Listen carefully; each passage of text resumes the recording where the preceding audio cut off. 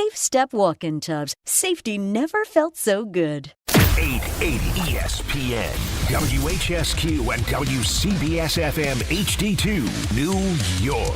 A Good Karma Brands radio station.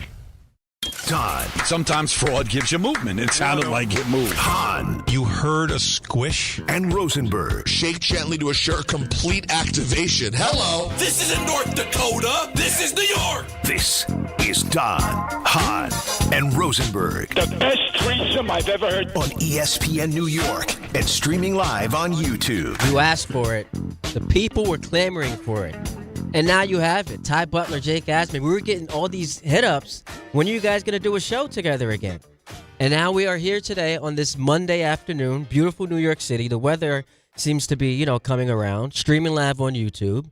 And hanging out with you until 7 o'clock. It's awesome. Sun Great. in the air, in the sky. Weather's nice. What's better than this, Ty? Our first show since, I believe, the first show of the new year. Right? Was that the last time? New Year's Day, I believe we did a show together. What's that? Here's what I remember. Friday, so that sounds right. The last time we did a show together, the Giants stunk. Today we're doing a show together, and somehow my man Dave Rothenberg has those same Giants winning the Super Bowl in the next 5 years. They hired a real coach. It comes quickly, which we'll have to talk about, because I got to get your thoughts on that. I text him immediately, and I'm like, you're nuts. You think the Giants, who for the last decade have had the worst record in all of football, they're just going to win the Super Bowl in 5 years? We've seen 12 games from Jackson Dart. John Harbaugh, let's not forget, he got fired because Baltimore, a pretty good organization, decided, we're better off without you. But now the Giants, all of a sudden, they're contenders in 5 years. You put me in a tough spot because I don't want to be the Rothenberg defender. The man takes shot after shot at me. All the time. But I feel like I have to, only from this standpoint. We just watched the Super Bowl where the Seattle Seahawks won the whole thing, and they've played a Patriots team that a year ago was worse than the New York Jets. But they had Drake May. They got a real coach for Drake May. All of a sudden, a year later, they had a legitimate chance to win the whole thing. Could the Giants not do the same thing? Yeah, but the Patriots do that kind of thing. They were bad for like 5 seconds. Drake May, we saw in year one, was a star. And then Vrabel's proven head coach. Did we know he was a star in year one? I thought he was potentially going to be a good quarterback. I think there were some signs there. You felt like he was being held back by Gerard Mayo, who was just in over his head. Is that not Jackson Dart? But again, I don't want to be the Giants defender, but I can make the argument. You are also up against history. No Super Bowl winning head coach has ever gone to another place and won. No quarterback has ever won a Super Bowl on their fifth team, and Sam Darnold just did it. Like, again, someone's going to have to be the first. Andy Reid couldn't win the big one. He left Philadelphia, went to Kansas City. Eventually, he won the big one, and obviously had the quarterback to do so. I just think Harbaugh gives him a chance. There's absolutely. If you're a and Giant I'm not fan, you arguing dream that. again. But this, we're just going to pencil them in for a Super Bowl in the next 5 years. It's crazy. Because how about this? But can you win without a coach?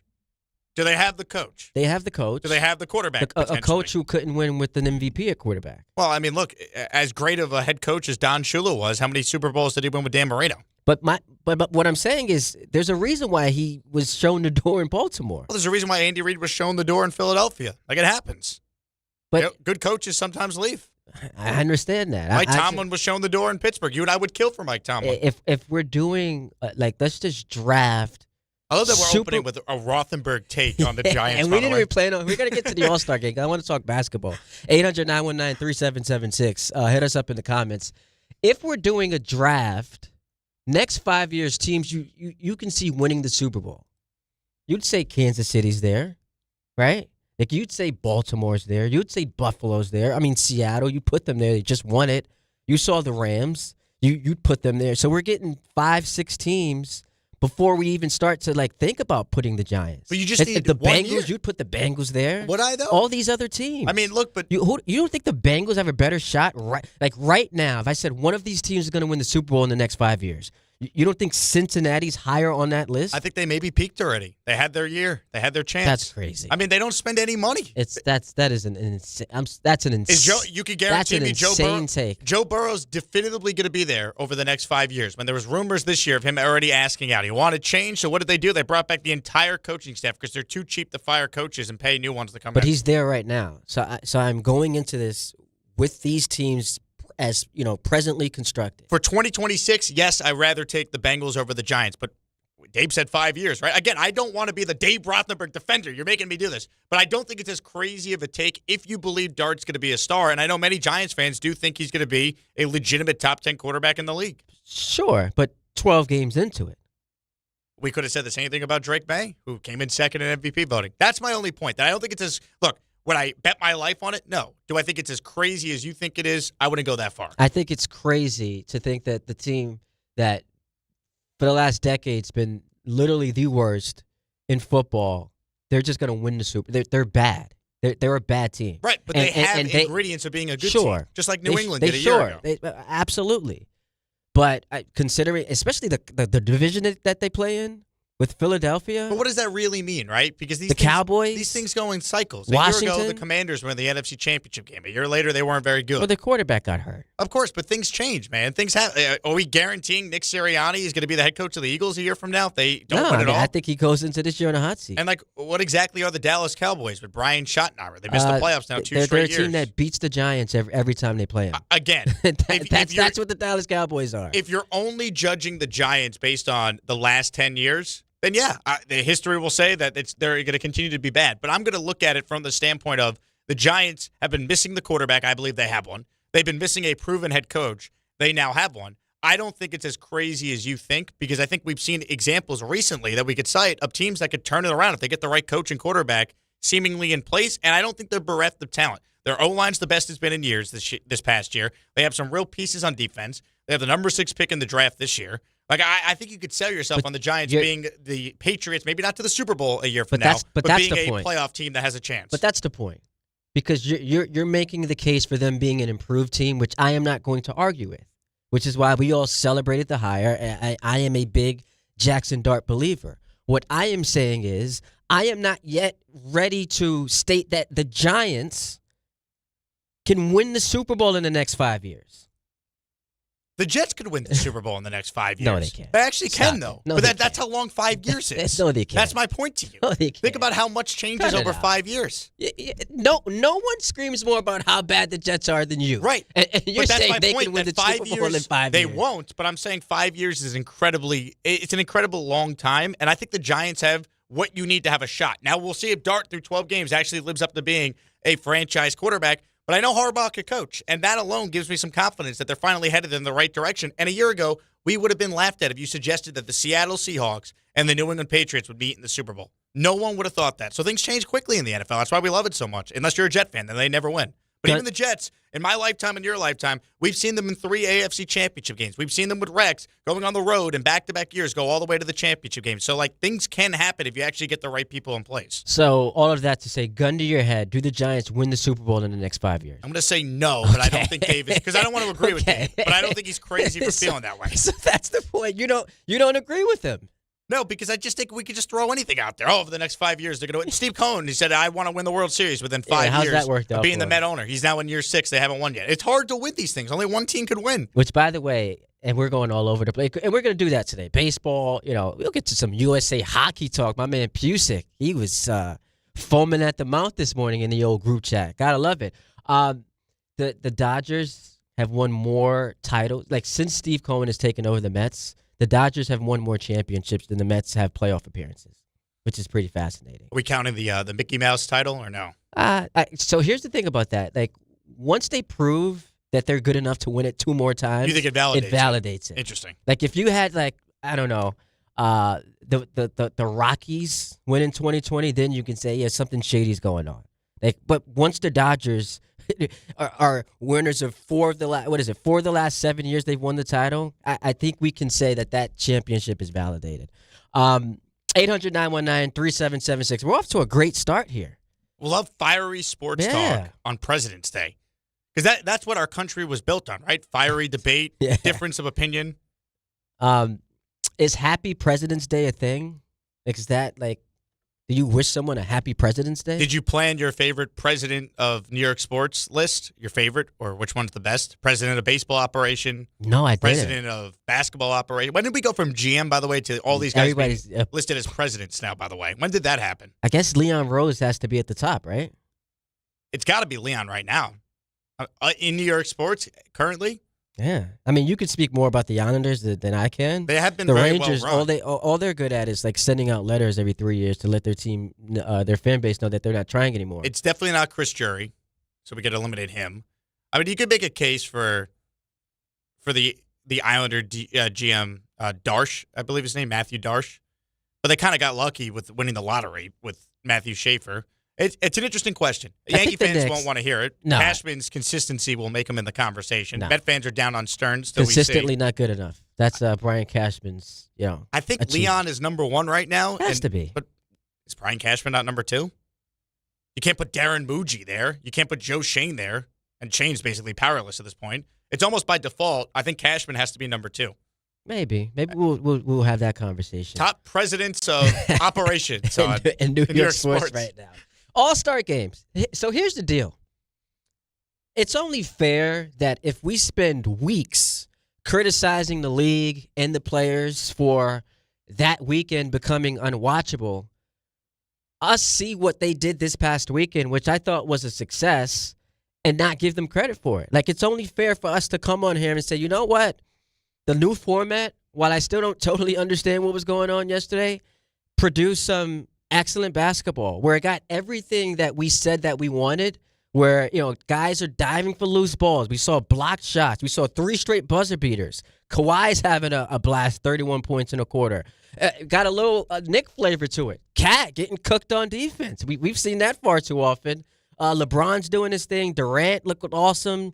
Anthony Edwards. So you got competitive basketball from the best players on the planet. And I just think that, like, if you're Silver, you've taken a beating, and rightfully so. Like, that has to go down as a success. I don't love the 5 o'clock start. You got to figure out, like, where that went wrong. And I understand you got the Olympics coverage. There you go. You can't have your game start at 5 o'clock. It's just it's a joke. Next year, you won't have to worry about it because it won't be going up against the Winter Olympics. But I just think overall, 3-point shootout, shooting stars, like the dunk contest is still a mess because you just don't have new material. And then the game yesterday, I had a good time watching it. And maybe it doesn't resonate to, for others. Like, I'm a diehard hoops guy.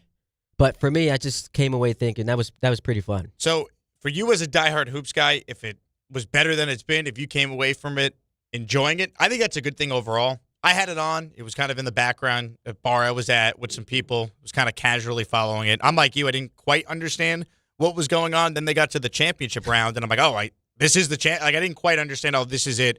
This will decide who wins the whole thing. But they at least took it more serious than they have other All-Star games in the past. And I think you give credit to a guy like Wembanyama, who right away set the tone. Anthony Edwards ended up winning the MVP for this format. He said yesterday or 2 days ago when they asked him, hey, are you guys going to go out there and try and take this seriously? He basically laughed at the question and said, nah, we're not. But they actually did because a guy like Wembanyama playing for the world team actually was trying. So then the other guys going up against Wembanyama on one of the U.S. teams, they started trying. So at least they competed. That's all you want if you're the NBA. There's no perfect solution to an All-Star game. Some fans just will not care no matter what. But you as a diehard hoops fan saying you came away enjoying it, I mean, that's all you could ask for if you're the NBA. That's a win given how bad the game had been for really the last 10 years going on. A little bit of a redemption for the NBA. Now, you wonder, like, why it happened. Was it because of the, world versus USA element to it? Was it the, having 4 singular games because now it's just broken up into quadrants and you don't have to go a full 48-minute of, explosive basketball? Whatever inspired this change from the players, you just got to love it, and you hope that they can capitalize, and going forward, this becomes more sustainable. I also think people go way too far. It's kind of like the thing to do in sports talk. Just blame LeBron for everything. Like John Winthrop, who I've got nothing but love for. That's my guy. It's my boss, but also my guy. It's like I blame LeBron for what's happened to the NBA. Because the clip came out this week. If you remember the 2009 dunk contest, LeBron, who didn't sound like he was sober, but he announced on TNT, breaking news, I am going to be in next year's slam dunk contest, and that next year never happened because he never chose to do it. But you're going to tell me that if LeBron does the dunk contest, all of a sudden the best players in the league every year are competing? I don't buy that. Would as a you agree, correlation. though, that it would potentially add more to the dunk contest in a year LeBron did it? Let's say he did do it. Right. So maybe that could have started the trend of like, oh, if LeBron did this, Kobe was in the dunk contest, Jordan did the dunk contest, and all of a sudden, like it's like the cool thing to do, the dunk contest. But because he never did it, we started to then see less and less star players want to actually do it, and now it's unwatchable. I mean, the dunks aren't any good, and the names in the dunk contest you couldn't care less about. Yeah, but I also think that you just run out of material. Like, what we've seen all the dunks before. So now you have to involve gimmicks like props, hopping over cars, or like bring out E40. You can't really come up with the new thing to do because we've all seen it before. And here's the point I would make about like how we shouldn't blame LeBron. All right, so MJ did it. Kobe did it. Like, if we're using the LeBron influence as, our measure for other stars doing it, it didn't work on LeBron. If he saw Kobe and MJ do it, clearly it didn't work. Why didn't he want to do it, though? Why did he say he was going to do it and then not do it? Now, if you remember, too cool for the dunk contest? If you remember, didn't sound like he was sober when he did that on the court interview. So he was probably got caught up in the moment. And so if he was drunk, those are his sober thoughts, though, coming out that he was going to do it. Listen, it would have been fantastic had we have gotten a chance to see LeBron do it. I just think that players now more than ever care about the embarrassment of not being able to pull it off. And you go back to before MJ and Kobe, like Vince Carter, like the stars who did it while they were on the come up, and it's because they needed it. Like that was their introduction into the league, helped them corral sponsorships. These players don't need that anymore. Like, why do the dunk? It's become like the dunk contest needs me more than I need it. Well, that's a problem, which I think before it was the other way around. Then we should just completely get rid of the dunk contest then, because it serves no purpose. If you're not going to have the best guys doing it, I'm not interested. I haven't watched it in years. I don't care.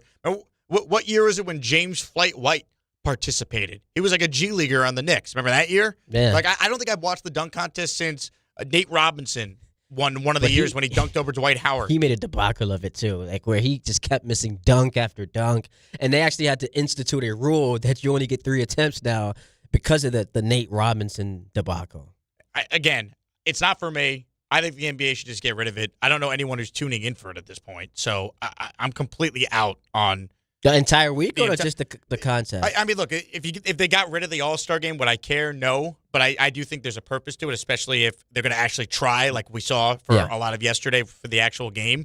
But the dunk contest could be completely abolished from the Saturday night 3-point shootout and all the other stuff they do, and I don't think anyone would care. I still like this 3-point shootout. It's fun. Like, Dame winning. That's probably the big story. It's the biggest story maybe of the weekend, right? Dame torn Achilles, hasn't played all year. He wins, and I don't know if you said you caught it live, Jacob, but him and Devin Booker coming down to the wire, like, it was fun. And credit NBC, the broadcast, my guy Noah Eagle, tremendous job. Like, they hyped it up. There was a big feel to it. I enjoyed the, money rack. Money rack ball. The money ball rack where you can just put it wherever you want. I think the 3-point shootout still has some, like, allure to it, some juice. I think that at this point in time has to be the main event. Not only that, the comments by Dame after, I was praying on his downfall. Like, he was praying on Devin Booker's downfall because he knew, like, Devin Booker was hot early. The round before. Yeah. And then it seemed like he had the game in the bag. He just was whiffing on shots. So I do like the competition. And also, like, I told Ty, Friday when I saw you, or Thursday? Yeah. I said Dame was probably going to be the only reason I tuned in this weekend. Yeah, and it was a fun story. Out. 3-time champion for Dame. I thought the shooting stars where you got Allen Houston. Still looks good at his age. Rick Brunson out there? Rick Brunson as the passer. And good friend Jalen of the station, Cat. Rick Brunson. Yeah. I thought that was cool. All in all, it was a solid weekend for the NBA.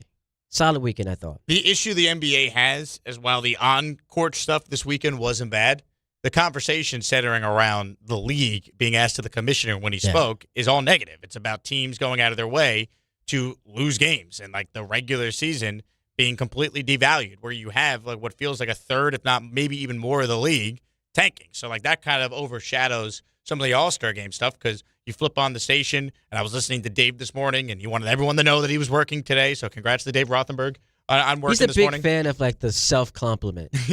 You think? Yeah, he's like, you know. But he led the show talking Unabashed about in it. Yeah, he led the show talking about Silver's comments on tanking. And like again, I think that is a bigger story than even the All-Star weekend, that you have a league where you have teams going out of their way to try and lose. And in the past, it'd be like they lose maybe a couple games at the end of the year. I've never seen teams throwing away complete seasons before they even begin trying to lose. It's never been worse. It's never been more of a problem in basketball than it is right now with the tanking issues. It's a disgrace. Tanking happens in a lot of sports. Like the NFL, we saw the Giants 2 years ago tank that game in Week 18 against the Eagles. But Week 18, you get to Look what February. the Raiders did this year. Brock Bowers shut down. Max Crosby shut down. He was so pissed he was told he couldn't play that he posted on Instagram videos of him dunking a basketball, being like, I'm healthy. Don't tell me I can't play. And that maybe ruined the relationship between him and the organization. Like it's more overt than it's been in football. But basketball, it is teams. The Nets' plan to start the year was we're going to lose to try and give us our best chance to win the lottery and give us a superstar in waiting. It's an abomination. And then they just flat out waived Cam Thomas, who then goes to Milwaukee and has one of his best performances of the year. But you mentioned Silver. He did speak this weekend and was asked, why is tanking worse this year? I think what we're seeing is a modern analytics where it's so clear incentives are misaligned. Are we seeing behavior that is worse this year than we've seen in recent memory? Yes, is my view, which was what led to those fines. And not just those fines, but to my statement that we're going to be looking more closely at the totality of all the circumstances this season in terms of teams' behavior, and very intentionally wanted teams to be on notice. And there is a bit of a note when you see it quality to this. I mean, we spend a lot of time at the league office going back and forth with teams on injury reports, on coaches' decisions. It's not a position necessarily want to be in, but I'd say also to address your question, it's not what the fans want at the end of the day. Yeah, it's a crisis point for the league. And Silver has had, situations just thrown in his direction that he had to deal with, and I thought handled it very well. 2014, there was the threat of a team, blatantly like just walking out on a playoff game if they didn't get rid of Donald Sterling. So he handled that well. 2020, the bubble situation, putting that together, he deserves credit. But this is another installment of just a set of circumstances that he's got to figure out, because you're right, man. The NBA is, of the four major sports, second, I think, in the power rankings. You now have the main spotlight. Coming off of the Super Bowl, like this is your time to dominate. All-Star weekend into the quote-unquote second half of your season, and yet it's a third of the league that just decides, you know what, we're better off losing. And I just think it's embarrassing.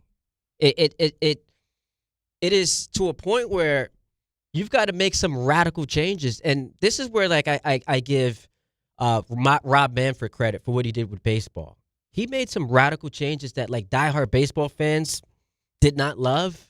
But he's like, screw it, man. I've got to improve the quality of this product because we're in danger of losing fans. And I think it's worked. Shortening games, the pitch clock, all of that. So that's what Adam Silver has to do. You got to shorten the season. You've got to figure out. I say, how about this? Like, eliminate the draft. Just make all of these collegiate players free agents, and then do it with like salary allotments where like the Thunder can't sign Cooper Flagg, but just get rid of the draft. Make everyone a free agent. You've got to do something radical. But how does that stop tanking if the Thunder can't sign Cooper Flagg? Then you're saying then the bad teams could still have access to the players. Yeah, but you do it in a way where there's some salary allotment to the work. Like you get rid of the odds, and all of the lottery teams have cap space. They could sign whoever they want. I just think if you want to do something radical like that, you just make it completely random every year. Again, you look at across the pond, if you will, soccer, right? Football, as they say over there. Every team's incentivized to win, otherwise they'll be relegated. Like they could actually go down in a league if you're the 17th team in the Premier League, you're trying to win, so you're not in the bottom three, and you're sent to a different league for the next year, right? So I think there's got to be something that is done where teams are incentivized to win, and maybe the only way to do that is just to completely eliminate any lottery and just make it totally random, because no matter what, we've seen the NBA a couple years ago try and make it even tougher, where if you're a bottom three team, your odds of getting the top pick are even worse than they've been, and that hasn't stopped any team from tanking. I mean, the Nets, the Wizards, the It's Pacers, actually made the it Kings. worse, I would argue. Yeah, every team's doing it. The Jazz, the Mavs, the Grizzlies, the Bulls. These are just off the top of my head teams that I know are not doing everything in their power to win. And I think a big issue for Silver, and I don't think this ever would have happened under David Stern, the toothpaste is out of the tube now. This has been going on for too long. That Silver trying to step in and stop it. Too late. Teams have gotten comfortable doing this. There's too many teams doing it. I don't think you could do anything other than just get rid of the lottery altogether and just make it completely random. Then teams at least will try and win. Start taking draft picks away. I've heard you can't if you get a top 3 pick, you can't have that in back-to-back years. In other words, the Mavs can't get a top 3 pick next year, because they just got Cooper Flagg with the first pick. So there are so many different options, and we'll take a break here. 800-919-3776. I do understand, in order for competitive redistribution, you have to allow the draft as an aid to give these horrible teams a way to compete. So I don't know that you can just completely randomize it every year. I do like your rule that if you've had the top 3 pick, you can't get it back-to-back years. There has to be something like that. But again, the idea that you could do any sort of lottery for the bad teams, these teams have already shown you whatever percentage there is that they're better off losing. The way sports franchises are run with the nerds and the numbers and the analytics dictating everything, they're going to do whatever they can to get the better chance. They're not going to try and win, even if it is only a slightly better chance of them getting a top pick. They have shown you they're going to do whatever the numbers tell them to do. So if there's a chance they can get a better pick by losing, they're going to instruct their coaches and front offices to have the teams lose. That's just what's happening. 800-919-3776. Hit us up on YouTube. We are going till 7 o'clock. Ty Butler, Jake Asman, in for the guys right here on DHR. It is ESPN New York and streaming live on YouTube. There are a lot of reasons why people buy at Ramsey Mazda. It's their selection, it's their customer service, and it's their savings. Lease a new 2026 Mazda CX-30 2.5S Select Sport all-wheel drive for just $219 for 33 months. Start shopping now at RamseyMazda.com. Choose wisely. Choose Ramsey Mazda. Call 833-853-2970 for details. VIN TM105852. MSRP $29,530. Zero security deposit. Ends 3/2/26. March the 20th of 2026, there's one place to be. And that place is Pickleball Heaven. Pickleball Heaven. It's a pickleball facility, massive facility, in Medford, New York. We're going to do the show there that day from 6 to 10. Then there's a tournament. And then after we win the tournament, Rick, we'll stay and watch some basketball with the people. Now, the worst part of all this is the name. Listen, I got to participate in Rickleball Madness. What do you want from me? You're a teammate of Rickleball. Yeah, right. You're part of the event. You're the co-headliner. If my name was Dave Pickleball, it would still be Rickleball Madness. I think that's accurate. I don't want this kind of pressure. I would prefer it be named after you. No, you don't. You want all the shine.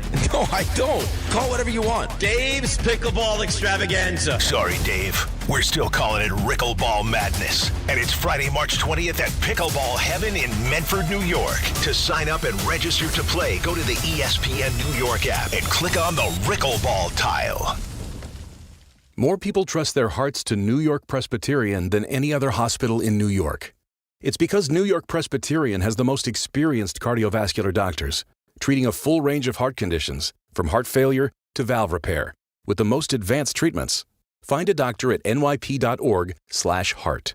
New York Presbyterian. New York Presbyterian Hospital, based on U.S. News & World Report 2025 to 2026 cardiology, heart, and vascular surgery rankings. At Uline, they know firsthand the road to success is an uphill climb. Uline started in the family basement, and through hard work is now North America's most trusted shipping and industrial supplier. They get what it means to have the support of reliable, hardworking partners. So they keep 41,000 items ready to ship. Whether your company is still in a basement office or expanding cross-country, Uline will be there on your road to success. Visit uline.com.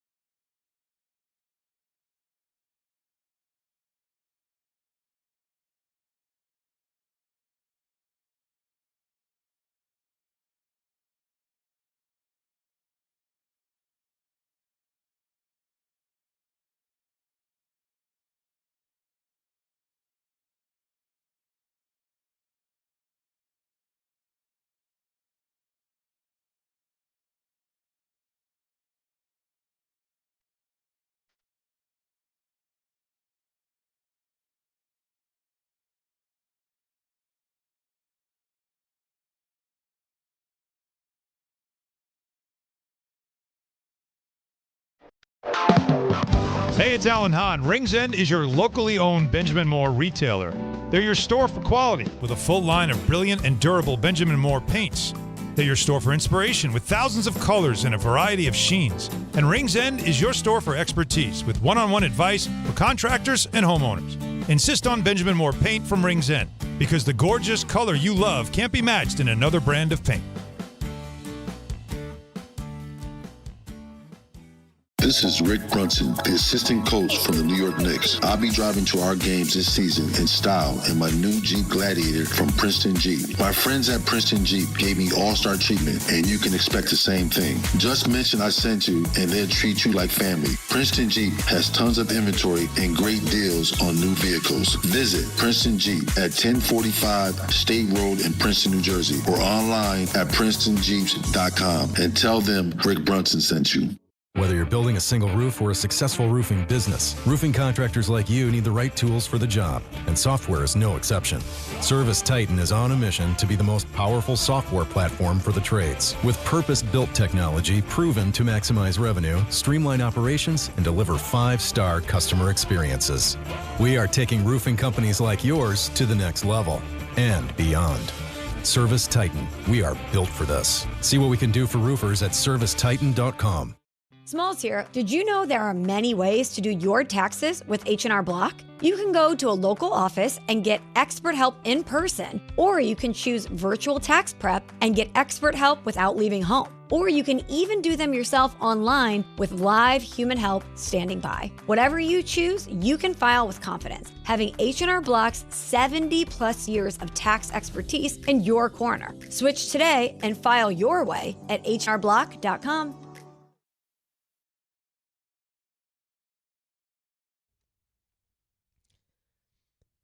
Butler Jake Asman going till 7 o'clock. It would be a dereliction of duty if I did not ask the Assman, did he partake in any action on Valentine's Day weekend? Now, I know you're like in a relationship now. What's her name again? I don't know if you know that I'm in a relationship now. You said that. We did last I said show. I was seeing someone. Oh. Yeah. I thought you guys were in a relationship. Well, it depends how you want to define it. Still going steady? Still going strong. Is this like, you guys just mano y mano? That's an interesting way to describe it. Yeah. Exclusive? That's the word I'm looking for. Yeah, Exclusive? not much has really changed since we last did a show together, which was on the first, I confirmed it, by the way, during the break, the first day of 2026. No, all going well. Yeah, how was your Valentine's Day? Just got dinner. I wish I had a more exciting story to share. Any theatrics? No? Nothing? Just trying to keep up with you, man. Well, so here's the thing. How many kids you have now? 2. More 2 and done. No, that's it. It's over, bro. So you weren't busy on Valentine's Day? We locked up the shop. See, Valentine's Day, I had to work that night. I was on TV on SNY. So What's it like to be a TV star now, by the way? Man, I'm trying, baby. I'm trying. So we had to do the Sunday festivities. So I took her out to brunch yesterday. Great time. All you could eat brunch? And drink? Yeah. Had a nice time. You a Bloody Mary guy or mimosa? Can't do the Bloody Mary. That's not good for the stomach. So mimosa? I'm a sangria. Nice little sangria Bellini. Really? Does that interest you at all? I personally love the Bloody Mary. I also could do a mimosa. I haven't done sangria in a while. I'm not anti it. I just prefer the other two I think first. you're anti-sangria. How dare you? I think that's what I'm learning I don't today. discriminate. I think that's what I'm learning today. But yeah, we had some fun yesterday. Got a chance to watch hoops outside at this brunch spot. But yeah, couldn't do it on Valentine's Day. So on the day itself, it was fun because we got a chance to just have dinner at home with the kids, and I took them to the store to get pick out stuff for mom. Brought it home for mom, and she was elated. So I did that damn thing this week. I was a great dad, great husband, and still got a chance to do my homework for the show today. I love that for you. And you were a big TV star over the weekend as well. Got a lot of Mets takes. Living the American dream. A lot of Mets takes, which we will get to at some point. 800-919-3776. Let's go to Ernie in Queens. He's got a suggestion on how to ways to make the NBA better. What's up, Ernie? Hey, good afternoon, gentlemen. How you guys doing? What's up, man? Batting leadoff today, so you got to bring it. You got to set the tone. Oh, man. So first of all, Ty, how's the running? I don't know if people know out there, you're a big runner. Yeah, man. I got the half marathon next month. Which, by the way, you want to donate to the charity, man, go to my Twitter profile. Running's going very well. All right, awesome. So here's my suggestion, guys. I would reward those teams that go into the play-in. So there's 4 in each conference, and I would put those 4 in the lottery. It'll be like a 2-tier lottery. It'll be the first 8 picks goes to those 8 teams that get in. The NBA, what is it called again? Wait, the NBA. So the play-in tournament. So what's your scenario? The 7 and 8 seeds of each conference. Yeah. So now what stops whoever the 6th seed is from just tanking to get into the play-in tournament? Well, he's talking at about least they're competitive. Team 9 At least they're and Team competitive. 10, right? Because you're talking about all the playing teams, including the 9, the 10, the 7, and the 8 in the current playing tournament format. I would do all of them. Yeah, but the unintended consequence there is if you're the 6th seed, you're going to try and get in the play-in. and you feel like you have no shot at winning the title, you're just going to tank to get into the play-in tournament. How about if you reward the one with the worst? Yeah, I know it's difficult. That's why I'm not the commissioner. Right? You got to eliminate the lottery altogether. Yeah, I think it's the only way you can it. do it. Because again, as you just outlined there, Ty, there's always going to be a loophole, a team that's like, well, it's still better for us to actually lose here, so we could get into whatever Fakakta scenario is created to try and stop tanking. There's still going to be teams that are going to try, the 6th seed in this scenario would try and be the 7th, so they could be in the play-in tournament. And if they win the play-in tournament, then they would get the top pick in the draft. Like again, that doesn't really work. So you've got the tanking issue. You've also got the load management problem that Silver's got to fix.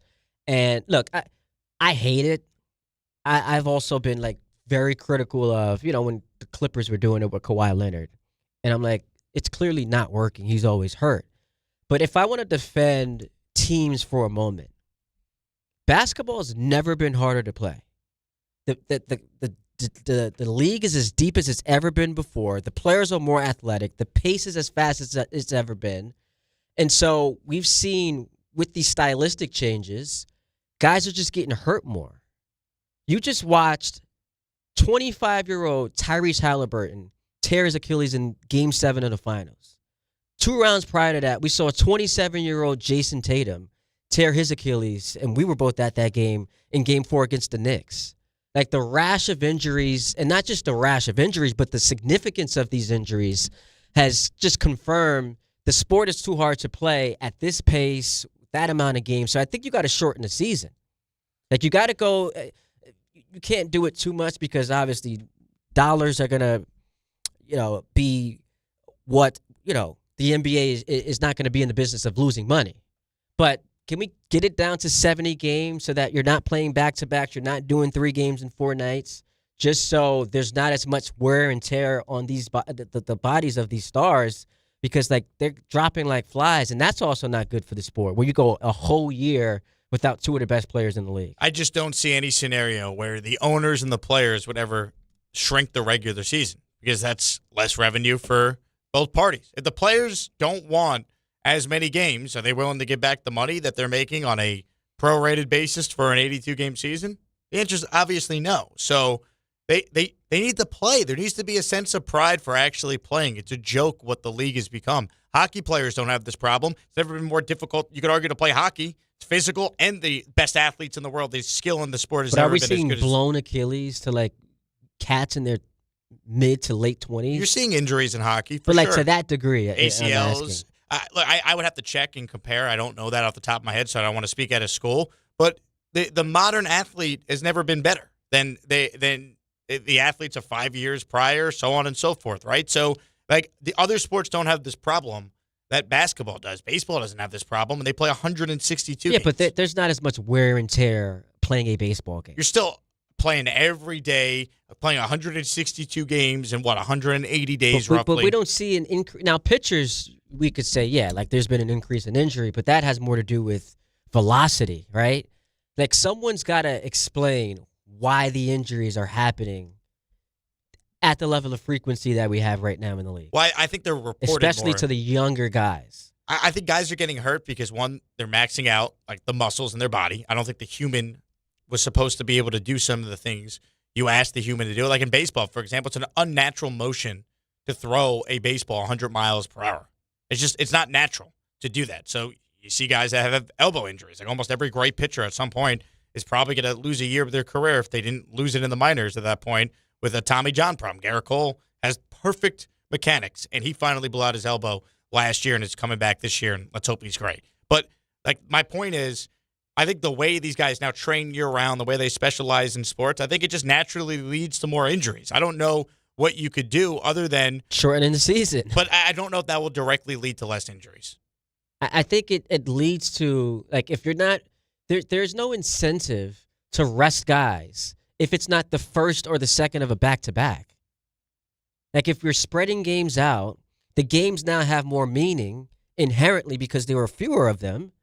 Like, you have to find a way to solve this issue and do it pretty quickly. Less playoff teams. Make it harder to get in. You can't punt on as many games if you're not going to get in. Instead of having 8 teams in each conference with the play-in included, make it a lot harder. Make the regular season mean more. Make it so only 6 teams could get into the playoffs. But then again, you're talking about like money.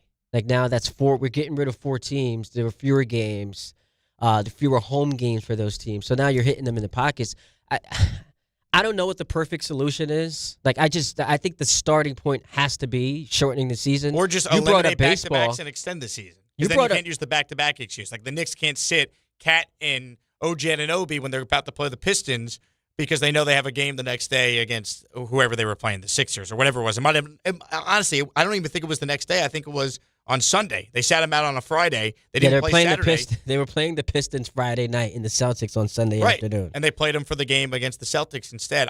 I don't know if there is a perfect solution. Some of it's also just on the players to go out there and actually play. They tried to penalize the player awards where if you don't play in at least 65 games, you're not eligible. I put this in my notes before the show just looking at it. Who's the MVP this year in the NBA? It's SGA. I mean, it would be SGA, but are we sure he's going to have enough games played? played? He's not going to miss 17 games. Like, he's out with an injury right now. Right, and he must play in 16 of the Thunder's final 26 games to qualify. Yeah, he'll make that. But again, if he doesn't, Luka Doncic has already missed 12 games. Giannis has been limited to just 30 games played this year. Giannis is going to be ineligible. But, like, Jokic, I think Jokic can only afford to lose 2 more games. Correct. Luka's going to hit the threshold. So it might be Cade Cunningham's award to lose is my point, if it's not SGA. And that's not stopping these guys from doing everything in their power if they're banged up to still play. Yeah. It's a catastrophe, man. And it's gotten to a point where, like, there's a lot of pressure on Adam Silver to deliver. Like, yes, he's making the league a lot of money. But when you're telling the fans that just, the regular season just doesn't matter, wake me up when the playoffs. And by the way, I think the playoffs are going to be awesome. You look at both conferences, and everyone. Now maybe it's meaningless because you got to get through Oklahoma City at the end of the day, and it becomes like a Dodger situation. But the playoffs, I think, are going to be phenomenal. The lead up to it can't be irrelevant. Like there has to be some type of a build-up in the 2-month stretch ahead of the postseason that we're just not getting right now. 800-919-3776. So we'll try to figure it out. Maybe the league should hire us to figure this thing out. I don't know if we have the right way to do it. I don't think we've figured it out. We're combing through it, though. We're trying. We're coming with some possibilities, shorten the regular season. How responsible are the players for just saying, hey, I'm going to go out there and play? Michael Jordan played every game. Kobe played every game. But again, the argument is the wear and tear. And here's what's interesting. There aren't too many areas of life where you can say getting smarter actually made you worse. And here's what I mean by that. Like Draymond Green on his podcast the other day talked about how like LeBron was the example of how to take care of your body. Like the year-long treatment, how much money to spend, and just everything that goes into a day of preparing for a basketball game, which just wasn't the case 15 years ago. And so you have a lot of athletes who have gotten smart, a lot of organizations and the players themselves who have gotten smarter with how to best protect their body. And then you juxtapose that with all the injuries that are taking place, and it's led to this problem. It's led to guys just deciding, yeah, I don't want to put myself in jeopardy. And we're also part of the problem, too, where we've just decided, yeah, you can win the MVP. What does it really matter if your team doesn't win the championship? So we have also, as fans in the media, for years, have just come on here and given little to no reason to have like the regular season awards actually mean anything. Well, we devalued any success in the regular season because it's all about rings. Yeah. Ring culture has become the biggest thing. That's all fair. I just think at the end of the day, the players got to be responsible. There's professional pride involved. Like Of course. The bare minimum you could do is show up and play. In other sports, the players show up and play, and you could argue those sports are just as grueling and or have just as bad, if not more, travel. Like we could say, okay, being a basketball player is tougher on the body than being a baseball player. I'd agree with that. But the travel is worse for baseball, and those guys post, those guys play, and basketball they don't. And this wasn't a problem until the last really 10 years. It's really coming to the forefront. So between the load management and the tanking issue, these are two gigantic problems that the same commissioner who's been here since 2014 has oversaw, and it's gotten worse, not better. Yeah, I just don't love the baseball analogy because it's just like You got with Kyle all due res- Schwarber out there. You got Pete Alonso. Come on. Yeah, I mean, like you're not. Those guys are great athletes. But the requirement physically for NBA players versus what is asked by baseball players, with all due respect, is just not even. It's not apples to Hockey, apples. though. They all play. Ask Anthony Pusick. He's our hockey connoisseur on the show today. This is not a problem in hockey. There's It's no not. load management in hockey. No, it's not. And that's why hockey players get a lot of respect. 800-919-3776. Let's take a break. We get to your phone calls next. Ty Butler, Jake Asman going to 7 o'clock. Right here on YouTube and streaming on the ESPN New York app. Good Karma Brands is proud to be an equal opportunity employer, providing equal employment, development, and advancement opportunities to all teammates and applicants. To learn more about careers with us, please send an email to talentacquisition@goodkarmabrands.com. That's talentacquisition@goodkarmabrands.com. Not all F words are bad. Some are actually great, like fast, free fiber for 4 months. Yep, switch to Optimum Fiber for as low as $25 a month. Plus, for a limited time, you can get 4 months free, HBO Max included for 1 year, and a 5-year price lock. Don't wait, this free fiber deal won't last long, and the fastest, most reliable, most consistent internet speeds await you. Call 888-4-OPTIMUM or visit Optimum.com/free today. Terms apply. See Optimum.com for details. Wesley Financial Group is not a law firm. Do you feel embarrassed, trapped, maybe even ashamed just because you own a timeshare? Well, I'm here to tell you you're not alone. Chuck McDowell here, the timeshare cancellation guy. I get over 3,000 complaints a week from all kinds of folks that feel the same way you do. Honest people, teachers, veterans, grandparents, all losing sleep over a timeshare they can't get rid of. That's why 15 years ago, I founded Wesley Financial Group to help people take their lives back. Today, I run Wesley with my 2 sons, a real family business, treating every client and every employee like we would want our own family to be treated. That mindset has helped us cancel over 50,000 timeshares from people just like you. So if you're stuck in a timeshare, give us a call. Let our family help your family. Call Wesley now for your free timeshare exit kit. 800-311-4114. That's 800-311-4114. 800-311-4114. 30 for 30 presents the Philly Special. 38 seconds to go. We're on the 1-yard line, 4th down. We call timeout. It was all about the Patriots. They were built for this. Nobody was quite sure what the Eagles were built for. Right away, the Philly Special jumped in my mind. You want Philly?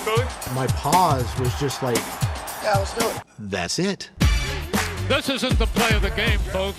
This is the play of the season. Stream the Philly Special now on the ESPN app. Time is valuable.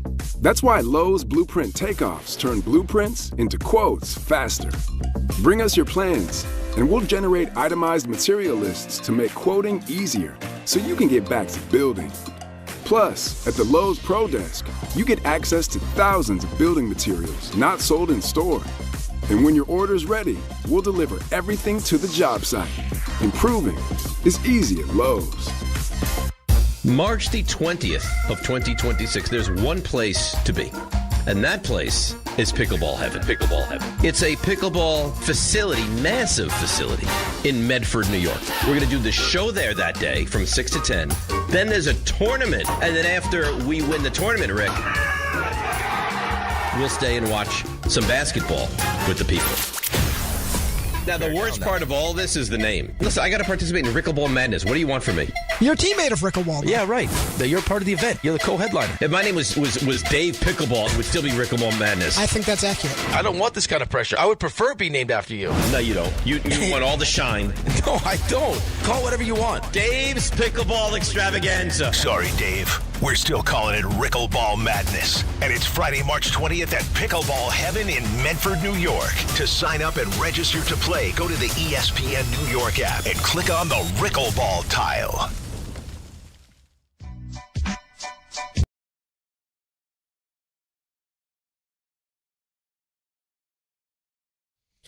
Ty Butler, Jake Asman. We're trying to fix the NBA.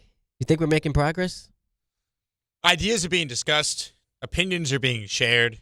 People have thoughts. You don't think so? I don't know if it could be fixed. And honestly, you bring up Adam Silver. I think it starts with him, and that will define his tenure as the commissioner. Because, again, I truly believe that if David Stern were the commissioner of the league, it wouldn't have gotten to this point. He would have stopped it well before the toothpaste, so to speak, was out of the tube. It would have been nipped in the butt saying, this is unacceptable. We're not doing this. You would have raised the stink of it. And I always feel like Adam Silver at times gets pushed over by the players, gets pushed over by the owners. Like, again, like, it doesn't feel like he has total authority of his sport. He's always trying to appease his players. And I think you want to have a good relationship with your players, but I also think that there's times you need to be spearheading the game and making sure it's moving in the right direction. And, I mean, we've spent the first hour of the show basically talking about all the issues that the NBA's regular season has. And that's a huge problem for a sport that's trying to make themselves appealing now that football is done, and we should be focusing in on basketball. And I don't get the sense there's a ton of basketball fans that are super excited, super locked into all these games, knowing that the regular season has been completely devalued. Let's go to Lee in Long Island. He's got ideas he wants to share with us. What's up, Lee? Hey, gentlemen, how you doing? What's up, boy? I have a couple of ideas. I do want to touch on one thing before I get to them, though. What Ty was talking about before about the pace of game. You know, everybody talks about, like, you know, the 90s teams and how those guys played all game, every game. But they were averaging about 90 to 191 possessions a game, and now they're averaging about 100, 102. That is a huge increase in up and down the court. There's a lot more wear and tear on them than they used to be. Yeah, absolutely. So, the game's never been harder to play. But the game has never been harder to play than it is right now. But now here's two ideas I think could help with not outright prevent tanking, but definitely curb it a lot. My first idea is like what you guys said. If you have a top 3 pick one year, you can't have it the next year. But I also wouldn't base it on the most recent record. I would base it on a year prior's record. So theoretically, if you were going to tank, you wouldn't have that draft pick for not the next draft, but the following draft. And I think, you know, as the first time you do this, it would be messy. But after 2 or 3 years it's implemented, your record doesn't go. And nobody's going to tank for a pick 2 years down the road. Does that make any sense? You would, though, man. We've seen the Thunder. The Thunder did it. The Thunder just punted on like multiple seasons. They sent Al Horford home. SGA's all of a sudden has got some injury that came out of nowhere. That's how they got this good. But they did it for each upcoming draft when they knew who was going to be available, and they knew they could get top number 1 overall pick or number 2 overall pick back-to-back years, where with this method you wouldn't be able to. So I can't imagine a team saying, I'm going to tank this season for the 2027 draft. You'd be because surprised. you don't really even know who's going to be in that draft. Yeah, you but know? I mean, you know who's on the radar. And Lee, one of the teams right now that just like they're the tanking team, Utah. Like all they do is say, you know what, we're just going to win 15 games this year. They do that every single season. So I don't know the Nets have been doing it right here in this town. The Nets have been doing it, and the idea that you wouldn't know who the superstars are coming out 2 years in advance, I think you would. I think we knew Wemby was coming out 2 years. You knew before. that about Cooper Flag. We knew Luka. Like, you know who the transcendent players are years in advance. I don't hate the idea of basing it not just on that current year, because then maybe the current coaches and GMs in place would actually be like, I don't even know if I'm going to be here to be able to coach the superstar we may or may not get. So I don't hate the premise. Maybe there's something better that we could come up with based off of that thought. That's at least creative. But again, like if there's any sort of benefit to lose, I think these teams are going to lose. That's just what sports has become. And I think Silver allowing it to get to this point, and that's the issue. So now I think the only thing that you could do is to completely eliminate the lottery altogether and just make it random. It's random. Then all of a sudden you stop teams from going out of their way of losing. And you actually have to build a basketball team the right way. And we could say, oh, well, then you're punishing the really bad teams. They can't figure it out. You know what? Tough. The Knicks, as bad as they have been, did they ever get any lottery luck? Did they ever get the top pick? No. They're oftentimes they'd move down. Yeah, but that's not a good up. example because the Knicks are still it's still New York. Yeah, but no one was coming to the Knicks. It took smart coaching and smart GMing by Leon Rose and Tom Thibodeau to turn the roster around. Absolutely, but I just think the randomness. If OKC would now, this might happen because they've got the Clippers pick. But if OKC wins the championship again this year, and the randomness gives them the number 1 overall pick, how's that fair? It's not fair. But at least But at least it's not, the integrity of the game is not being questioned because you're not, they didn't do it by losing on purpose. They just got luck. Again, the Mavericks getting Cooper Flag, was that fair to the other bad teams that threw away seasons? No. But there's also some conspiracy theories around that. For sure. But my point is at least it's random, right? You can't, if you give teams any sort of incentive where losing could potentially get you a better draft pick, we've seen this in the sport. They're going to lose. How about we start taking cap space away from bad teams? How do you regulate that? Because then the NBA Players Association is going to say, whoa, you're taking away cap space from teams. That's money that could be spent on players. Yeah, but if you are, and it's flagrant now, what these teams are doing, flagrantly, the Clippers are tanking. They were one of the hottest teams going into the trade deadline. And just decided, let's get rid of Harden and Zubats. And I don't even understand why they're tanking. They don't have their pick. But if you're blatantly tanking for better draft positioning, we're just going to take cap space away from you. I think you just take their pick away. How do you regulate cap space? How much do you take away? What's the number? And again, then the NBA PA, the Players Association, files a grievance saying you can't penalize the players for the organizations not trying to win. If a team has less cap space, that's less money they're able to spend on players. That drives down the salaries of the sport. Yeah, but the players can just go elsewhere. Yeah, but not every team is going to be capable of having cap space that year. We redistribute that cap space that they lose. So you take cap space away from, let's say the Jazz, and then 31, or I guess the NBA it's 30, so 29 other teams just magically get more cap space? Yeah, but do something. I don't know. I guess you could do that, but I don't know if that necessarily solves the problem. We're hitting you where it hurts. 800-919-3776. We do got to talk some football. Anthony's got the NFL Binge at 4:30. There's some Jets talk about Derek Carr. Oh, my goodness. The Giants, all of a sudden, they're going to go from being the worst team in football to winning the Super Bowl in the next 5 years. I find that fascinating.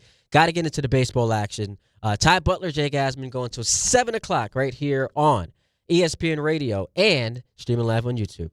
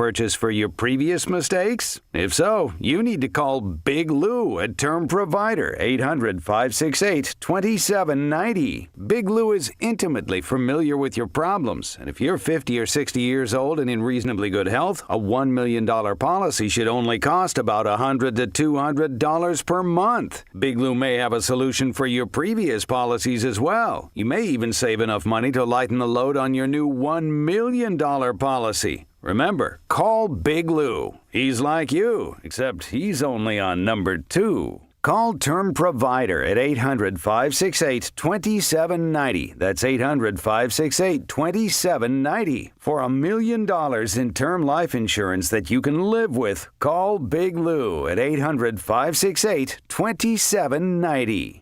Hey, this is Jalen Brunson. Jalen Brunson for 3. And this is your home for New York Knicks basketball. This is 880 ESPN. WHSQ and WCBS-FM HD2, New York. This is... We're going to run football.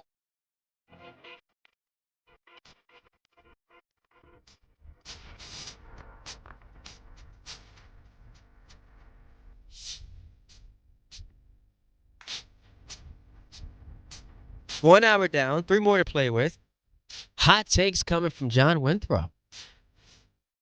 He wants the Elam Ending to be back full time in regular season games. Yeah, not just like for the All-Star game. Let's just make that how we decide NBA regular season games. Be tough to do, tough to implement, because it'd be such a radically different change than anything we've seen. I don't hate it because, like, he makes the point, every game now ends on a walk-off shot, which is just fantastic theater. It'd be such a drastic change from what we're used to. And then, like, you're devaluing records, too, right? Scoring records. It's also going to be tough to pull off because we see blowouts so frequently. Like, what are the odds? The Suns they're down 30, and they're able to come back and win. Like, it's just never going to happen. So I guess that it loses its luster in a setup like where a team's getting blown out, they're getting bludgeoned. But I don't hate it. I don't mind using it in the All-Star game again, because when they did use it in, 2020, it was great. I just didn't like that it ended on a Anthony Davis free throw. That's the one thing that you have to deal with. It could end on a free throw. That sucked the life out of it. I don't know. But I mean, it was cool, too, because if you guys remember, he missed the first free throw. So it's like, uh-oh. I don't even remember that. You're a true NBA junkie. Yeah, he's Anthony Davis, is a Laker. So he missed the first free throw, and it's like, uh-oh. Might have a shot here. Now he's a Wizard, baby. Yes. Shout out to the Wizards. But that was better than John's take last week that I think he said there's only 3 quarterbacks in the NFL he'd trade for Jackson Dart. Is it Mahomes, Josh, and Burrow? I think that's the entire list of guys he'd trade Jackson Dart for. If you think Dart's going to be that good, I guess I kind of understand it. Go. I'm not ready to do that after 12 games, though. Here we go. I'm not. Let's defend the bad take again. I could defend Dave's take easier than I could defend John's take, because I just think with Dart, it's 12 games. But I've seen enough from Dart that I do think he's going to be a good to very good quarterback. I feel confident in that. And I know Harbaugh's an outstanding coach, and I think much like Andy Reid needed to change the scenery, I think you could make a case you can have the same type of effect now that Harbaugh is leaving the Ravens and going to the Giants. So I think the Giants are going to be in the playoffs a year from now. I do. It would not surprise me at all. Yeah, if I don't they think go that's on a run. I don't think. I mean, that's not like so once you're going out on a limb. But again, once you're in, we've seen this, and the Giants are a franchise that's living proof of this with the Eli runs twice. Yeah, once you got a shot. Once you're in, and you're John Harbaugh, it's just another way for you to lose a game you had no business losing. They said that about Andy Reid. So, and someone's got to be the first coach to win a Super Bowl twice. Let's not pretend Jackson Dart is Patrick Mahomes. He's not. We're not going to do that. He's not. But if he's very good, and all of a sudden you have the rest of the roster that's coached up, and then there's some talent that's added to it, whether it be free agent signings, and they have the number 6 pick in the draft. Let's say they take Caleb Downs, who's the Kyle Hamilton for Harbaugh for the Giants defense, to go with their pass rushers they have, and then Dart, Scatabo, Neighbors. Let's say they add another receiver. Like, you could actually see the makings of an outstanding team. Absolutely, and no one's denying that. But when we do the whole, let's compare, like, this is what they said about Andy Reid when he left Philadelphia. Patrick Mahomes is his quarterback. Jackson Dart is many things. Patrick Mahomes is not one of them. But there have been coaches that have had success in their second stop. Maybe Absolutely. no one has won the Super Bowl Yes. twice. It hasn't happened yet, but that doesn't mean it won't happen in the future. No, of course not. Of course not. Like Someone's got gotta to be the first to do it. Right. I just don't think that the New York Giants are going to be the first. Hey, look, again, you're probably right just playing history because it's much easier to take your side and say, over the next 5 years, the Giants won't win the Super Bowl. That's easy because you're playing the percentages. You're probably right. How many years have the Giants been around? How many Super Bowls have they won in their history, right? 4. So it's easy to say they're not going to. Dave is taking the take that's more out there on the limb, putting himself out there He's by also saying. being a fan. I mean, and look, I don't say this disparagingly. He's being a fan who's, optimistic. Which is short for fanatic, as we know, fan. So if you want to use logic and reason like you are, then sure, you're probably going to end up being right. What I will say, though, is though I think the take is nuts, I love it because I do love that he's back. And, like, Giant fans are back to, pumping their chest out a little bit. That's like, part of the reason great. I relate to it. I want hope. The Giant fan has hope. I've had nothing. You have had nothing as a Jet fan. Our hope was Aaron Rodgers. And then 4 plays in, we lost all of it. And then a year later, they were 2-1, and we're thinking, okay, we're finally going to get the season that we were promised for years. And then they lose that game to the Broncos, lose in London. Woody pulls the plug on Robert Saleh. It has been all downhill in drastic measures since. As bad as it has been to be a fan of the Jets, it's ever been worse. For the Giants the last 10 years, they've been almost as bad. They finally have something now. So I agree. It's nice to actually be feeling something positive if you're a fan of the Giants. The Jet fans got nothing right now. We're about to discuss Derek Carr or Kyler Murray. Or we have Derek Carr. Hope. Choose your mid. Here's the hope. A guy who retired, let's just trade for him and hope he can save Aaron Glenn's job. That sounds like a good plan. Derek Carr? Come on. Anytime you could get a guy who wasn't very good the last time he played and is notoriously injured, and you have to give up something, might not be a lot, but you got to give up something to get him, you just got to do it. Got to do it. You have to do it. Yeah. Listen, I know, and I try to pride myself on whenever I present a problem, I want to give you a solution for said problem. I'm drawing dead here because I can tell you I've got no interest in Kyler Murray. And I've said this before, but I've got a quarterback telling me, like, one of the reasons why he can't make throws is because, like, he's not tall enough to see over his offensive line. That doesn't sound like a quarterback I want on my team. But, like, I don't think Mac Jones is going to be available. Because, like, if you're Kyle Shanahan, why are you trading Mac Jones knowing that Brock Purdy's got a little bit of an injury history? You have to overpay. And Mac has shown that in that system, as many other quarterbacks have, he can, dare I say, thrive. So just build in Brock Purdy's going to miss a couple of games next year. Mac's going to be able to come in and do the job. I'm not trading that guy unless, like, there's an overwhelming offer, which I can't imagine is going to happen for Mac Jones. Here's the problem the Jets have, Ty. Whether it be Mac Jones, Jameis Winston, Jacoby Brissett, we will discuss all the options out there to choose your mid, if you will. Right? Which mediocre option can the Jets acquire? The problem is a lot of the guys we're going to discuss are under contracts with their current teams. Yeah. And if you're the Jets and you have very little faith, at least I know you and I see Aaron Glenn the same way. We have very little faith in this head coach. Do you really want this regime to trade any sort of significant draft capital? Probably not a first, right, for any of those guys. But, let's say you want Mac Jones. Why would the Niners trade him? Exactly right.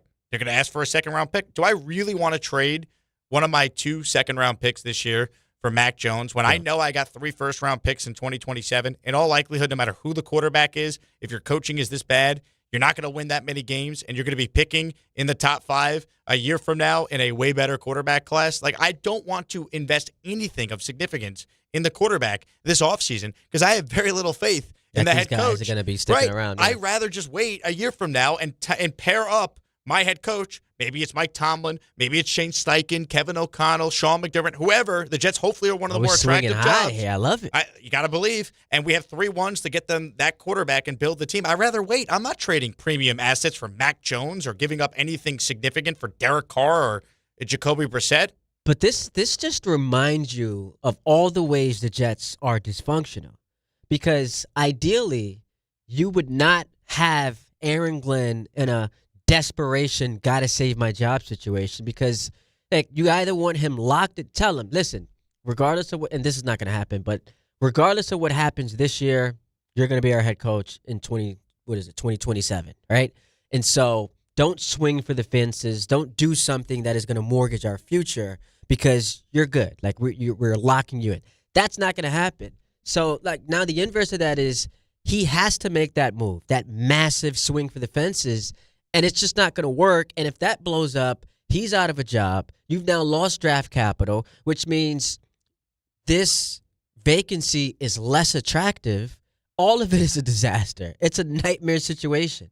That's why, don't you just hope selfishly they sign like a Marcus Mariota or Kirk Cousins type where it just costs you money, doesn't cost you any draft capital.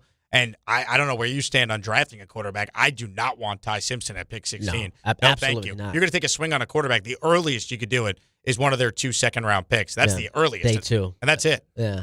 But can't you see Kirk Cousins guiding the Jets to like a 7-9 season or 7-10 season? Potentially, but here's the thing: if that were to happen, at least at that point, you still have other assets to move up and get a quarterback. Like Bo Nix was the 5th quarterback taken of his draft class. You never know with this because we said that a year ago that this year's quarterback class is going to be great. But I do think chances are a year from now there will be more than one quarterback that we all go, "Yep, that guy is clearly worth a top 10 pick in the draft." This year, there's just one. It's just Fernando Mendoza. I think a year from now, between Arch Manning, Dante Moore, Sam Levitt, C.J. Carr, Lenoris Sellers, you go down the line, I could make the case that there'll be more quarterbacks available for the Jets who will have 3 first-round picks in 2027. So any move they make, it's a non-starter to trade any of the 2027 picks. Like that has got to be completely off the table. Ownership's got to step in. Muji's got to say, no chance we're allowing this head coach who's desperate to save his job to overpay for one of these options out there and use a 27 first in the deal. You can't do it. Did you just say ownership has to step in? I mean, ownership should have stepped in at the end of the year and it made Aaron Glenn one and done, but they didn't. So now you got to operate under this premise that he's here. Well, clearly he's got other priorities like the player or organization grades that he just had to get rid of. Anytime you can get an F, rather than try and fix the problem, you have to bury the grade so no one could see them. Yeah. See, you know what that sounds like?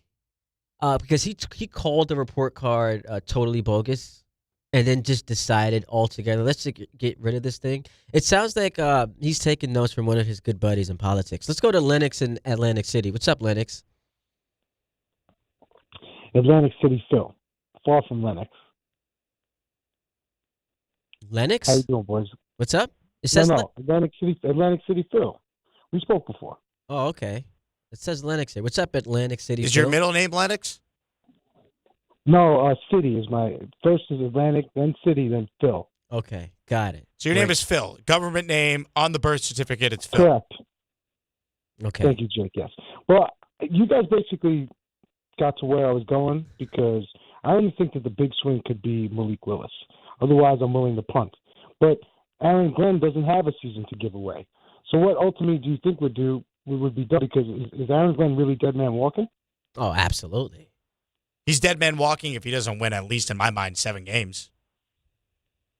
So then he can't punt on this season. He has to get a quarterback now. Agreed, but there's different ways you can go about getting a quarterback. You could sign, let's say, Marcus Mariota or Kirk Cousins. That only costs you money. Trading a second-round pick for Mac Jones costs you draft equity, and it also costs you a commitment that he's the guy all year. All of a sudden, you're not taking a swing on day 2 or day 3 on a quarterback that could come in if Mac Jones is not playing well because you already made the decision to give up a second-round pick for Mac Jones. Like, the perfect bridge for the Jets would be Jameis Winston. I don't know what the Giants would want to move off of a really good backup who's a team guy and is there helping Jackson Dart learn the position. I don't know what that would cost. If it's a 5th-round pick for Jameis, I would do it in a second. I don't want to trade a 2 for anyone. I don't want to give big money to Malik Willis. I don't think that makes any sense. I don't want the Jets to make any sort of move where they're all in for the quarterback for this year, unless you're telling me but he has this to guy. Be. But that's the problem.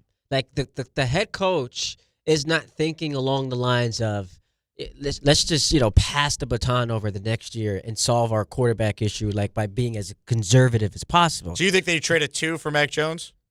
I'm not saying that they would, but what I am saying is if Aaron Glenn has conviction in Mac Jones, I don't know this to be true, but let's just paint a picture where he has conviction. Mac Jones is the guy I need at quarterback. If it cost me a 2nd-round pick to get my guy at quarterback, it's worth it. We could disagree with that wholeheartedly, but if he believes that that's his best way to move forward with this team, he's got to do it. That's the because problem. he knows he can be out of a job. Of course. That's why I hope that if they're going to do any of these quarterback moves, like if it is Derek Carr, who I do think is a real possibility for this team, just connect the dots. I mean, their quarterback coach was his OC he had success with. Derek Carr's talked about on his podcast how him and Aaron Glenn are friends. They know each other. His brother was teammates with Glenn at the end of Glenn's career with the Houston Texans. Connect the dots. If it's Derek Carr, at least that's only like a 5th or a 6th round pick maybe you give to New Orleans for the rights to then take on Derek Carr. Maybe it's not even that.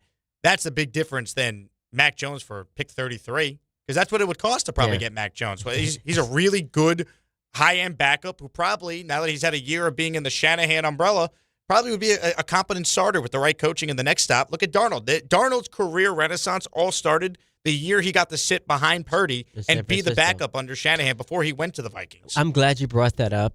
Nothing drove me crazier than listening to the revisionist history happen with Sam Darnold and the Jets. As if, like, we didn't watch in his final year him throw 9 touchdowns to 11 picks, a 73 passer rating, and everyone was kind of like, on board with this decision to move on. They've got the 2nd pick in the draft. They've got a new head coach, a new general manager.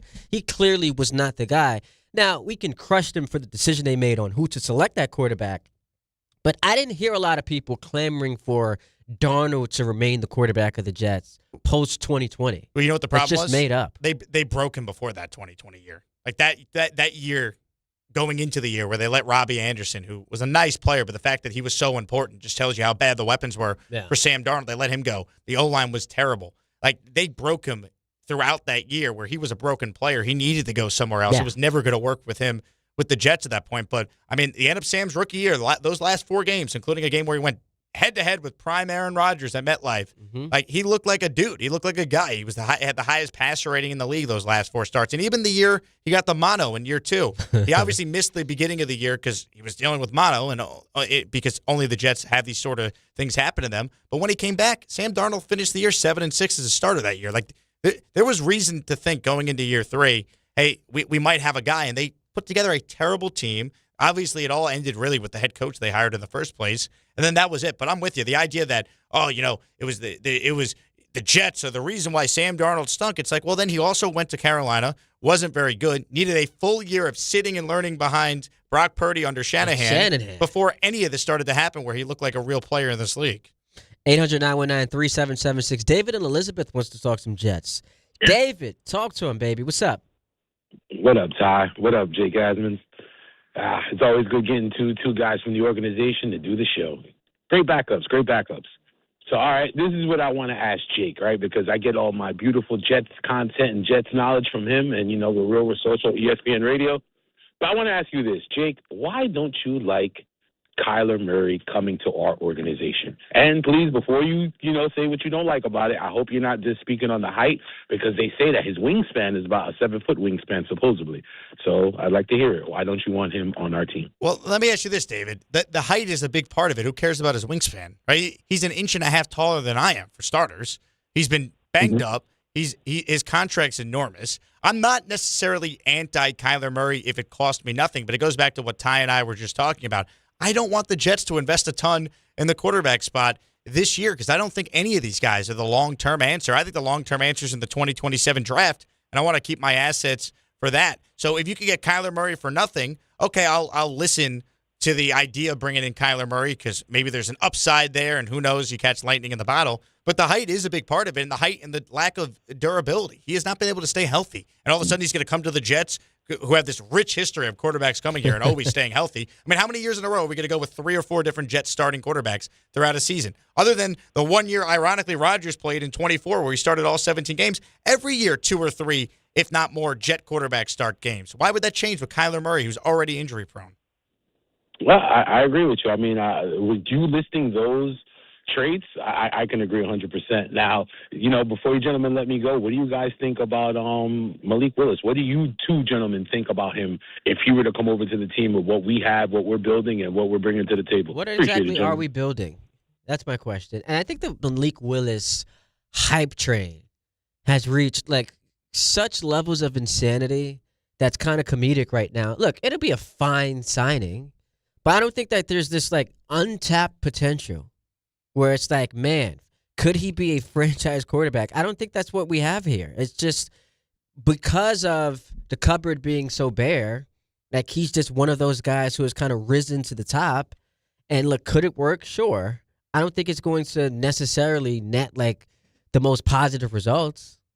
But again, like there aren't many options out there. So I guess like I would sign up for it, but I don't know that I go into it being all excited about it. I think the thing with Malik Willis that is wild to discuss is that he's projected to get more money than what they just gave Justin Fields. I've seen by some in free agency. Fields got $30 million guaranteed, $40 million total over 2 years.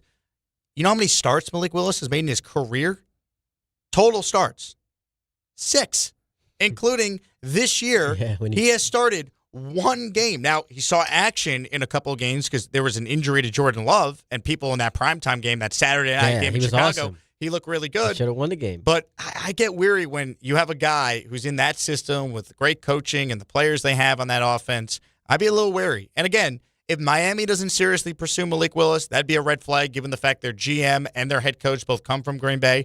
And I think a sneaky spot for Willis, why wouldn't he go to the Arizona Cardinals? What's their plan at quarterback? Everyone's assuming Kyler's gone, Brissett's available in a trade. Well, do they know Malik Willis is coming there? So Matt LaFleur, or who coached them in Green Bay, his brother Mike, former Jet OC, is now the coach there, same offensive system.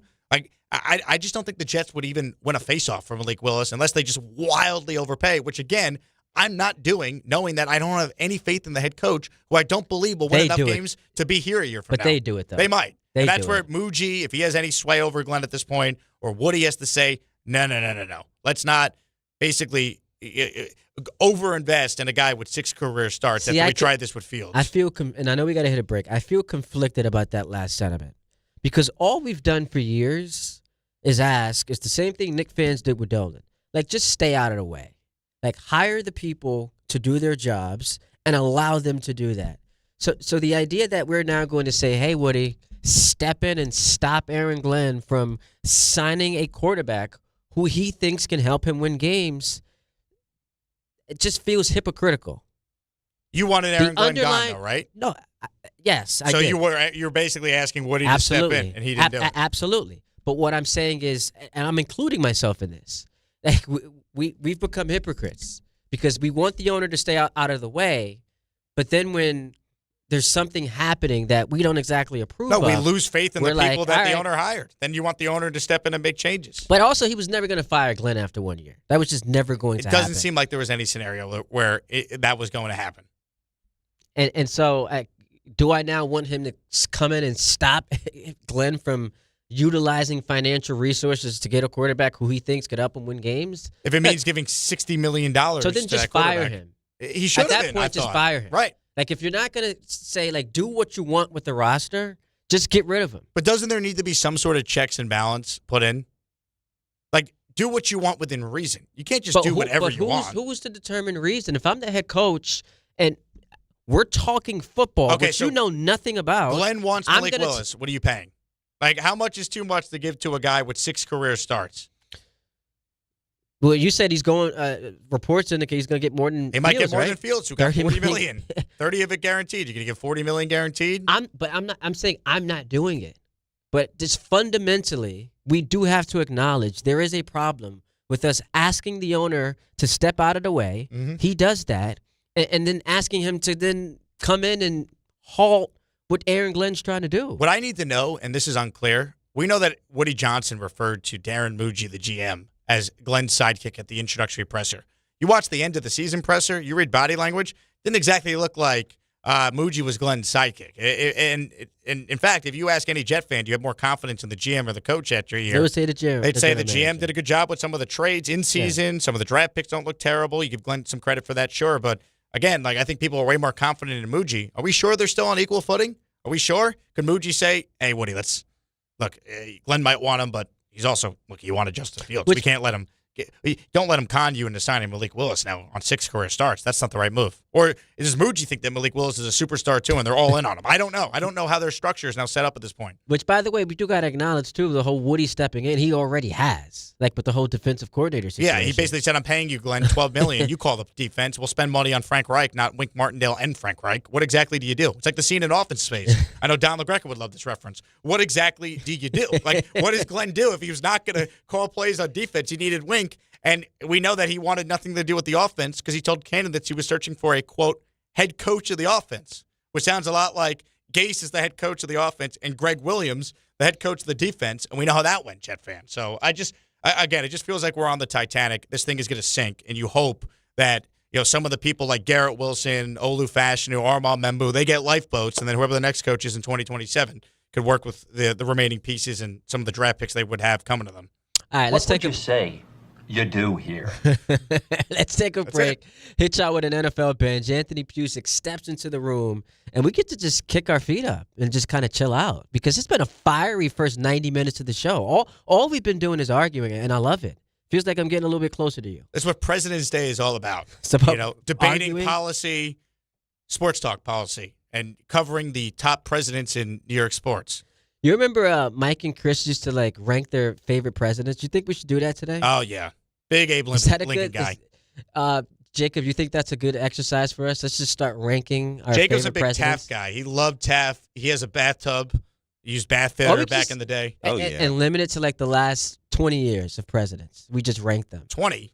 Yeah. So that'd be what, 4 presidents? Yeah, let's just rank them. You want to do that at some point today? I want historic context. I want a little Thomas Jefferson. Thomas Jefferson, I would say, made one of the great deals of all time, the Louisiana Purchase. I mean, think about it. Honestly, the Darren Muji trade of Sauce Gardner is the only thing comparable to what Thomas Jefferson did purchasing the Louisiana Purchase. That's redundant. What he did with the Louisiana Purchase. There are too many different ways I can go here that would get me in trouble. So let's just hit a break and hit y'all with an NFL bench when we get back right here on ESPN New York and streaming live on YouTube. Want to know why betting the winter games on FanDuel makes sense? From game lines to medal counts to finding your angle on the events you care about most, FanDuel gives you more ways to stay connected to the action. The winter games are on, and there's no better way to follow them than with a bet on FanDuel. Curling matches that start slow somehow get tense fast. Speed skating decided by inches. Hockey games, they hit different when you're on FanDuel. Maybe you want to rock with USA Hockey. Well, there's so much there to play with. Visit FanDuel.com/local to get started. FanDuel, play your game. 21 and over and physically present in New York. For help with a gambling problem, call 877-8-HOPE-NY or text HOPE-NY 467-369. Listen, I know the mentality. You try to play through pain and walk it off. Push through one more day. But when it comes to neck pain, back pain, sciatica, or nerve pain, that's a losing game. That's when you call Dr. J. Shaw at Sandwell Pain. Dr. Shaw is one of New Jersey's top pain specialists, Ivy League trained, double board certified, and he focuses on non-surgical solutions that get real results. No cuts, no downtime, no dependence on pain meds. He builds you a custom game plan for you so that you can move better, feel better, and live pain-free. Same day or next day appointments are available. Visit SandwellPain.com. Stop managing pain. Start beating it. If you've been injured on a construction site, then you need a lawyer who knows New York's unique labor laws. At the Parisman Firm, they have decades of experience handling construction accident cases and a proven track record of delivering huge results. Their team has already recovered nearly $1 billion for hardworking New Yorkers. From scaffold accidents to slip and falls and equipment failures, they've got your back. Call the Parisman Firm now at 718-WORKERS. That's right, 718-WORKERS, because your case is their cause. Get the justice you deserve today. This is Rick Brunson, the assistant coach from the New York Knicks. I'll be driving to our games this season in style in my new Jeep Gladiator from Princeton Jeep. My friends at Princeton Jeep gave me all-star treatment, and you can expect the same thing. Just mention I sent you, and they'll treat you like family. Princeton Jeep has tons of inventory and great deals on new vehicles. Visit Princeton Jeep at 1045 State Road in Princeton, New Jersey, or online at PrincetonJeeps.com and tell them Rick Brunson sent you. At Uline, the prevailing opinion is, if you don't live it, you don't believe it. The people at Uline believe in hard work, and they live it by being there 24/7 to answer your call, having 41,000 items in stock, and offering same-day shipping from 12 locations across North America. Business owners, sellers, buyers, shippers, and packers believe it. Uline is the hard-working, dependable source for your shipping and industrial supplies. Visit uline.com. Empower. Pete's back on the links with all new golf clubs and hopefully less swearing. Dang! Sliced it. He worked with Empower to help him get good at money so he can be a little bad. Heads up! Oof. Talent sold separately. Guy said these were slice-proof. At least he has money for lessons. Invest well, live a little. Start today at empower.com. This is the story of the one. As an HVAC technician, he and his digital multimeter are in high demand. So when a noisy office HVAC turns out to be a failing blower motor, he doesn't break a sweat. With Grainger's easy-to-use website and product information, he selects the product he needs to keep everything humming right along. Call 1-800-GRAINGER, click Grainger.com, or just stop by. Grainger, for the ones who get it done. All right, let's take a look at the traffic with Brandy Scott. Thanks so much, guys. Hitting the brakes at the Gothels Bridge, leaving Jersey and heading into Staten Island. A lot of people heading home after a long holiday weekend. The expressway eastbound keeps you stop and go heading over to the West Shore. Jammed on the LIE westbound over by the Cross Island in Queens. An accident blocking a lane. That is you bumper to bumper and backed up to Lakeville Road in Nassau County. Not too bad heading over to the outbound George. Heaviest ride, Cross Bronx westbound. Your stop and go from the Bronx River Parkway. Inbound George about 10 to 15 for the upper deck. Outbound Lincoln and Holland tunnels about a 5 to 10 minute ride. And New Jersey Transit rail service, something to keep in mind. Tomorrow, the big test for the new Portal Bridge cutover project. Planned for lots of delays and cancellations. Path and New York Waterway will be cross-honoring. This report is sponsored by the New York City Department of Transportation. Speeding ruins lives. Drivers, watch out for pedestrians and cyclists and slow your turns to less than 5 miles an hour. I'm Brandy Scott on 880 ESPN New York. Billy, your gas light's on. We need to stop and fill up. No way, Jen. Gas around here is too expensive. We can make it a little further. Billy, listen to your big sister. You don't need to drive all over searching for the lowest gas prices. Do what I do and use Upside. Upside? Do you live under a rock, Billy? Upside is the hottest cash back app out there. It's free to download, and you get real cash back for every gallon of gas you buy. Top users make between $200 to $300 per month. You can make that kind of cash back just for buying the gas you have to buy anyway? Yes, I'm looking at the Upside app now, and there's a gas station at the next exit offering 25 cents per gallon cash back. Okay, I'm stopping to download Upside and fill up my tank. Download the free Upside app now to earn cash back every time you buy gas. Use promo code GOOD25 to get an extra 25 cents per gallon on your first tank. You can cash out anytime right to your bank, to PayPal, or a gift card for Amazon and other brands. Just download the free Upside app and use promo code GOOD25 for a 25 cents per gallon bonus on your first tank. That's code GOOD25 for a 25 cents per gallon bonus.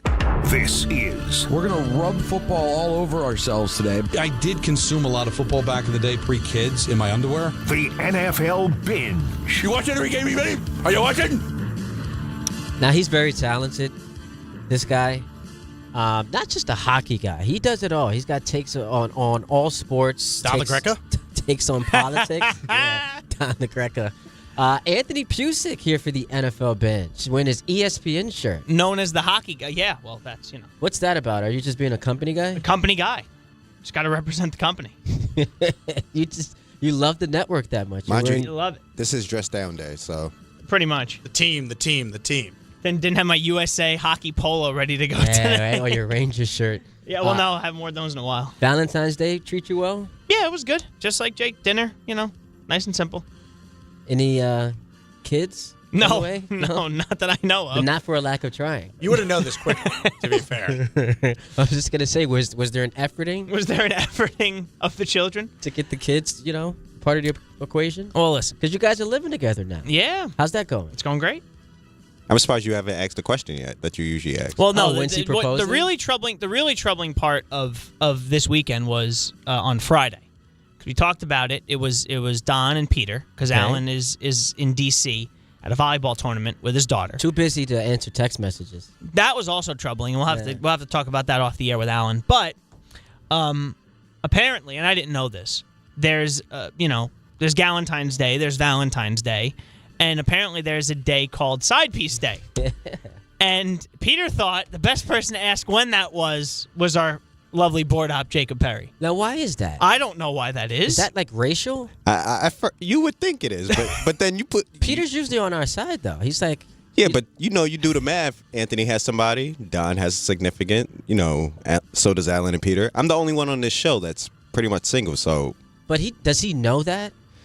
I don't think. Or did he just assume? He assumed. I think he is what he assumed. did. Or maybe he's just like, you're not good looking enough to have someone. I mean, that's not the first time he said it. So that's true too. That's disrespectful. So he's calling you ugly. It wasn't a racial thing. It was. It might just be a me both. thing. It might just be a me thing, honestly. Man, so he directly asked you because he wants insight, went inside, which is Where's troubling. the drop, Jacob? Where's the drop? How offended? He was very offended. He was so offended we turned a drop into it. It was bad. That's why are you asking me? Wait, why is he interested in that? By the way, he knew. But that's besides the point. Jacob didn't know. Jacob didn't know. Yes, I did know But the that's answer. besides the point. Oh, man. All right, what's up? Let's talk By some the way, you football. had it the right way.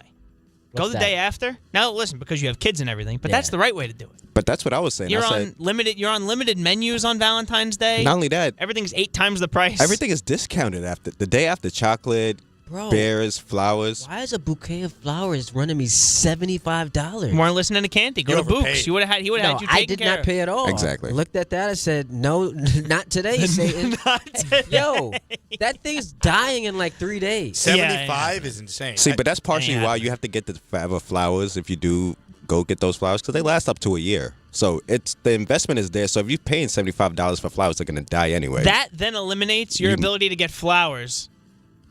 I don't know spent about 40. forever. I thought it was going to cost way more. 40's good. Nah, 40's great. I was like, I got 40's not that bad.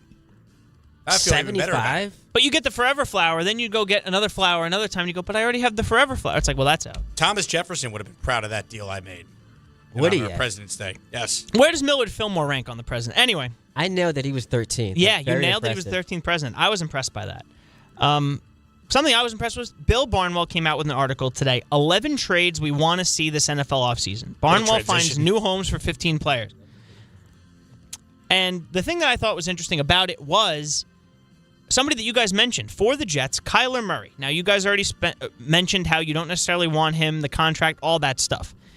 When I just give you this trade in a vacuum, Bill Barnwell said the Jets get Kyler Murray and a 2026 sixth-round pick. The Cardinals get the Jets' 2026 fourth. Aside from the fact that you don't want this player, is this a trade that if it happened, you would be upset about? Say it again. I'm sorry. Kyler Murray Okay. and a 2026 sixth to the Okay. Jets. Mhm. The Cardinals simply just get the Jets' 2026 fourth-round pick. That's not bad. I'm out on it. You're out. I don't want to take on Kyler Murray. So you just don't want Kyler Murray at all? No, but Okay. I would take Kyler Murray if they release him and I could get him for next to nothing. Then I would take Right. Kyler That Murray. trade would upset you? I'm taking on his contract.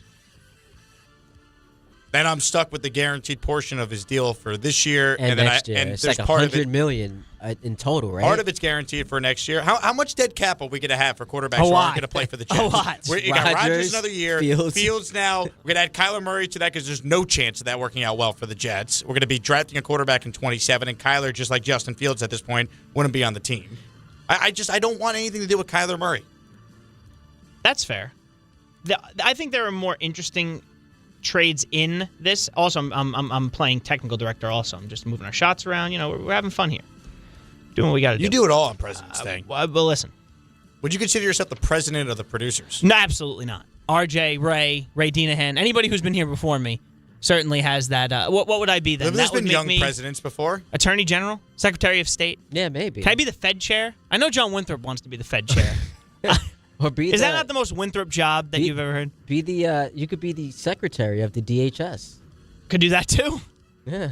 I don't know if I can make the commercials. But maybe though. you'll end up in too many scandals. We don't want I that. don't know if I want to. Too many workplace scandals. All right, so there were some interesting ones here. I'm not going to go through all of them, but there were a couple that I thought would get your guys' attention. How about this one?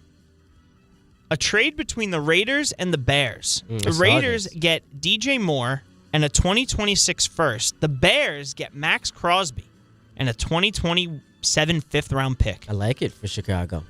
I do like it for Chicago. It's a great trade. Raiders end up getting a wide receiver for Fernando Mendoza, another first-round pick. Chicago gets a pass rusher for that defense.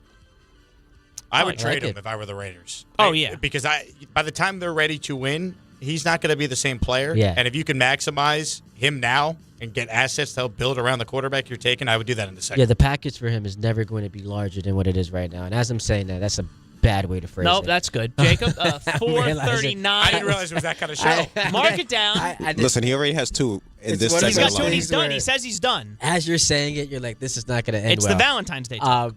Point is, you're never going to get a return as big as what you're going to get now. A return package, if you will. Yeah, the package. The ROI. It's all about the package. Another one, Bills-Jaguars. A swap of wide receivers. The Bills get Brian Thomas Jr. and a 2026 fifth-round pick. The Jaguars get wide receiver Keon Coleman and a 2026 first. We all know that the Keon Coleman situation was kind of weird last year. So I guess, and now I don't think the Jaguars have a problem with Brian Thomas, but they clearly would like to get a first-round pick. So a 2026 first, they get Keon Coleman in exchange. The Bills get Brian Thomas, 2026 fifth. I like that trade. And if you can unlock whatever there is with Keon Coleman in Jacksonville coming off of a great season, Trevor seems to be trending toward being the guy we thought he was. Then, yeah, I really like that trade for both teams. Pick 26 is Buffalo's pick of round 1. Okay. Are you finding a better player than Brian Thomas Jr. with the 26th pick when you're a win-now team? Probably not. Yeah. So you're out on that trade. I don't hate it. I would understand the logic for it. And from a Jacksonville standpoint, I mean, we'll see what they do with Travis Hunter. You'd think they'd want to create more of a role for him to be this two-way player they traded a fortune and move up and get. I see why the Bills might want to get away from Keon Coleman. Even though Joe Brady says, no, we love you. It's fine. Okay, we'll see about that. But why the Jaguars have to be the partner and trade a guy who, while having some injury history, it was great his rookie year. It was great his rookie year, and that team's on its way up, as you guys mentioned. Liam Cohen, an example of a guy who may not nail the first press conference, but it doesn't matter as long as he knows how to coach an offense. Duval did not play well in the way he did it, but that team is certainly looking up.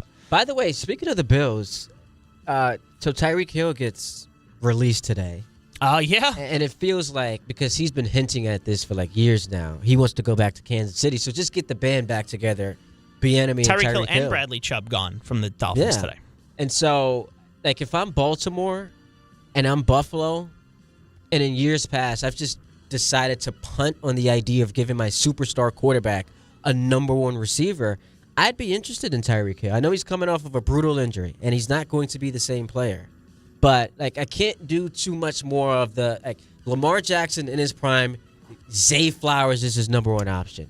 Or you've got Josh in Buffalo, and since the departure of Stephon Diggs, like, we're just going to do this whole, like, the tight ends are actually our best skill position players. I think you need a number one guy, and Tyreek Hill, both of those teams should be interested in if he is interested in going there. But obviously, I would imagine Kansas City is going to be priority number one for him. Is he playing football next year, though? Like, he didn't just have the ACL, right? He had the ACL, the MCL. The dislocated knee. That was on that Monday night game? It was the night of the Couchcast. That was the Couchcast game, right? We were here. That was something. Yeah. That was some game.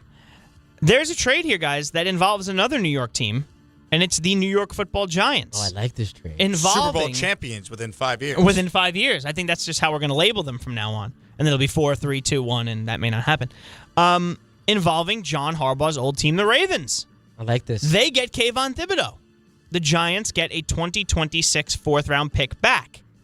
I'm fine, I guess, with moving on from Kayvon Thibodeau. Is the best value the Giants can get for him a 2026 fourth-round pick? Now, this speaks to why I would question, is this a Baltimore Raven kind of guy? Because they're all about, like, culture and, having consummate professionals. As is evidenced by John Harbaugh wanting to get him out in this trade. Exactly. So, like, is Kayvon Thibodeau, like, a Baltimore Raven? Now, does he help their defense? Absolutely. I just don't know that. I don't want to be harsh in saying, like, they're looking for high character guys, and he has not shown to be that. But it just doesn't feel like the fit for me, like, in that locker room, that would make sense from Baltimore. I agree with you. What would be the rush for the Giants to trade him? Wouldn't you be selling low if all you got was a fourth-round pick? I know he's got a year left on the deal. I understand that. But at the deadline, it might be better. You couldn't see him. One, maybe at the deadline. Sure, you could maybe get more than a fourth at the deadline. But why not keep him, right? You could add maybe Caleb Downs, hypothetically, to your defense at pick 6. I think the Giants' defense could be really good. Why not have a staple of pass rushers. You know your offense is going to be probably more consistent as a whole this year with another year of development for Dart to go with Neighbors being back. Like, what's the rush to trade Kayvon Thibodeau if I'm only going to be getting a fourth? Keep him and let him play with Abdul Carter. Let him play with Lawrence for another year. Let him play with Burns for another year. Like, when you have a lot of really good pass rushers at a premium spot, what's the urge to get rid of the guy for just a fourth-round pick? Cap hit's $14.7 million this year. It's not something that's going to break the bank for them, and they certainly have the pass rushing talent around him. I guess that's why he's movable. But as you guys said, if it's for a fourth-round pick, I don't necessarily need that. I'd rather get more. Or have a great start to the year, and they say, we really still don't need this guy, and then try and trade him later. That would be the way I go about it. One more before we get out of here. The Broncos and the Eagles make a trade. Oh, I love this trade. The Broncos get A.J. Brown and a 2026 fifth. I guess A.J. Brown's got some issues in Philly. I haven't heard about that over the last 2-3 years. It's been very quiet. While the Eagles get cornerback Riley Moss, a 2026 second, and a 2027 fifth. You love it, Ty. I love it for Denver. Bo Nix comes back off of his injury. Him, Sutton. And he's going into year 3, so there's still a lot of room for him to get better. A lot of people talked about wasn't exactly impressive this season. Had a lot of fourth quarter comebacks. But then you watch that playoff game where he was just spectacular. It's the best game he's ever played. So hopefully he can build on that. You get him now, A.J. Brown, who's still one of the best receivers in football. I love that for Denver. You like it? I am on board with that as well. Wouldn't A.J. Brown cost more than a 2 and a 5? He's not worth a first-round pick? No. A.J. Brown? A.J. Brown? He's a great receiver. What's his Does the value go down because everybody knows everybody, except for the Eagles apparently, What's that his he wants to be salary? out of Philly? What's his contract situation? Denver, by the way, is pick 30. If I'm the Eagles, I'm asking for the 30th pick in round 1, a late one, because not all first-round picks are created equal. Give me your first-round pick for A.J. Brown. Otherwise, why trade him? Cap hit of you have to trade him at this point. Do I have to trade him to Denver, though? I can get a first, I think, for A.J. Brown from a different team. Maybe. He signed a 3-year deal in 2024. Cap hit of $23 million. He's 28. It's not like he's old. He's a pain in the ass. Yeah. But how much is he a pain in the ass because he knows his quarterback can't consistently throw the football? That's definitely part of it. Like, if he goes to a team that is going to basically tailor their offense to him, is he still going to be as big of a pain in the ass? It was cute when it was the book, when he had the book, and the book made great deal, and everybody loved it. But then, again, you did it this year after knowing that he had frustrations with the offense last year. Devontae Smith even had some frustrations with the offense this year. And you're saying, maybe there's something there. Are the Bills interested in A.J. Brown? They should. If you're Buffalo.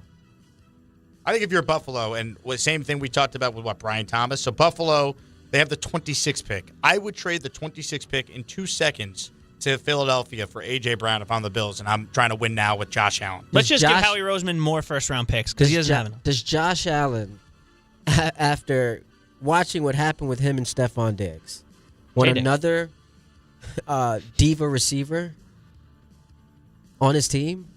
I think Josh now is have in a to different force feed you the football. It just feels like he plays freer now. It's Josh's team. He's now the dude. When Stephon Diggs became a Bill, Allen was still on a rookie deal, learning to be the guy. He hadn't broken out yet, and Diggs could say, "You were nothing until I showed up." And to be fair, Allen didn't become the Josh Allen we've seen now until Diggs was there. I think he's in a different spot in his career now. I think A.J. Brown would be there being like, I get to play with Josh Allen, not, I'm going to make Josh Allen a really good player. He's already really good. I'm going to help be the missing piece to get us over the top. Or he could say, I'm a champion. He could. Like, you've got your cute little MVP, but I've been in multiple Super Bowls and I've won a ring. But that's not Josh's team. He would basically say, of course we're going to feature you. You're A.J. Brown. We want to get you the ball. Guys, we ran out of music. That's a good sign of a binge. That's the NFL binge. Wow. Great job, man. Thank you. And I hear that you're going to be back with us at 6 o'clock for ENN. That's what they tell me. Are you a big fan of when Peter's off so you get to do ENN? No, I love it. I love it when my whole show is together. Oh, come on. It's the best when the show is together. You know this. We've had this conversation. As he's wearing his ESPN shirt. He's giving us the company line. The team. All about the team. USA Hockey. Will that be in ENN, Anthony? I would hope so. I would hope so. Very disappointed. That putting it on the Germans yesterday. It was fantastic. Are you disappointed we haven't gotten to hockey yet? No. I'm not surprised. Punching air in there? Is he doing that? No. Me and Jacob, we've been watching the games. No, yeah. I'm tuned in. We've been locked in. Anthony, I know 310 why every day. I know why you're tuned into this event. What's this event called? Figure skating? What, double skating? double skating? Michael K is tuned in. Yeah, I see. Michael why your K, yeah, eyes that was revealing. He was all over the figure skaters today. That's We got our poster boy for what is it? Side chick Valentine's Day. Side chick Side piece day. Watching figure skating. 800-919-3776. Great job, Anthony Pusick. We take a break. We return to your phone calls right here on ESPN New York and streaming live on YouTube. More people trust their hearts to New York Presbyterian than any other hospital in New York. It's because New York Presbyterian has the most experienced cardiovascular doctors, treating a full range of heart conditions, from heart failure to valve repair, with the most advanced treatments. Find a doctor at nyp.org/heart. New York Presbyterian. New York Presbyterian Hospital, based on U.S. News & World Report 2025 to 2026 cardiology, heart, and vascular surgery rankings. Hi, this is John D'Agostino from D'Agostino & Associates, the injury firm. I've talked about how a construction accident took my father's leg. The heavy prosthetic he wore looked nothing like the high-tech limbs we have today. It was crude wood and metal, held together by bolts that dug into his skin and left painful ulcers. But the thing I remember about my dad is how he never complained. He put on his prosthetic leg and he went to work. He coached my baseball teams, danced, sang karaoke, and even loved to travel. He may have limped, but he always held his head up high and he lived with dignity. At D'Agostino & Associates, I spent over 35 years building a law firm that helps accident victims and those in need of their Social Security disability benefits. We fight till our clients get the money and dignity they deserve. So call us today at 1-800-BITE-BACK. That's 1-800-248-3222. We have offices throughout New York and New Jersey. So don't tell me personal injuries aren't personal. I know what they can cost a family. I've been there, and I'll be there for you. D'Agostino Law. Bite back. Access to education changes lives. That's why National University provides flexible online and hybrid programs from associate to doctorate degrees. Since 1971, NU was built to serve non-traditional working and military learners nationwide. NU understands the demands of work, family, and service. Each year, more than 130,000 learners trust National University to move forward. Visit nu.edu to learn more. A SoFi personal loan is here to help you achieve something once thought impossible: overcoming high-interest credit card debt. Walk the tightrope of your finances with one low, fixed-rate monthly payment, no fees required, and as soon as the same-day funding. That's right, pull off your own debt-defying stunt with a SoFi personal loan. Visit SoFi.com/trick to learn more. Loans originated by SoFi Bank N.A. Member FDIC. Terms and conditions apply. NMLS 696891. In the city that never sleeps and never stops talking sports, ESPN New York is always on. Now you can live and breathe everything New York sports wherever you are. On your radio dial, on the ESPN New York app, and streaming live on YouTube. However you watch or listen, ESPN New York is always on for you. Hear us, stream us, watch us. This is ESPN New York. All right, here we go.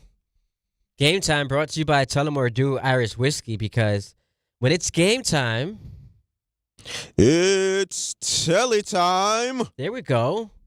Side piece, my man. Nice little. Why are you asking me?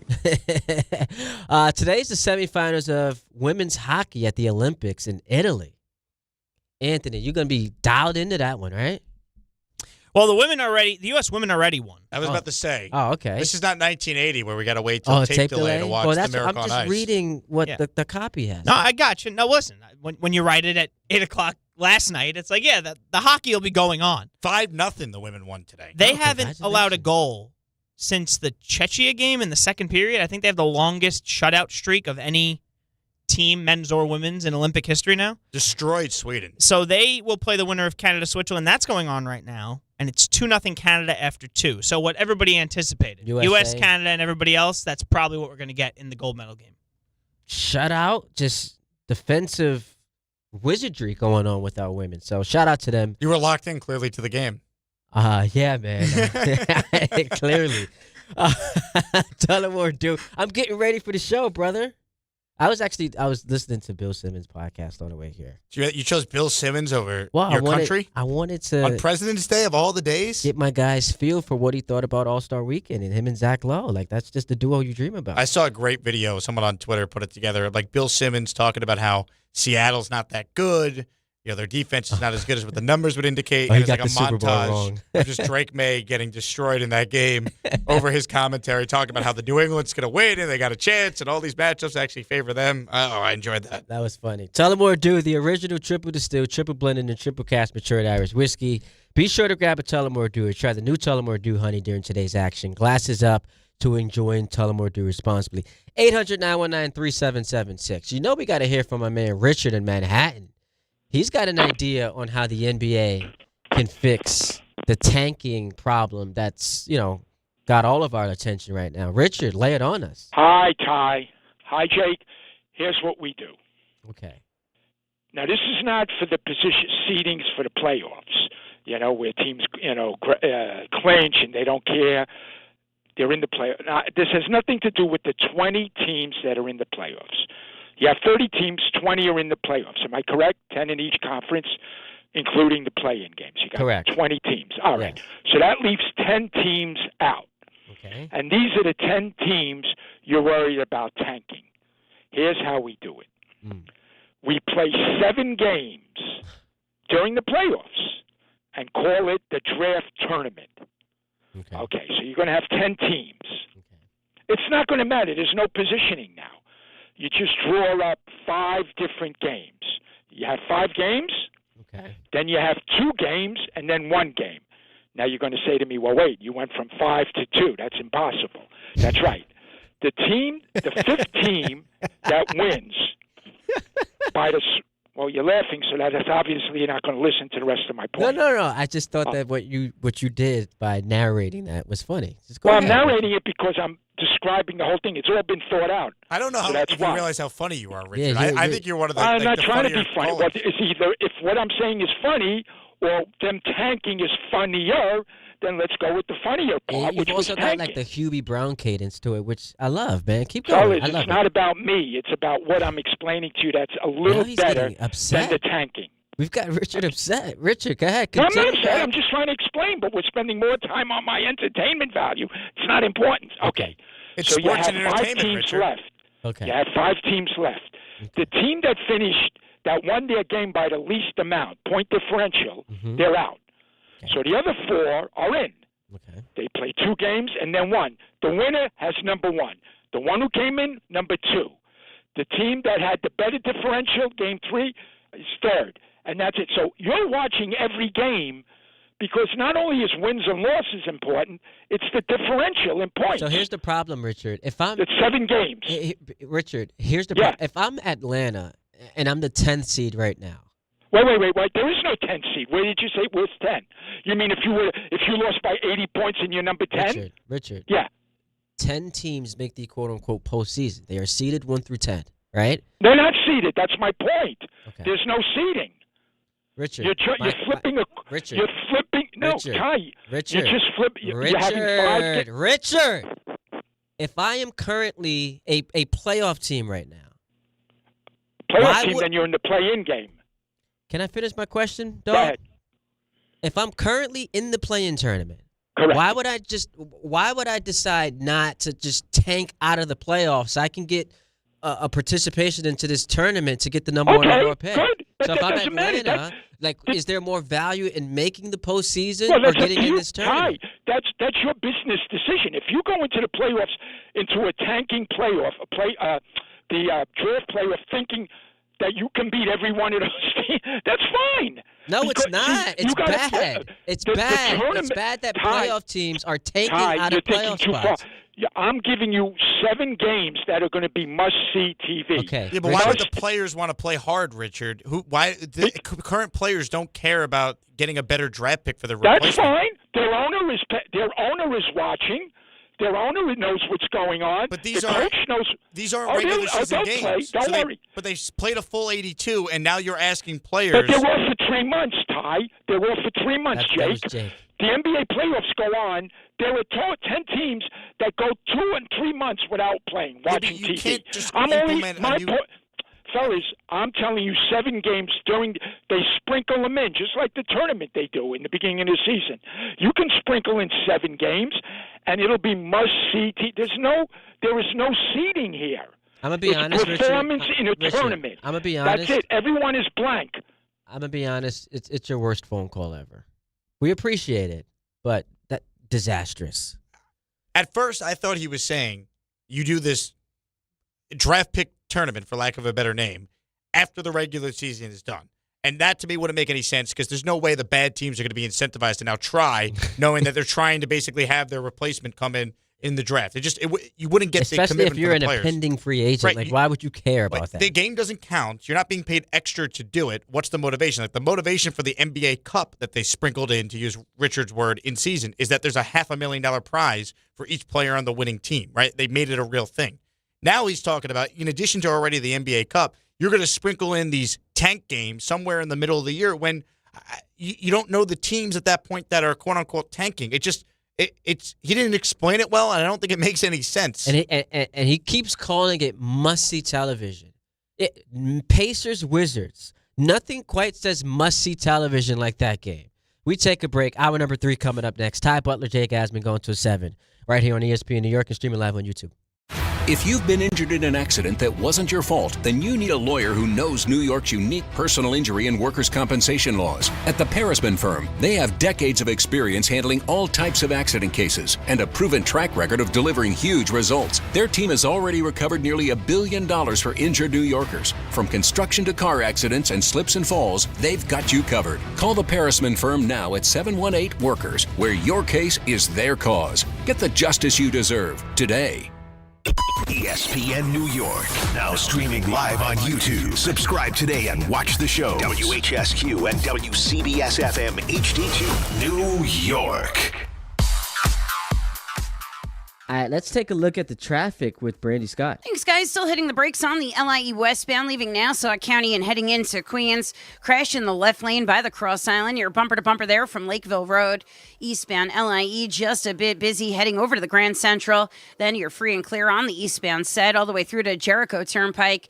Belt westbound, minor slowdowns heading over to the Verrazano in Brooklyn. Beyond that, it's a great ride on the Staten Island Expressway westbound heading over to the West Shore. Inbound George about 5 to 10 for the upper deck. No delays at all heading over to the outbound side on the West Side Highway in Henry Hudson. Cross Bronx westbound, stop and go from Webster Avenue. Outbound Lincoln and Holland tunnels no more than 5 minutes each. This report is sponsored by Mothers Against Drunk Driving. For victims of drunk and drug driving, your grief is unique, but you're not alone. You always have a place at MAD. Visit MAD.org. I'm Brandy Scott on 880 ESPN New York. Be part of it isn't just a slogan. 2026 season tickets are on sale now, and this is your chance to join the tradition and legacy of the New York Yankees. Purchase a plan and enjoy the best seat locations, significant savings, and flexible payment options. Plans start at just 9 games. Log on to Yankees.com, call 212-YANKEES, or email seasontickets@Yankees.com. For 2026 Yankees season tickets, email seasontickets@Yankees.com today. You remember what it feels like to move without thinking about pain? To get up, sit up, walk, work, or live without that constant ache? If neck pain, back pain, joint pain, or sciatica took that away from you, it's time to get it back. I'm Bart Scott. Dr. J. Shaw at Sandwell Pain is the guy you need. Ivy League trained, double board certified, no surgery, no scars, no long recovery, just precise, image-guided, non-surgical treatments designed to get you feeling strong again. With offices in Woodbridge, Livingston, and Inglewood, and most major insurances are accepted, there is no reason to wait. Go to SandwellPain.com. Relief is closer than you think. At City Harvest, we believe no New Yorker has to go hungry. With your help, we're on the road 365 days a year, rescuing over 77 million pounds of nutritious food and delivering it free to millions of New Yorkers, transforming surplus food into sustenance, sustainability, and smiles, rallying thousands of New Yorkers to power a network of nourishment across our city. One day, one meal, and one New Yorker at a time. That's how we feed good. Donate at cityharvest.org. Time is valuable. That's why Lowe's Blueprint Takeoffs turn blueprints into quotes faster. Bring us your plans, and we'll generate itemized material lists to make quoting easier so you can get back to building. Plus, at the Lowe's Pro Desk, you get access to thousands of building materials not sold in store. And when your order's ready, we'll deliver everything to the job site. Improving is easy at Lowe's. My name is Whitney Allen, and I'm a widow. My husband, Ryan, died. We never thought we'd ever have to use life insurance, but the unexpected happened. With Ethos, signing up was fast and 100% online. You can get a quote in seconds, apply in minutes, and get same-day coverage. No medical exams, and you can get up to $3 million worth of coverage. I'm grateful we were prepared. Get your free quote at ethos.com/game. That's ethos.com/game. Paid spokesperson. Time spent on application may vary. Online health questions required.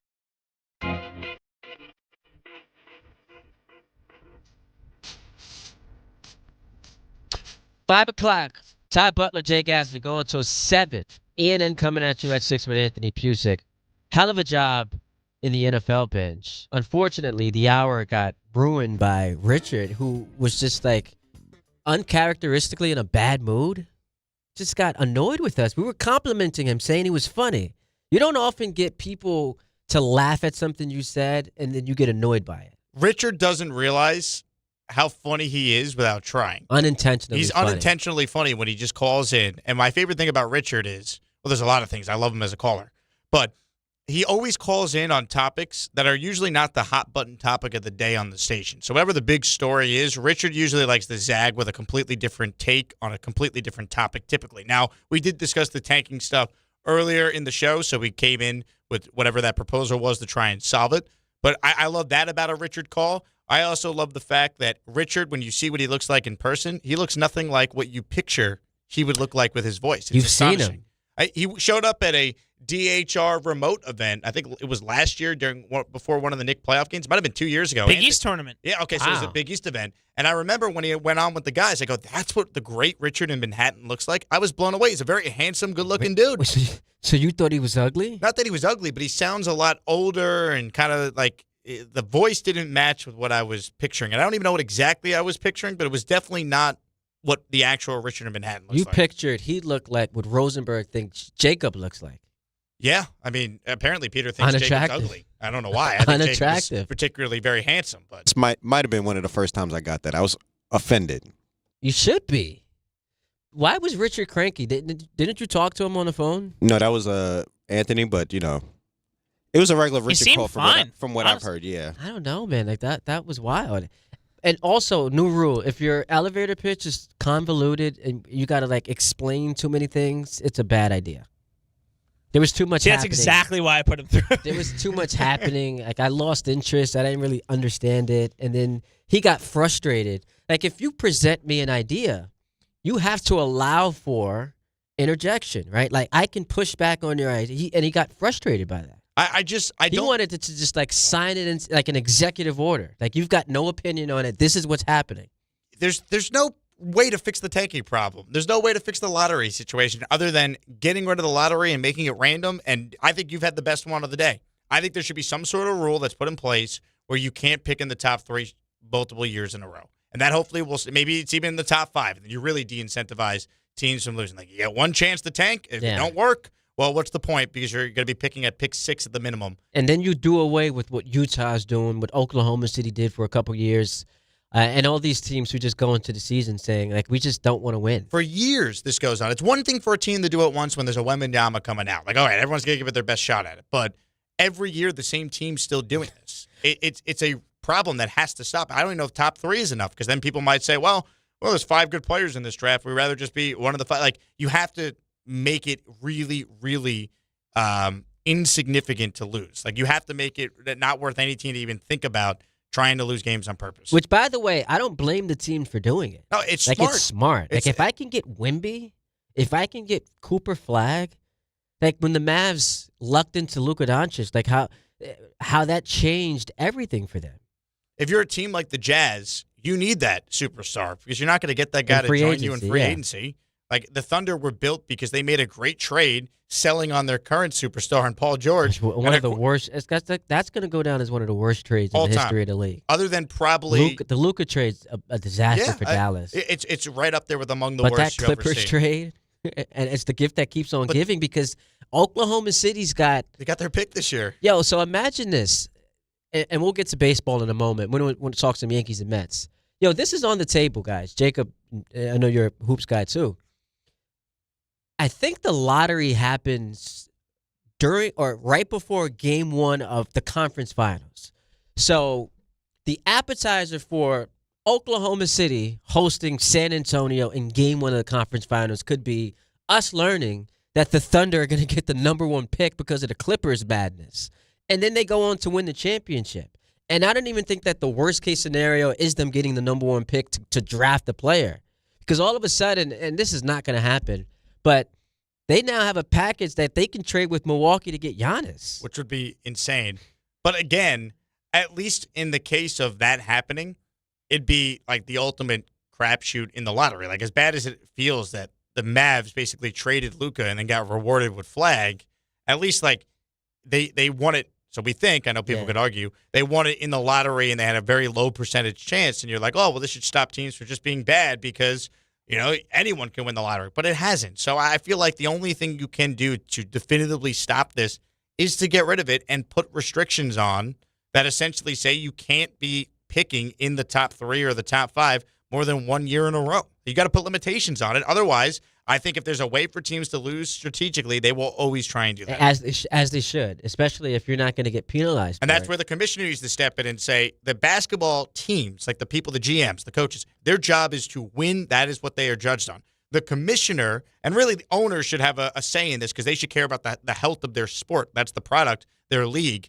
The commissioner, especially, though, Adam Silver in this case, he's got to be looking at it from a big picture perspective and saying, well, these teams are doing what they believe is in the best interest of winning. It is not good for the product on the court. It's not good for fans. It's not good for the rights holders. It's that you also have half the league not trying to win, and we have ESPN and NBC and all these networks spending billions with a capital B on the rights to air the games. Like, that's where the commissioner has to do what's in the best interest of his sport and hold players and owners and teams accountable, because it's not good for the league that this continues to be a recurring topic. It's also not good for the current players on the team who are actually capable. Like Larry Markkinen, who every year is in trade rumors. He's pretty good. And he's just around all this losing. And I think that that starts to wane on you as a player.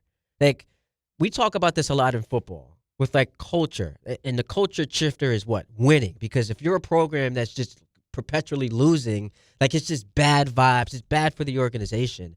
And I think that starts to trickle down into how it affects the players. And so when you've got fans also on board with teams tanking, like, it's just an embarrassment. It's a sickness that we just got to get rid of. And I suggested this to you. I don't think you love the idea, but I just think you get rid of the draft. Make it free agency for all the players. Now, we got to create a system that allows for, like, salary allocation. And so, like, Cooper Flag can get a max contract from this amount of teams. And yeah, then, but that's the problem. If it's only Dylan the bad Harper teams that could offer the contract, then teams are going to be bad so they could sign the good players. And if Cooper Flag could sign with any team, we're seeing this in Major League Baseball. All the Japanese superstars want to play for the Dodgers. Yeah, but the baseball's got a salary cap. It doesn't have a salary cap where the NBA does. And so Oklahoma City wouldn't be able to sign Cooper Flag. Why not? Because there's a salary cap. Yeah, but they have room on their cap. They could trade away their superstars, so they have room to add the best player. But why wouldn't the best players want to go to the Lakers or go to the Knicks or go to the Heat? No, they probably would. So that's a problem too, though. You would then have to have these teams create cap space for rookies, which wouldn't make sense. Like, if I'm Oklahoma City, I'm trading away Jalen Williams and Chet Holmgren to create cap space for Cooper Flag. I mean, if you know you could get Flag and add him to your core. I don't think that makes sense. But I don't think you're – like, in theory, like, the spirit of what you're trying to do makes sense. I don't know how that could be implemented. I think the easiest thing, again, is just to abolish it completely and make it totally random with rules in place to prevent a team like OKC. Like, if you won the NBA title within the last 2 years and you happen to win the lottery to get a top 3 pick, you can't get it. Like, there has to be certain things that are agreed upon that are put into place. The fact that, and this is the biggest indictment of the league. We're coming off of the Super Bowl, so the NFL is kind of, died down a bit up until we'll get to free agency next month and then the draft in April. Like, this is your time to shine. And what you're showcasing really isn't your product. We've spent the majority of the show talking about tanking and the All-Star game. Now, Load this management. past All-Star game, which is funny, the All-Star game was better than the Super Bowl. And no one thought that was imaginable. As far as competitiveness, you're saying. Yeah, like just the game itself was better, objectively.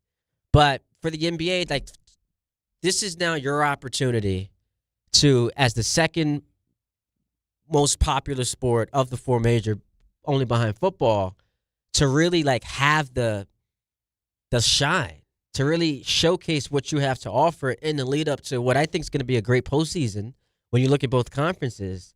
And yet, like every segment on TV today is doing, like, did we fix the All-Star game? How do you fix load management and tanking? Like, that's just a bad sign if you're Adam Silver. It's terrible. And I think a big criticism of Silver and part of his legacy will be it has been allowed to get to this point under his watch. I'm telling you, if David Stern nipped it in the butt right away, came out strong against it, other teams wouldn't have followed suit. But since Silver has basically been so pro player and taken a back seat and has allowed these guys to do whatever they want, it's now become a thing where I don't know if there's any one solution you could fix it. Teams are going to keep doing it. Again, it doesn't happen in hockey. It doesn't. It doesn't happen in baseball. It doesn't happen in other sports, but it happens in basketball, and that's because the commissioner's been very lax with doing anything about it. It took until finally this year when he finds, which teams, the Jazz, and he finds the Pacers. The Pacers to finally address the tanking thing. But this wasn't the first time we've seen teams overtly tank at the end of games, sit star players at the end of three quarters. We've seen this a lot. Yeah, so, and look, the load management thing, where I will defend organizations and players is the sport has never been harder to play than it is right now. The talent pool is deeper than it's ever been. The players are more athletic. We've got, because of pace, just a lot more happening on offense and defense, and we've seen like the rash of significant injuries. 25-year-old Tyrese Halliburton just tears his Achilles. 27-year-old Jason Tatum tore his Achilles. Like, these things didn't happen 30, 40, heck, 15, 20 years ago. And so there is proof positive of, like, the wear and tear and how much it has physically affected these players to the point where, yeah, if I can prolong my career, if I can guard against injury, and doctors, team doctors are telling me this is the best way to do it, sitting out games, then I understand. I hate it, but I at least understand it. Tim in Charleston, he's got an idea for how to fix what's going on in the NBA as it pertains to tanking. What's up, Tim? Hey, how's it going, guys? Love the show. Thank you. So why don't you reward the teams that are right there? People that are trying but not good enough, right? So say like your middle 15.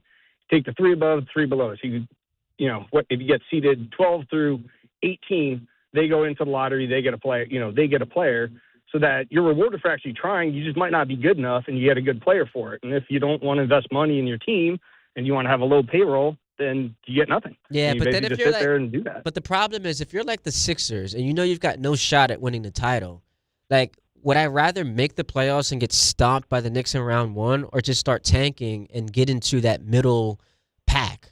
So now you're going to have playoff teams that decide, yeah, we're better off just getting into the lottery. Yeah, you don't think those players are going to be more motivated to make sure that they don't?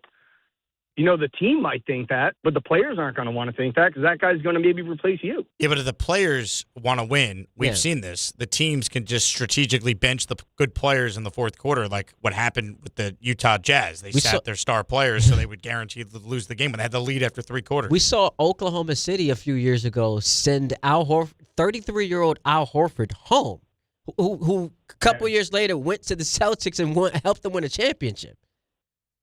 I don't know any other way of trying to do it. It just seems like if at least you people to try, then our teams to try so they can get that better pick. I mean, who knows? Maybe they would, or the teams that are just on the outside looking in, those 20, 21, ranked teams, actually play their players instead of sitting them out to try and get into the lottery. So I mean, it kind of works both ways. I don't know. It's just an idea I thought of. No, it's not a bad one. I'm just saying, Tim, and I appreciate the call. Like, there are so many unintended consequences that come when, Jake said this, teams are just going to figure it out. Like, there's always going to be a loophole, and you can just, find a way to get yourself into the lottery. got to switch over to baseball because apparently Aaron Judge has weighed in on the offseason. So Aaron Judge was asked by the media, assembled down in Tampa, his reaction to the offseason. Let's take a listen. It was brutal. I'm like, I see a lot of free agents out there. I see a lot of guys that, like the Bellingers, the Grishams, the Goldschmidts, like, let's sign these guys right now and then start adding more pieces, because I'm seeing other teams around the league get better. They're making trades. They're signing big prospects or big players. And, we're sitting there for a while, kind of making smaller moves. But it was tough there in the beginning. But I think once we solidify getting Bellinger back, we got Trent being our center fielder, be our leadoff guy for another year. And then you had a guy like Goldie, some of the back end, bullpen pieces that we've been doing. I think we're being in a good spot. But early on, it was pretty tough to watch. I'm like, we're the New York Yankees. Let's go out there and get the right people, get the right pieces to go out there and finish this thing off because we got a special group of players here. We got a good core, good young core. So, yeah, it was frustrating, but I think we're right where we need to be. Wow. I mean, so he cleans it up there at the end. But the way that starts, I'm like, I've never heard Judge talk that way. The order of which he talked about the offseason doesn't make sense, though. Because he's like, I've seen all these teams get better. We knew Trent Grisham was coming back before the offseason really got underway. He took the qualifying offer. So it's like Judge was just trying to, talk up, some drama there that really didn't exist. And again, he's the captain. He's being a good teammate there. Lumping Paul Goldschmidt in with, getting Bellinger back or Grisham taking the qualifying offer when Goldschmidt's going to be basically a platoon player backing up Ben Rice this year. I mean, we don't need to lump Goldie at age 38 into the same category as Bellinger, who's getting close to $30 million a year. I like that from Aaron Judge. He was also asked, did he voice his frustrations to the front office? Yeah. But they took care of business. I voiced my opinion about a couple of guys, and Bellinger being one of the guys that he just adds a dynamic to this team that, we've been missing for quite a few years. So excited he's back. Who are the couple of guys? Because it's really just Bellinger. It's the same team. They brought back the same exact team, minus the two relievers the Mets signed. Minus Weaver and minus Devin Williams. Yeah, he was going to bat for Ahmed Rosario. We got to get him back. Again, the Dodgers are signing Kyle Tucker and Edwin Diaz coming off a championship. The Yankees won 94 games, got destroyed by a division rival in the divisional round, and the big move is just bringing back everyone. And again, we could argue whether or not that's the right move or the wrong move, but the standard for the Yankees used to be they would act similar to what the Dodgers have done. Meanwhile, the Yankees' big moves are just bringing back the same exact players they've had. I've got a take. I don't believe Aaron Judge. I do not believe. You're calling him a liar? No. I think he is being You're not calling professional. Him a truther. He's being professional, and he's not going to rip his organization. But I find it very hard to believe that Aaron Judge, at the start of the offseason, was frustrated. He was irate, saw all these free agents that were available, and as he's sitting there, fresh off of another league MVP, he's 33 years old, in the prime of his career, coming off of a postseason where he hit 500, he all of a sudden feels, all right, we're right where we want to be after we just brought back the same team. So I honestly don't believe him. I don't believe that he thinks we are right where we want to be. I think Judge has such an unwavering confidence in himself, and the guys in that room truly believe in him, so he believes in them back. But I do think he thinks they're really good and thinks they got the team because he's an all-time great athlete that's got all the confidence in himself. So I think he probably deep down thinks his team can win, and they probably could. I just don't think that they've done nearly enough to maximize the fact that here he is, one of the greatest players we've seen of this generation in his prime right now. Are you truly all in, doing everything in your power to win when you have this great player? Or is Aaron Judge on his way to being the best Yankee of all time that's never won a championship? I want to play the cut one more time. Here was his reaction to the offseason. It was brutal. I'm like, I see a lot of free agents out there. I see a lot of guys that, like the Bellingers, the Grishams, the Goldschmidts, let's sign these guys right now and then start adding more pieces, because I'm seeing other teams around the league get better. They're making trades. They're signing big prospects or big players. And, we're sitting there for a while, kind of making smaller moves. But it was tough there in the beginning. But I think once we solidify getting Bellinger back, we got Trent being our center fielder, be our leadoff guy for another year. And then you had a guy like Goldie, some of the back end, bullpen pieces that we've been doing. I think we're being in a good spot. But early on, it was pretty tough to watch. I'm like, we're the New York Yankees. Let's go out there and get the right people, get the right pieces to go out there and finish this thing off, because we got a special group of players here. We got a good core, good young core. So, yeah, it was frustrating, but I think we're right where we need to be. So who were the other pieces he wanted them to add? Because he mentions had to bring back Bellinger, had to bring back Grisham, and he just throws Goldschmidt in there because I don't think he wants to, be disrespectful to Goldie. But, who are these other pieces that he wanted that he ended up getting to where now he goes from being frustrated, we're the New York Yankees, we should be doing more, to, oh, yeah, we're right where we want to be. It just doesn't, sequentially, it doesn't line up for me. I don't really understand what he's frustrated about. To your point, they brought back all the guys that he and that cut seemingly wanted them to bring back, but then he's talking about how they added other pieces. Who have they added? I mean, you want to count Garrett Cole? I guess technically you're adding him at some point because he didn't pitch last year. But that wouldn't fall under the category of what he was describing happened at the beginning of the offseason. We knew Garrett Cole was coming back. And we also knew Trent Grisham was coming back the second he took the qualifying offer. That happened before anything with Bellinger or any other big free agent. Who were the big free agents? Like Bregman? Guess what? Trent Grisham was re-signed by the Yankees. Kyle Tucker? All these guys were, anyone who moved teams. Pete Alonso? They all moved teams after the Yankees already knew that Trent Grisham was going to be paid $22 million on a one-year deal. We knew that already. So what more did he want? Or is he just giving, I guess, what is supposed to be like a PC answer there about just his, oh, yeah, I was frustrated. I really wanted our guys to be re-signed, and I'm glad they are, and we're ready to go. What is he's really not saying anything there. Because it starts off wow, that's popping. He is... that is as critical as I've ever heard Aaron Judge of anything, let alone the people making decisions at the top of the organization. Right, but what is he? But then what is he criticizing by the end of the answer? It's like nothing. He realized as he's talking, maybe I got to clean this up because it sounds like I'm being critical, but that's not my intent with the answer there. I'm beyond. That's a bad answer because it doesn't make sense. The answer to me doesn't make sense. Does it really matter? How many more times is Aaron Judge going to be asked about the upcoming season between now on February 16th and whenever Yankee opening day is? It's just a bad answer. I am analyzing that in real time, and I think it's a bad answer. If you gave him truth serum, his answer should have been, hey, I'm in my prime. I've won 3 MVPs. Garrett Cole's coming off Tommy John. At age 35. We have this window right now. The Blue Jays maybe got a little worse with some of the losses they had in free agency. Let's go for it right now. We could be the best team and get back to the World Series. We got to win, and we got to win it right now. I might only have 1 or 2 great years left in my prime. 800-919-3776. So we have introduced baseball into the conversation. Got to get to the Mets because we did hear from Steve Cohen, Francisco Lindor, and Juan Soto. But keep them coming. 800-919-3776. Todd Butler, Jake Asman going until 7 o'clock tonight right here on ESPN New York and streaming live on YouTube. March the 20th of 2026, there's one place to be, and that place is Pickleball Heaven. Pickleball Heaven. It's a pickleball facility, massive facility, in Medford, New York. We're going to do the show there that day from 6 to 10. Then there's a tournament, and then after we win the tournament, Rick,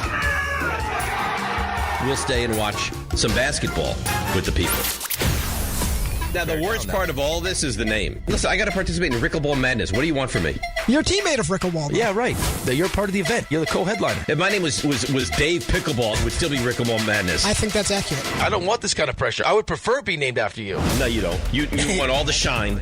No, I don't. Call whatever you want. Dave's Pickleball Extravaganza. Sorry, Dave. We're still calling it Rickleball Madness. And it's Friday, March 20th at Pickleball Heaven in Medford, New York. To sign up and register to play, go to the ESPN New York app and click on the Rickleball tile. There are a lot of reasons why people buy at Ramsey Mazda. It's their selection, it's their customer service, and it's their savings. Lease a new 2026 Mazda CX-30 2.5S Select Sport all-wheel drive for just $219 for 33 months. Start shopping now at RamseyMazda.com. Choose wisely. Choose Ramsey Mazda. Call 833-853-2970 for details. VIN TM105852. MSRP $29,530. Zero security deposit. Ends 3/2/26. Not all F words are bad.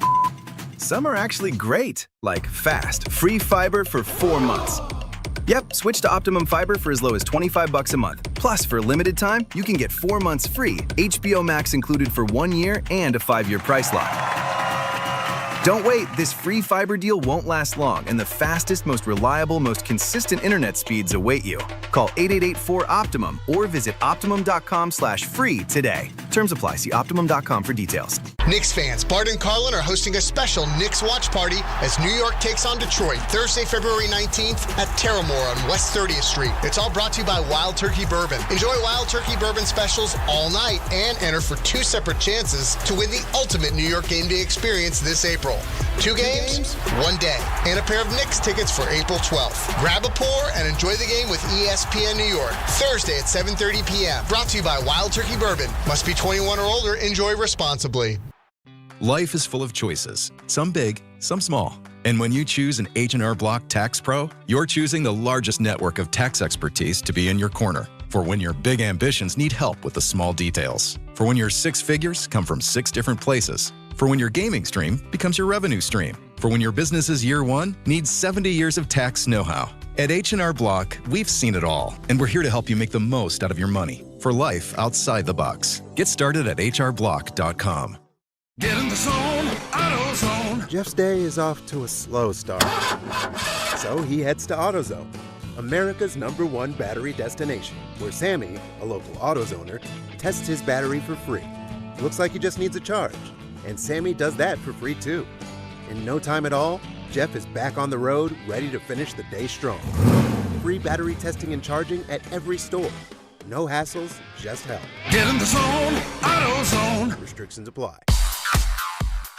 All right, let's take a look at the traffic with Brandy Scott. Thanks so much, guys. It's a better ride on the LIE westbound. They picked up that crash over by the Cross Island in Queens. Now a new accident on the Grand Central westbound. Right lane out over by LaGuardia. Hitting the brakes there from Northern Boulevard and City Field. All of your purchase the outbound, George, much lighter than normal because of the holiday. Cross Bronx westbound, just a bit heavy from Webster Avenue. Inbound, Georgia, about 10 to 15 for the upper deck. Outbound Lincoln and Holland tunnels, no more than a 5 to 10 minute ride. Inbound at both of your tunnels are only about 15 to 20 minutes. And starting tomorrow, we'll start to see the effects of the new Portal Bridge cutover project. New Jersey Transit rail service planned for delays and cancellations. Path and New York Waterway will be cross-honoring. This report is sponsored by the New York City Department of Transportation. Speeding ruins lives. Drivers, watch out for pedestrians and cyclists and slow your turns to less than 5 miles an hour. I'm Brandy Scott on 880 ESPN New York. Ox Spine at New York Presbyterian is always in pursuit of a better way to heal the spine. We're getting more people moving again with minimally invasive, non-surgical, and surgical treatments with innovative solutions for every back and spine condition and your unique needs. Expert spine care is available now across New York City and Westchester. Find a doctor at nyp.org/oxspine. Stay amazing. New York Presbyterian. At Uline, they know going the extra mile takes hard work. For companies pushing to go further, Uline will go the distance with you. 24/7, they answer the phone to get you the shipping and industrial supplies you need. Business can move fast. Unexpected large orders, adverse weather, new safety guidelines, and changing economic trends. Uline works hard keeping 41,000 items ready to ship, minimizing detours on your way to the extra mile. Visit uline.com.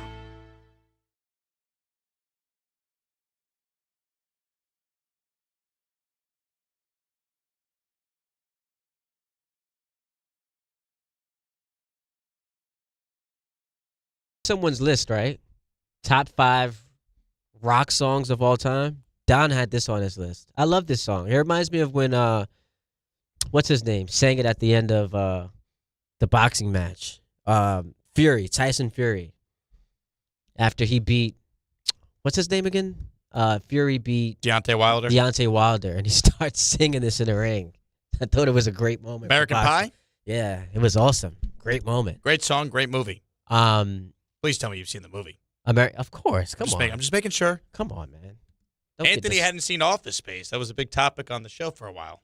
And Boys in the Hood. Boys in the Hood. Hey, I was so disappointed in you. In me? Why? Because you look that like I hadn't seen it. You look like the kind of guy that would watch Boys in the Hood. But the thing, Ty, and you understand how this goes, because you've been through this with Dave. You've been through this with everybody when you were behind the board. And the same thing happened with Office Space, Jake. Anthony, you can't come in tomorrow until you see the movie. So here's where the bar is now. This is going to be one of the best movies I've ever seen. Office Space was funny. Boys in the Hood was a good movie. I wasn't blown away by either, and now I'm a bad guy. That's how this goes. You know how this goes. It was hyped up too much, so you didn't get to enjoy it properly. I knew There was a lot of pressure. that Ricky was going to die already because they talked about it. So how am I going to be shocked and upset when he dies? I was told he's going to die. By the way, speaking of movies, like, because I hadn't seen Godfather until like a couple of months ago. Like the entirety of the movie. Okay. Like, I had seen bits and pieces of it. And your thoughts? But, fantastic movie. But we also have to send, rest in peace to Robert Duvall. Who passed away today, was announced. The greatest consigliere of all time. Absolutely. But Jacob, start throwing some movies in their direct, like just come out randomly and say Big Mama's House. Have you guys seen that movie? Because you're the only black person on the show. It's crazy. You got to bring some cultural relevance. I would think because it's a comedy, I think at least, if not 2/3 of the show's seen it. Have you seen Big Mama's House? I've never seen it. For real? Never seen it. Anthony. Yes, I have seen it. You have? It's funny. There we go. Martin Lawrence? Never seen it? I'm a fan of his, but I have not seen that movie. I wouldn't say it's like a must-see movie, but it was just, in the crib growing up. Jake, you could do the Jake Asman show tomorrow if you don't see the movie. You're allowed. I'm giving you permission. If you don't see the movie, you're still allowed to do your show tomorrow. But you're saying if Don gave you a movie and you didn't see it, he would not let you into the producer room to produce the show. Now, granted, I don't know. Listen, he's got a lot of sway, but I don't know how deep the bench is right now in terms of you can't come into work if you're available. Well, you're the president of the producers. You don't want the title. A title named by you. You're the people's producer. There was no election for this. The election was stolen. Wait, so would he just stand in front of the control room and not allow you to get in? Well, listen, I didn't see it for the first night, and they were very upset with me, and this was for Boys in the Hood. And then I said, all right, I'll watch it the next night. And I still was able to do my job. But you just didn't think it was a good enough movie to where they hyped it up. Because that does happen. Like, you set your bar so high because people are forcing you to watch a movie. Then it's just like, eh. I didn't say I hated it. I said it was good. The scene where he died didn't just tear you up inside. You told me he was going to die. So I knew it was coming. That's true. By the way, you guys see The Rip on Netflix? I haven't watched it. Yeah. Is it worth watching? It's good. Yeah, it's it's definitely good. It's good. There are, I enjoyed, I'm not going to give it away, but like there's some twists that happen in the end to where like you now want to watch it again knowing the information that you were given to look at it through that perspective. I like that. So I have not seen, I'm a big Game of Thrones fan. And they have a new prequel series that Night came of the out. Seven. Yes. My God! And I so haven't good. watched it yet. And I know they're 5 episodes in. So that's the next show I will be watching at some point when I get a moment here. Because I House of Dragon, very good. Obviously, Game of Thrones seasons 1 through 6, some of the best TV of all time. We won't mention the last 2 seasons. And I know that there's another prequel that's out there that's apparently already better than House of the Dragon that I have to check out. So it's set, I want to say a couple hundred years after House of the Dragon, but a couple hundred years before Game of Thrones. And you'll notice in that first episode immediately that is a stark difference in terms of how the story's told compared to those two. I heard it's a lot faster. I could never get into the Game of Thrones. Why not? You don't like dragons? Dragons, like, just not doing it for me. It's crazy because I didn't get into it until that final season. I was like, let me just binge watch everything.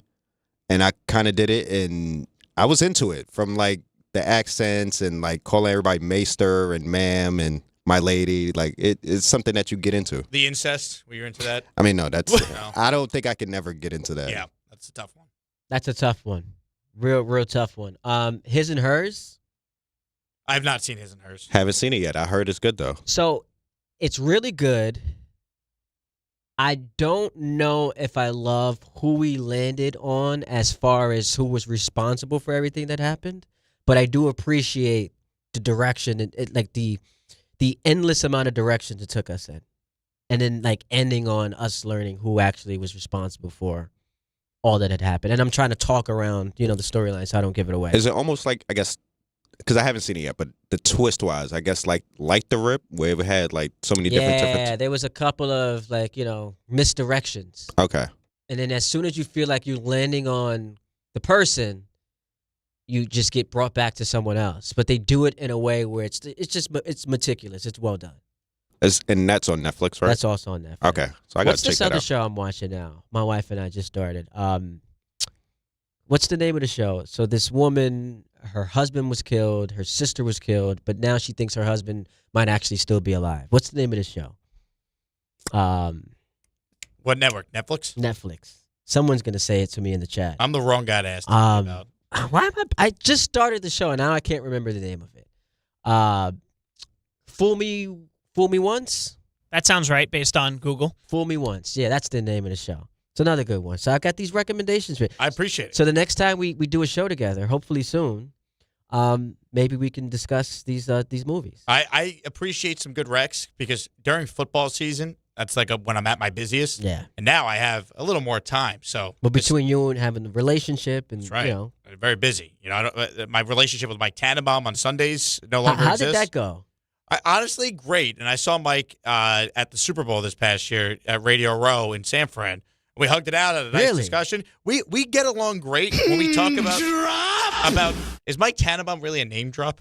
But more you at the Super Bowl because you were big time. You broke a little bit of news on Super Bowl. We were making things happen, baby. But all is well with Mike until we start talking about the Jets, and he tries to basically give us the rosy-colored spin on how things are going. Other owners are envious of the position the Jets are in, he said to me. So, when he says stuff like that, that's where I'm like, Mike, come on. All right. And we argue about Glenn and all that. But when we talk non-Jet topics, I enjoy doing the show. What if he comes up to you and you go in for a hug and he just punches you in the face? That would surprise me because he had a chance to do it cold-blooded at Radio Row, and he did not. Did you think it was on the table? I did not. That's why I went in for the hug. I thought we would be okay. But before the interaction, did you think there's a chance this might not go well because he's really annoyed with me? I think if it was right after we did a heated Aaron Glenn debate segment, perhaps. But enough time had passed that I wasn't concerned. Who do you think wins? You and Mike Tannenbaum just start fighting at Radio Row. Mike's a lot bigger than me. I mean, Mike's 6 foot. He's a big dude. Also, I learned he's a hell of a basketball player, apparently. What's that got to do with his ability to win a fight? Mike, I just think size matters. He always talks about that. Really? Yeah, he likes his quarterback to be big and beefy, and I think that would apply in a fight. I know my limitations. There's a lot happening in that sentence. Who could win a sports argument? I think I would take myself, but who'd win in a fight? I got to show some respect to Mike. It almost would have been just a great story for him to come up to you and just knock me out cold, slap you right in the face. Radio hosts get into a fight over if Aaron Glenn is a good coach. Over the chats. 800-919-3776. I teased that we were going to talk some Mets. So let's do it. Steve Cohen, this is going to be shocking to you. Excited about this year's team? Yeah, I just got here today, and I feel like there's a different energy here this year than last year. I don't know what it is. It just feels really optimistic. A lot of new faces. And so I'm I'm really excited by this team. I'm excited by the energy I see, and we'll see what happens. He's taking shots at, because none of us believe you. I don't know what it is. We know what it is. The people who were viewed fairly or unfairly as negative contributors to the clubhouse were shipped away. So that would explain why something feels different about this team if you're Steve Cohen. I don't buy that, though, because wouldn't the energy feel different, or there'd be more excitement as what he's intimating there, coming off of the 2024 NLCS run, and then they added Juan Soto? So wouldn't last year have been the year where there's all this hype and expectations and excitement? They brought back Pete. There was a big debate. They signed Soto to the largest contract in professional sports history. Wouldn't last year be the year you'd have all this buzz and excitement, not this year with new players? Or maybe there was a sense of the energy's just off. The group is not jiving. Now, to your point, but they started the year on fire last year. How could you have that opinion? I think he just says that. I think he's just excited. He's a billionaire. He bought he grew up a Met fan. He bought his toy. I think every year you ask Steve Cohen about the energy, he'll tell you it's great. He's excited to be at spring training. Steve Cohen asked about the Mets not winning last year. I'm annoyed. I'm absolutely annoyed. Every year that goes by, I get frustrated. And I'm really committed to this team. And I know how much the fans care. I know we're celebrating the 40th anniversary of 1986, and that's just too long. And there's a lot of great teams out there. No matter what you do, it doesn't mean you're necessarily going to win the World Series. But I just want to put myself in position every year in the playoffs where we have a chance with a really good team.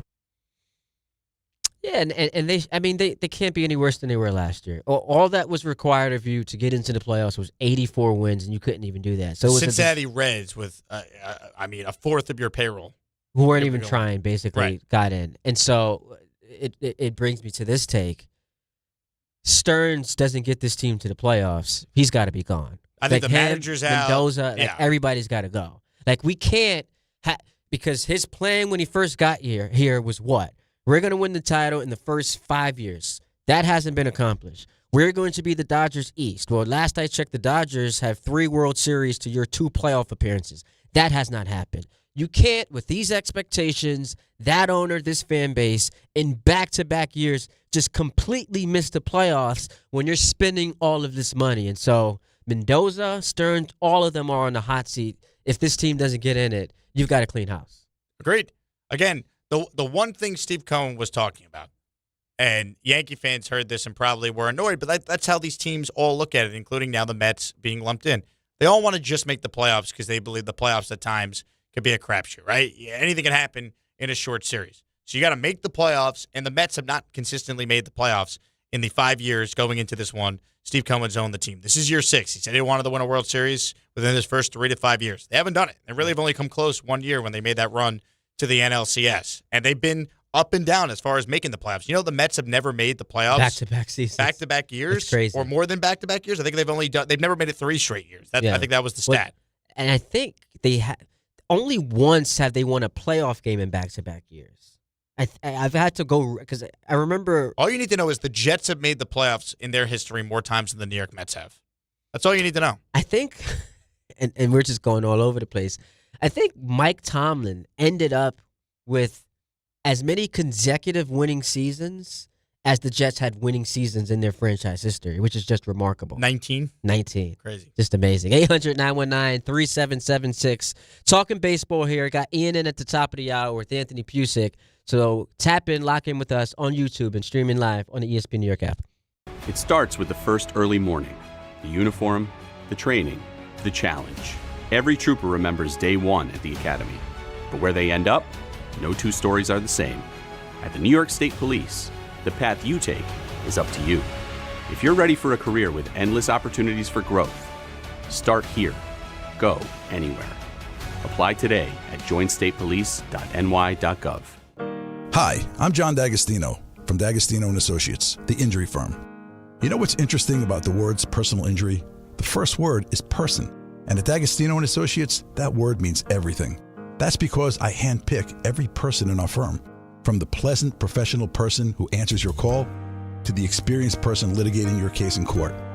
Because every person in my firm is an extension of me, and the only way to exceed our clients' expectations is to deliver the highest level of personal service every single time. And that starts with hiring the right people. You see, we know that every client is a person too, someone going through the toughest time in their lives and deserves to be more than just a file number. At D'Agostino & Associates, we put the person back in personal injury.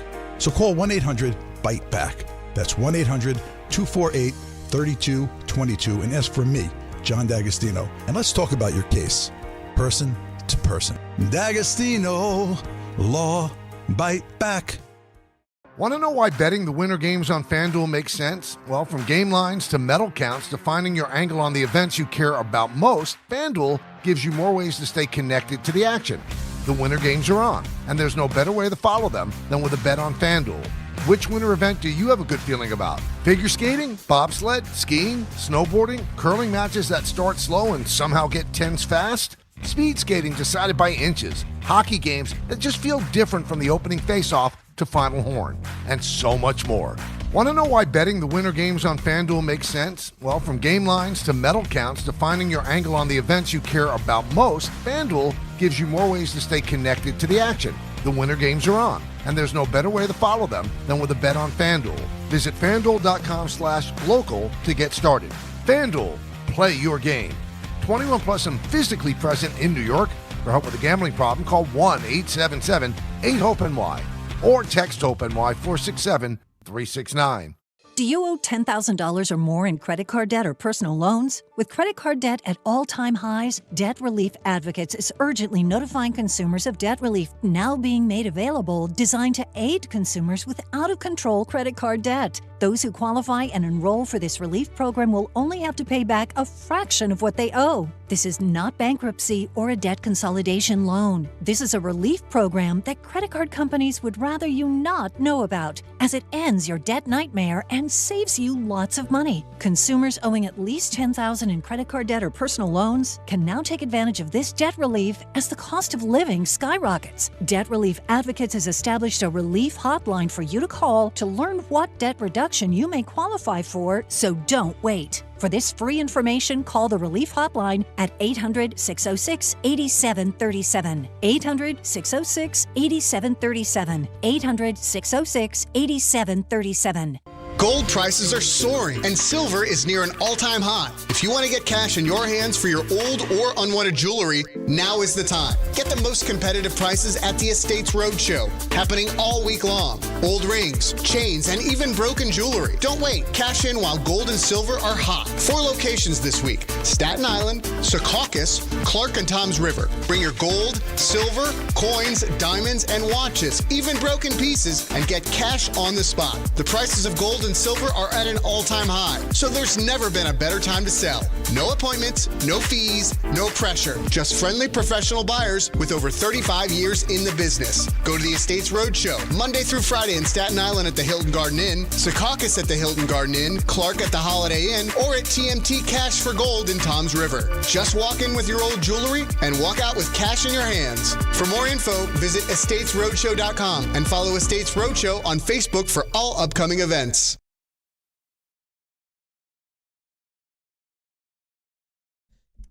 You know what I learned this weekend? The biggest story that's not actually a story, Valentine's Day next year is Super Bowl Sunday. It's not that big of a deal if you are a serious person. Took my wife out yesterday for brunch. We get home at a decent time. Here's what you can do. Make Saturday the affair. Like, do it up on Saturday. Sunday morning, take her out to breakfast. Maybe throw a little brunch in there if you're not an early person. You're back in time for the game. It's not all that serious. You can also like send her away. Send her to a nice spa. You can be present on Saturday, be absentee on Sunday, and it's perfect. This to me is the best scenario ever. My one true love is football. So the fact that it's on Valentine's Day, yeah, what's not to love? But you've got a girl now. So you got to think about these things. I just don't think it's actually all that controversial or like it's as problematic as people are purporting it to be. Whether anyone out there is single or not, if you love football, this is the best thing ever. You get to celebrate your love of football on a day all about love. I think it's great. Now the biggest question is, what does Jacob do on the Monday, side piece day? Like, what happens on the day after the Super Bowl? Reaction Monday on Don, Hahn, and Rosenberg. Well, because you got to work. You guys going to be recapping the game. Like, how do you plan that? That creates a lot of tension in your household. You can make it work. Leftover food from the Super Bowl party? Yeah. Maybe a little leftover chicken wing dip? Maybe. Dip? Nice. Might have to snag some flowers off somebody's table at one of these events and make something happen. Little caramel. Another thing that I thought of, because, I think about these things. Anthony's doing the baby making thing on Valentine's Day. Oh, jeez. You've got to now move it up to like pre-6:30. The baby making thing. Yeah. Can you elaborate on what that means? He's putting his keys into the ignition. His Pusick. Yes. Is that what we're calling it? Because we've now renamed the Pusick. I love it. I'm going to use the Pusick. It's a long time bit of mine. I don't know if I've done this on this radio station, but you could take really anyone's name and you could basically do what I just did. Like I could be like, oh yeah, you're using your Ty Butler, you dog. Like you could just take anyone's name and just, if you use it in a certain way, oh my God, your Jacob Perry is showing. Like there's just a way of doing it where people understand what you're doing. I get it. I love it. So I actually like it. Have you thought about this, Anthony? You've got using your Pusick? 63 days. So, he's on the phone. I'm sorry. But yeah, man, should be fun next year. Super Bowl on Valentine's Day. I love it. Not all that problematic. And by the way, if the NFL goes to the 18-game season during the next CBA negotiation, which I believe they will, we're going to have the Super Bowl every year on the Sunday before President's Day, and most people in the country, not us because we have a great job talking sports, most people throughout the country wouldn't have to work the next day. Everyone always says the day after the Super Bowl should be a holiday. Well, thanks to the presidents, it will be. And then we get to name our favorite presidents of the last 25 years. You see, you said it wouldn't be a problem, but it's going to be a problem for somebody that's not really a sports person. Like, I understand the Super Bowl is a big thing, but there are people out there who are not sports people who probably be like, bro, it doesn't affect me. Go to breakfast. Go to brunch. There's no issue. Day before, Saturday night. That's great. I mean, unless they're a side piece then. Hey, baby, you want to go to a spa? Like, you and your mom, like, I'm just going to give you guys tickets to a spa. You get to spend the entire day there. Like, that's perfect. I don't see nothing wrong with that, but there are people who look at the Super Bowl or just any sporting event like, why are we making this a big thing? I know there's going to be some nauseating deals, though, that people are going to try to put together. You're not wrong. Super Bowl, Valentine's Day. Yeah. But here, to your point, Jacob, those people, you shouldn't be with them. If they have an issue with sports, you can't be with them. Wait, so are businesses, like restaurants, losing money next year because everyone's just going to stay home for the Super Bowl? You might not be wrong. There might be people that do it on Saturday. I guess you can make it back because you can take them out Friday and Saturday. Probably. I mean, I'm pretty sure, too, there will be restaurants that'll probably have the game on, but not only that, offer you a Valentine's Day deal to go hand in hand. A restaurant to watch the Super Bowl? That sounds like a disaster. That sounds like a disaster. You just brought up expansion. I meant to mention this earlier before we hit a break. The NBA's like the parent who can't handle the kids they already have, but they're already talking about getting pregnant again. You've got a third of the league tanking, and now you want to expand? We want to give cities 2 more teams that can just be involved in tanking. That doesn't sound like a good idea to me. It's all about money. And that's the biggest problem. And look, every sport, it's a business. They're trying to make money. But it just feels like the NBA is so openly overt about it. Like, they just do not care about the fans. They've completely devalued the regular season. They have Adam Silver has done nothing to stop tanking. He's done nothing to stop the load management aspect, which both things we've discussed devalue the product in the regular season. And if you add 2 more teams, it's just more money. They don't care about the quality of those teams. They don't care about the fact that it could be 2 more teams that, yes, are trying to tank. It's a numbers game. If they have the funding available to expand to 2 different markets that can make the NBA more money and raise the value of franchises for the other 30 clubs, they're going to do it. Speaking of raising the value, let's do that by Anthony Pusicking this thing. Using that Pusick. Yeah, he's going to Pusick his way up into the segment. Coming up next, right here on ESPN New York and streaming live on YouTube. There are a lot of reasons why people buy at Ramsey Mazda. It's their selection, it's their customer service, and it's their savings. Lease a new 2026 Mazda CX-50 2.5 S Select all-wheel drive for $219 for 33 months. Or buy with 1.9% APR financing for 36 months. Start shopping now at RamseyMazda.com. Choose wisely. Choose Ramsey Mazda. Call 833-853-2970 for lease details. VIN TN466016. MSRP $32,010. Zero security deposit. APR $28.60 per month for $1,000 financed. Ends 3/2/26. NBA fans don't just watch the game, they live it. So stream like you're courtside with NBA League Pass. Your ticket to all the action. Watch your favorite team shine and catch the league's brightest stars and rising stars at the same time with multi-view on your favorite devices. From the plays you can't believe to the most live games and the drama that comes with it. If it happens on the court, it's happening on NBA League Pass. Only select out-of-market games available. Blackout restrictions apply. Additional charges and other conditions may apply. Visit NBA.com/subscriber agreement for full terms and conditions. Finding great candidates to hire can be like, well, trying to find a needle in a haystack. Sure, you can post your job to some job board, but then all you can do is hope the right person comes along, which is why you should try ZipRecruiter for free at ZipRecruiter.com/ESPN. ZipRecruiter doesn't depend on candidates finding you. It finds them for you. Its powerful technology identifies people with the right experience and actively invites them to apply to your job. You get qualified candidates fast. So while other companies might deliver a lot of hay, ZipRecruiter finds you what you're looking for. The needle in the haystack. See why 4 out of 5 employers who post a job on ZipRecruiter get a quality candidate within the first day. ZipRecruiter, the smartest way to hire. And right now, you can try ZipRecruiter for free. That's right, free at ZipRecruiter.com/ESPN. That's ZipRecruiter.com/ESPN. ZipRecruiter.com/ESPN. ZipRecruiter. All right, let's take a look at the traffic with Brandy Scott. Thanks a million, guys. I hope you have a great rest of the night. Get home safe and quick. Really not too bad out there on the roads, much lighter than normal because of the holiday. We do have a couple of problem spots, though. Over in Nassau County, jammed on the Meadowbrook southbound about a mile before the Southern State crash in the right lane. That is you bumper to bumper from Hempstead Turnpike. Not moving at all on the Grand Central eastbound in Queens. Accident involving a completely flipped over car by Jewel Avenue. Only the left lane is squeezing by. You're jammed there from City Field. Westbound Grand Central, much better. They picked up that crash over by LaGuardia. Heaviest ride to the outbound George, and really not too bad. Cross Bronx westbound, stop and go from Webster Avenue.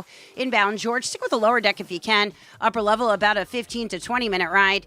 Inbound Lincoln and Holland tunnels are only about 15 to 20 minutes each. Outbound at both of your tunnels, just about a 5-minute wait.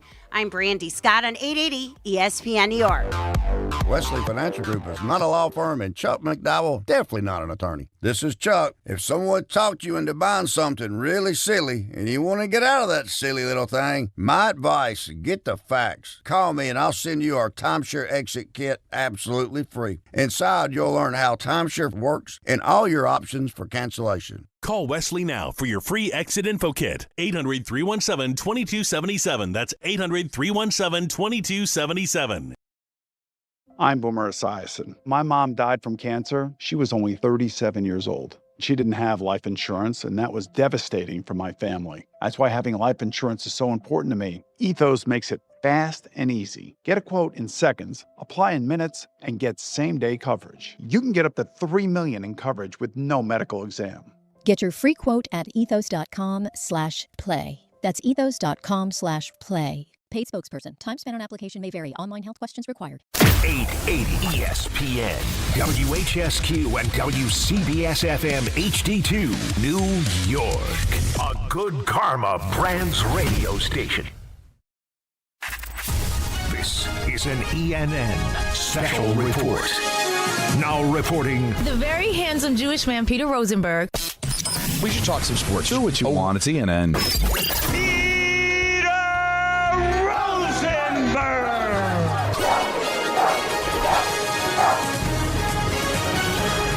We can just continue that conversation, I think. You want to do it? No, not really. There are a lot of things that I want to talk about that you guys don't want me to talk about. I came in here with takes today. Yeah, you did. And you're like, you defend this person. You don't want that happening. You were talking about packages earlier. Yeah, that was actually on the air. That did happen. That did happen. Does it feel like 3 hours that we've been doing this thing? No, show's flying by. It's flying by. It's been a fantastic show. And now we get to insert the Pusick because it is time for ENN, brought to you by Ramsey Mazda. Anthony, are you ready for the challenge? I'm not comfortable with how my last name is now being used in the verbiage or noun, whichever way you want to refer to it. Yeah, there you go. That's one. That's a good evening to Jake. How about a good evening to Ty there, Jacob? The package for him is never going to be larger than what it is right now. You tried to cut off the last part. I didn't let you. It was like a... It was a full package from Ty. As you're saying it, you realize it's not going to end well. Oh, it will. You hope it does. Just didn't happen for me. Mm-hmm. So I apologize. And people loved it on YouTube, by the way. Yeah. They got a kick out of that. YouTube has been very They were very upset with you guys, by the way. Wait, what happened? They were very upset. Me and Jacob were watching that. Well, Richard had a call earlier, so let's say good evening to Richard. We're bouncing around a little bit, Jacob. I apologize, but must-see TV. They thought you were very disrespectful to our good friend Richard. Really? Not letting him finish his point. Yo, throwing him off with your laughing. How dare you, Ty? Both of you. Oh, me too? Yeah, you were. I called him funny. How was I disrespectful? Because he's not funny. But I'm laughing because he did. What was it that he said that had us all dying? He said something about going from 5 to 2. Because he found a way to make what, I'm not going to say it's a great idea, but an idea to try and prevent tanking, and made 7 games happen, and then, the team that won by the least, well, they just get rid of them. Don't worry about them. They're gone. So now we'll have 4. It's like, well, why did we do that? That's Richard for you. But we love Richard. I just was thrown off also by, like, the crankiness. You don't usually get that from Richard. And what we learned on DHR a long time ago, and I think you learned this once too, Ty. Jake, if he calls you as well on your Sunday show, you'll know it as well.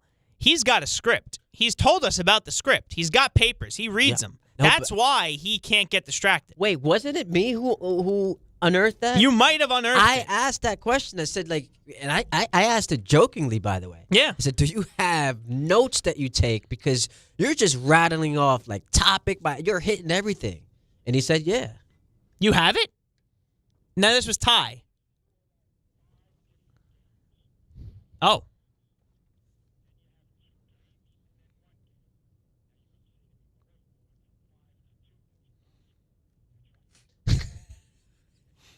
That's impossible. That's right.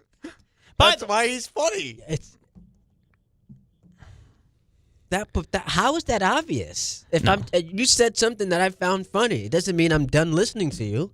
What's even more amazing is we're talking about trying to get teams that we incentivize to think they're not trying in a season to then say, you might win a game, but winning that extra game that you play may not help you at all. If you don't win by enough, you're not even going to participate in this reindeer game second round of whatever this I'm going to double down, man. Richard, stop being soft, bro.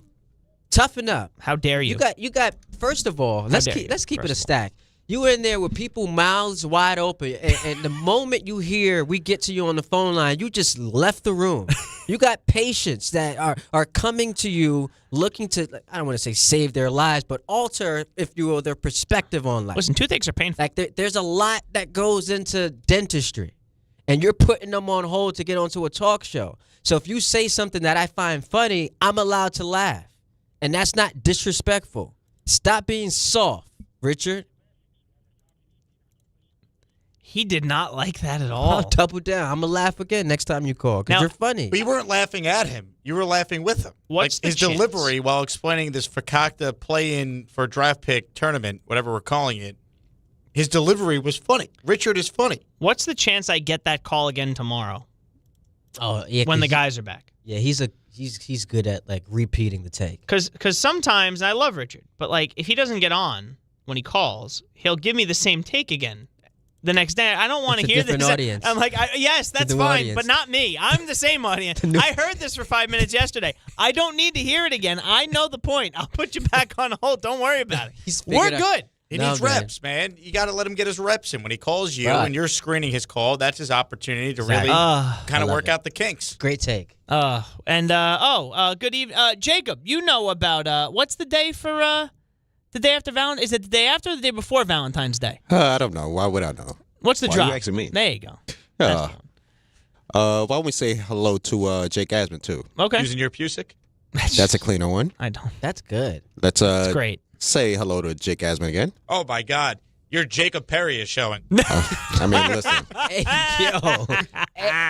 Hey, yo. Your Jacob Perry is showing. I'm telling you, take any name, and if you say it properly, there's a way to make it sound dirty, even if it doesn't mean anything. Mission accomplished, by the way. That's what she said. We did a lot of NBA this today, and all weekend you had the NBA All-Star Game. You might get offended. Now, hang on. Hang on now. I don't know if you guys know this. Giannis Antetokounmpo spoke. Okay? What? And we need to hear from him about his future. Giannis, on ESPN, do you want to play elsewhere? As of today, I'm committed to the Milwaukee Bucks. I'm committed to the people that I work with, my teammates, the coaching staff, Coach Duck, and John. So, Ty, you go home tonight, and your wife says, Ty, I'd love to renew our vows. I think this is a great opportunity to do that. I think we should set a date, and we should make that happen. What do you say? And you say, today, I am committed to renewing our vows. How does that go for you? Listen, here's the thing, and I'm going to steal this from Bill Simmons. You know how when like Twitter introduced the mute button, so you could just get rid of content you didn't want anymore? I'd like to do that for the Giannis conversation until July. Like, I'm just so exhausted, worn out, worn down. He wants to be there. No, he doesn't want to be there. He's going to get traded. Actually, no, he's not going to get traded. He after the trade deadline, now he's committed to Milwaukee. Well, maybe not as of right now. I'm just done with it. So can we just mute the Giannis conversation until July? He puts out the ever popular video. I'm not leaving. Yeah, I'm not leaving. Which, by the way, if you follow that on the Wolf of Wall Street, if you follow that path along, eventually he does turn on his entire team so that he avoids more jail time because he does get caught for tax evasion and everything else he gets caught for. He's also the same guy that ripped stars for going to other places to win, and now he's going to do the same thing he criticized. But no, he's not, Ty. He didn't say he would. Here's the thing. That's the difference. Anything he says now means nothing because the deadline is passed. But we will know this summer if he's going to be traded or not because he's up for an extension, and if he declines to take the Supermax to stay, he will. They're going to trade him. Yeah.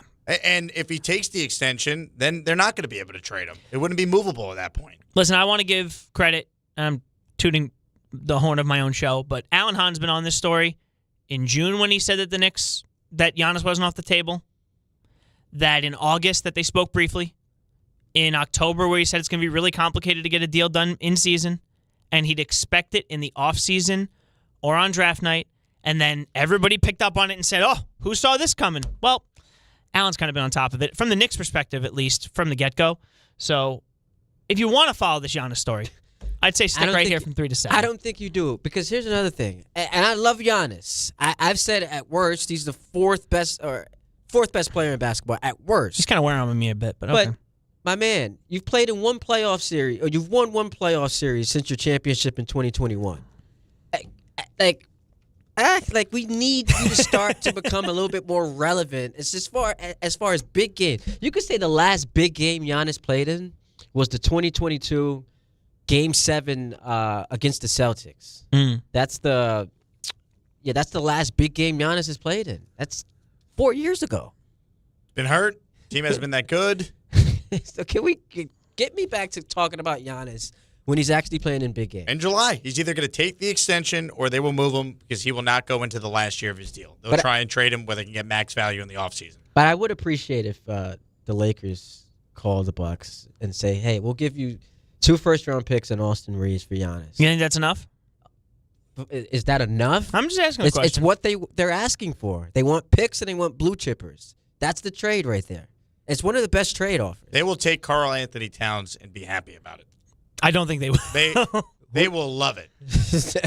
Who's the better trade chip? Austin Reeves or Karl Anthony Towns? It's not even a question. It's Cat. Stop He's engaged now. Stop it. He's about to get dad strength, I'd imagine, when he has a kid. Yeah. I watched him get cooked in the yard. I watched Kawhi Leonard say, you know what? I need to win this game for my team. Who's guarding? Who's Cat guarding? Let me get that guy in a pick and roll and just hit a 3 right in his face. That's the Cat I watched yesterday.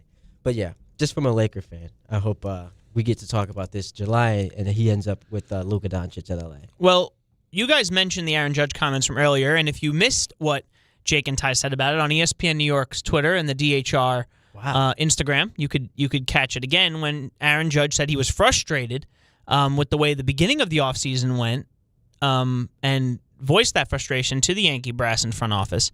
I found this quote interesting because this is the first quote I saw from the press conference today. What are your thoughts on people who think the Yankees are running it back?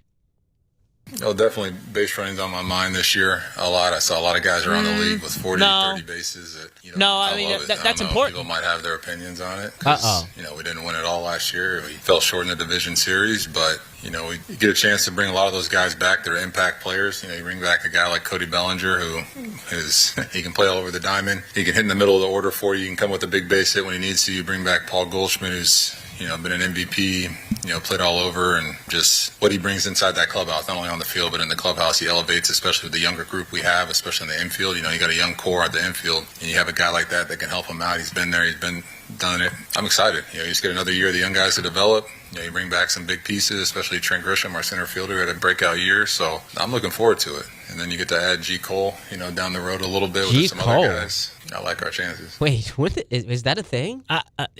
First time hearing of it, but keep in mind what I just played for you is in the same press conference. Don't know what happened first. Don't know if it happened second. In the same press conference as I was really frustrated with the way that this offseason was going. Because everybody was making moves and we hadn't signed our guys back yet. Now we got our guys back, and I feel really good about running it back. Where are we going with this? I don't believe him. I think Aaron Judge just is happy to have the team he has. I don't think he's going to make a big stink of things. Well, look, remember, Jake. So why was he frustrated? I think he was just trying to drum up I was antsy like every other Yankee fan out there that really wanted us to make some moves, and it took a bit, but we got the guys that we believe are going to help us win. What he's not saying is G. Cole. The Yankee fan is still not satisfied just because you brought back Bellinger, Grisham, you get G. Cole to pitch this year. The Yankee fan is still not satisfied. I think he's trying to appeal to the fans of being like, I was just as frustrated as the Yankee fans out there when teams were making moves and we were kind of waiting to see what we were going to do. Only difference is they still are. You don't seem to be as much anymore. Now, the beginning of that cut, though, I don't know how much the audience could hear what played at the beginning. Judge was asked what he wants to improve on, and he referenced how he wants to use his legs more and steal more bases. Yes. And I think that's a terrible idea. I'm good. First off, the guy's going to be 34 years old this year. Him being on the field is everything for the team. The last thing the Yankees need is Judge trying to be more aggressive on the base paths, stealing. Because let's think about it like this. He's on first base. He tries to steal second. Okay? Does that really help the Yankees necessarily if he goes out there and then suffers a hamstring injury? Also, in a sport that really doesn't care anymore about stealing bases. How many more steals is he really going to get? He saw Soto stealing 30 or 40 bags, and Judge is like, I could do it too. I don't need him to have a 40-40 season. I'm good. I'm good. Leave that to Jazz Chisholm. He wants to steal. Let him do it. Volpe should use his legs more. Yes, he should do it more. But the cut doesn't make sense to me. The context of it, he was frustrated because all of their guys were still out there. Grisham, as you mentioned, signed early. Qualifying offer was that. Yeah, Cody Bellinger was the only guy. They brought back the exact same team. What's going to be different? Ryan Weathers. We've got 35-year-old Garrett Cole coming off of a significant arm injury. And Caballero and Cabrera are going to probably play short until Volpe gets back. And McMahon had flu-like symptoms today. Can we talk about this for a moment? Mm-hmm. We pride ourselves in New York on being the big bad media. Yep. Are we going to have, if the Yankees, who are bringing back the same team, it's not far-fetched to imagine they have the same season. Finished second place in the division. They barely win their first playoff series, then they get whacked in the division series. If they have the same season, is there going to be smoke for Boone, for Cashman, and for Hahn? The big bad New York media that now has seen this team go, 16 years without winning a World Series? They have back-to-back disappointing playoff exits. Is that going to lead to heavy criticism? There'll be a lockout, so nobody cares. Well, how devastating would that be? It would be, but that's where we're headed.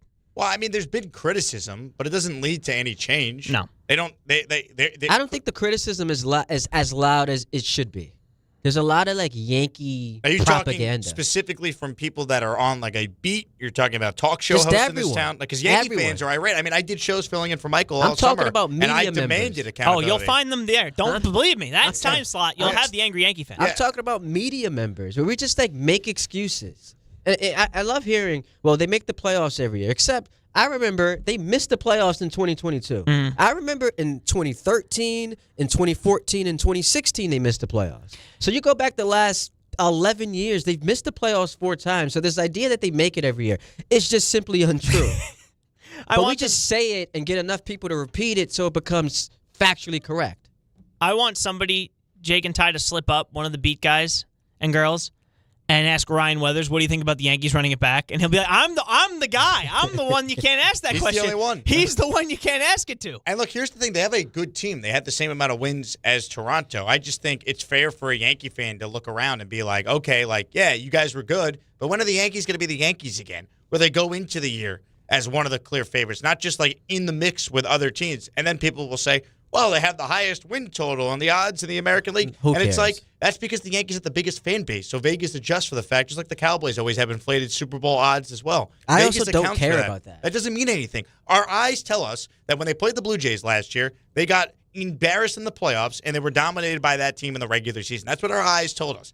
For the last 3 or 4 years and counting, the Yankees have a summer swoon where they forget how to play baseball, and nothing's ever done about that. So I wonder at what point does anything change, or is Hal just content with make the playoffs every year? It's a crapshoot, and that's fine. That's the mandate. It's not championship or bust. It's as long as you consistently make the playoffs, we're not going to upset the apple cart and make major changes. I'm old enough to remember the conversation a year ago was, look, I know they lost Soto, but they're actually a better team. They then won 1 playoff series. Now, granted, offensively, statistics showed they were a better offensive team. They won but, one playoff series. as you said, Ty, they did not get farther.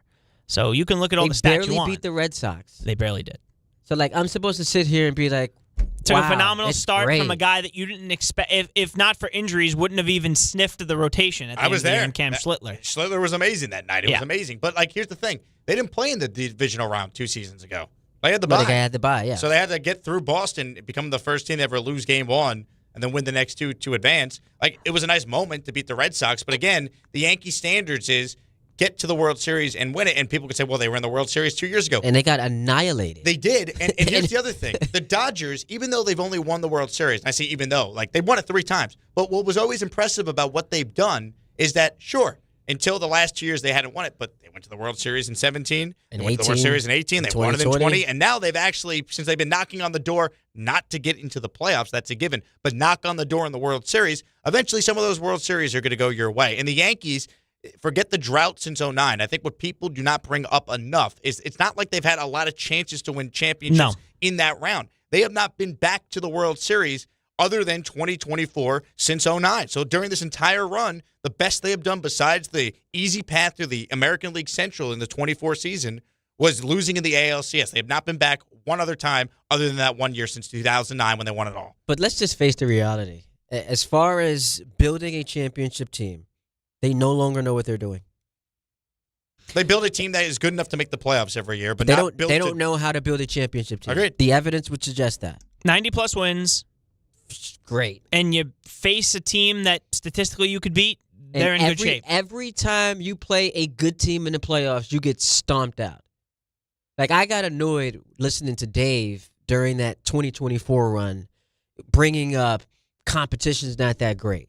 But to Dave's credit, he was vindicated because the moment the Yankees met a team at or above their level, they got curb stomped. Like, sure, cute, you beat the Royals, who, like, barely made the playoffs. You can pounce on the Guardians. They never beat a team that they were. By the way, we learned they were Class A was gambling during the playoffs, which is insane. We learned that this week. But the moment you're tested against a great team, you don't just lose.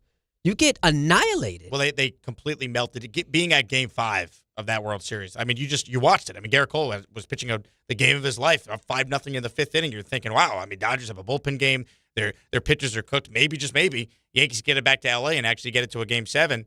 It all fell apart. But, again, when the Yankees, to quote the Dodgers, had to play baseball, the Dodgers exploited them. So isn't that the biggest indictment of your team? And what, the Yankee big move to try and fix the issues with their base running and lack of discipline is they fired the third base coach, right? I mean, or the first base coach, Travis Chapman, I think was the guy's name. Like, it's Travis Chapman's fault that Jazz Chisholm doesn't know how to pop up to the second baseman. Hey, man, like, don't get doubled off at first base. Or Austin Wells forgets how many outs there are in an extra inning game and walks off second base. I never thought the bullpen, not bullpen coach. I guess it is the bullpen coach. Mike Harkey was a big issue there, but I guess that's where everybody loved him. But we got to keep the manager. You got to keep the GM. And so it's like the Yankee fans, just like nothing changes, despite the fact this team has not won a championship since 2009. I do think that by quote unquote running it back, and they could say whether it is or isn't, and I guess what they're saying is because you're going to have a healthy G. Cole. It's new. You think he wanted to say G as in Stanton? He forgot that Stanton's actually healthy right now. By the way, he's healthy. And then he pivoted to Cole. So that's fun. Which means he's going to get hurt at some point during the year. Last year it was tennis elbow in spring training. What's the Stanton injury this year? You can't rationalize then at the end of this season if it ends poorly. And Ty, I guess you would consider a similar end to last year poor.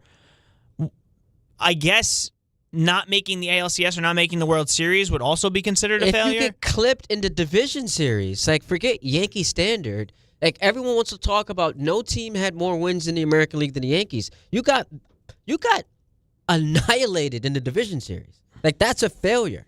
That's not just some, like, Yankee, championship or bust. This is the standard. We're spoiled. That is, by every objective measure, you got embarrassed. And then I think you can't not rationalize you have to make some changes if that's the case. Because you basically ran it back with the same team, said we're going to try this again. Clearly something went wrong. You think that it was something that was correctable. It wasn't correctable. A change has to be made. I have one more thing before we get out of ENN. When I say the name Doug Gottlieb to you guys, what's the first thing that comes to your mind? Yikes. Yikes. Okay. Yikes is an answer. Well, because I don't want to. What about occupation? What would you label the occupation that you think he has? Well, he got fired as the head coach of? So no, he's currently a head coach. Correct. But when I think of Doug Gottlieb, I still think of former radio talk show That's what I think. I thought he got fired. He didn't get fired? Oh, no, he didn't get fired, but he's probably close because this is Green Bay head coach Doug Gottlieb this weekend after talking about how upset he was with the officials in a game that he had. I need the league to explain to me why I got a technical foul. I did not curse. I was not demonstrative. I did not leave my box. All I said was, that's the same play as the other end, okay? All we ask is that there's a fair game. That's what we ask, okay? C.J. O'Hara goes and gets an offensive rebound. Their player dives at his legs. C.J. gets called for a foul. I need Donnie at the league and the new commissioner to explain to me the disparity in the officiating. That's what I need explained to me. I got no problem with their team, their staff. They played hard. They did what they do. They play tough and they Sounds play fine so aggressive. far. I need somebody to explain to me, okay, how just those two. There's others that I have massive issues with, including every time we touched them, there was a foul in the second half. The last play of the game, just to get the ball, they're grabbing us and holding us. Okay, and I understand. If you're not calling that, that's fine. You had the exact same play at both ends in the last play of the game. The exact same play. The exact same play. So I need the new commissioner of the Horizon League to explain to me what a technical foul is when I don't leave the box, I don't curse, I'm not demonstrative. Now, you may wonder, Ty, you mentioned that you thought he got fired. Well, last season in the Horizon League, Doug Gottlieb was 4-28. Yeah. And somehow kept his job. He's 15-12 this year, but clearly things not going well out there. I thought he got fired. My bad. Big turnaround, though. I mean, that's 15-13 overall, 10-7 in the conference. That's not bad. To answer your question, though, first thing I think of when I hear the word or the name Doug Gottlieb is how disappointed I would be when I go to listen to Colin Cowherd's podcast and it was Doug Gottlieb filling in for Cowherd. Wow. All right. Damn. I got to be honest. Okay. I wasn't going to insult the man as a talk show host. No, I just didn't like him. I just didn't like him. I always found it funny that because I knew him, of course, as a talk show host, and I knew he loved basketball, that Green Bay would feel the need to hire him as the head coach. But I guess that's another story for another day, and I think that's it. I think that's ENN for today. Great job, but maybe that's a sign that one day any of the four of us, we can become the head coach of a team. Listen, you could be whatever you want to be. We have learned that. Well, we've learned that in the highest levels of office, that you don't need to have much of a resume. You can just kind of get the job. Great job on ENN, by the way. That was ENN brought to you by Ramsey Mazda. Get more for your money at Ramsey Mazda, like a new 2026 Mazda CX-50 or Mazda CX-90. Choose wisely. Choose Ramsey Mazda. I have a Mazda. I love my Mazda. My red Mazda. Oh, really? That's just so dirty right now. I'd love to go get a car wash. It's not red at the moment is what you're saying. It's not red, but I can't get a car wash because apparently we've got more snow on the horizon. Yeah, I'm not a fan of that. It's not great. You got any cars? I don't own any cars these days. Oh, because you live in the city. That's it. That's a smart move by you. You don't need it when you live in the city. If I need a car, I'll borrow it from my parents, Long Island. Not that far. Yeah, it's not that far. It's nice. You know what the problem is? The idea of like keeping a car around and then having to pay for it when you barely use it, it's not worth it. It's fun. By the way, do you think when Doug Gottlieb was smashing the table, he was channeling his inner Boone? It's all right in front of us. That just makes you feel uncomfortable when you're watching that happen. He built up to it, though. It took 45 seconds, but he finally got to him just hitting the table. Now, what was it controversial what happened? Because I didn't see the play. They lost by 3. I don't know what he's He got called for a technical foul. He got a tech, and he apparently didn't curse or get overly exaggerated. Or leave the box. But there are ways you can be disrespectful without cursing. Right. Like you can get creative. And with if he your was language. complaining to that official maybe all game, I'm not going to lie, I don't know where you could find Green Bay basketball. Probably ESPN Plus because there's everything and it's a great product. You're but right. ESPN Plus thing is it's right in front of us. That was it. That's going to be the turnaround. When Green Bay makes a Sweet 16 run this year, that's going to be it. We're going to do their record since him, slamming the table. Let's find out. We're going to do that. Horizon League basketball. You're home for it. ESPN Plus. Look at me. I'm sandwiched by two company guys. Gotta love it. 800-919-3776. Jake Asman, Ty Butler going till 7 o'clock tonight. What a incredible performance from our man Anthony Pusick. Thank you. Inserting his Pusick in situations all over the place. Not what I said. We go till 7 o'clock. ESPN New York is streaming live on YouTube. 20th of 2026. There's one place to be. And that place is Pickleball Heaven. Pickleball Heaven. It's a pickleball facility, massive facility in Medford, New York. We're going to do the show there that day from 6 to 10. Then there's a tournament. And then after we win the tournament, Rick, we'll stay and watch some basketball with the people. Now, the worst part of all this is the name. Listen, I got to participate in Rickleball Madness. What do you want from me? You're a teammate of Rickleball. Yeah, right. You're part of the event. You're the co-headliner. If my name was Dave Pickleball, it would still be Rickleball Madness. I think that's accurate. I don't want this kind of pressure. I would prefer it be named after you. No, you don't. You want all the shine. No, I don't. Call whatever you want. Dave's Pickleball Extravaganza. Sorry, Dave. We're still calling it Rickleball Madness. And it's Friday, March 20th at Pickleball Heaven in Medford, New York. To sign up and register to play, go to the ESPN New York app and click on the Rickleball tile. Prizes, flyaways, even cash money. You want it? We've got it. Find a list of all contests and official rules by visiting ESPNNewYorkContests.com. That's ESPNNewYorkContests.com. Not all F words are bad. Some are actually great, like fast, free fiber for 4 months. Yep, switch to Optimum Fiber for as low as $25 a month. Plus, for a limited time, you can get 4 months free, HBO Max included for 1 year, and a 5-year price lock. Don't wait, this free fiber deal won't last long, and the fastest, most reliable, most consistent internet speeds await you. Call 888-4-OPTIMUM or visit Optimum.com/free today. Terms apply. See Optimum.com for details. If you've been injured on a construction site, then you need a lawyer who knows New York's unique labor laws. At the Parisman Firm, they have decades of experience handling construction accident cases and a proven track record of delivering huge results. Their team has already recovered nearly $1 billion for hardworking New Yorkers. From scaffold accidents to slip and falls and equipment failures, they've got your back. Call the Parisman Firm now at 718-WORKERS. That's right, 718-WORKERS, because your case is their cause. Get the justice you deserve today. Ever want to go to the NBA Finals? Well, now's your chance, courtesy of FanDuel. All you have to do is use your profit boost on an NBA future, and you'll be entered for a shot to win an NBA Finals trip for 2. NBA futures let you lock in your pick for who you think will go all the way, whether it's a team to win the championship or a conference title. Visit FanDuel.com/local to get started. Ever want to go to the NBA Finals? Well, now's your chance, courtesy of FanDuel. All you have to do is use your profit boost on an NBA future, and you'll be entered for a shot to win an NBA Finals trip for 2. NBA futures let you lock in your pick for who you think will go all the way, whether it's a team to win the championship or a conference title. Play your game with FanDuel, official sports betting partner of the NBA. 21 and over, physically present in New York, no purchase necessary. Limit 1 entry per profit boost token. Option required. Must apply profit boost token on select market. Restrictions apply. See full terms, including methods of entry, at sportsbook.fanduel.com. For help with the gambling problem, call 877-8-OPEN-Y or text OPEN-Y 467-369.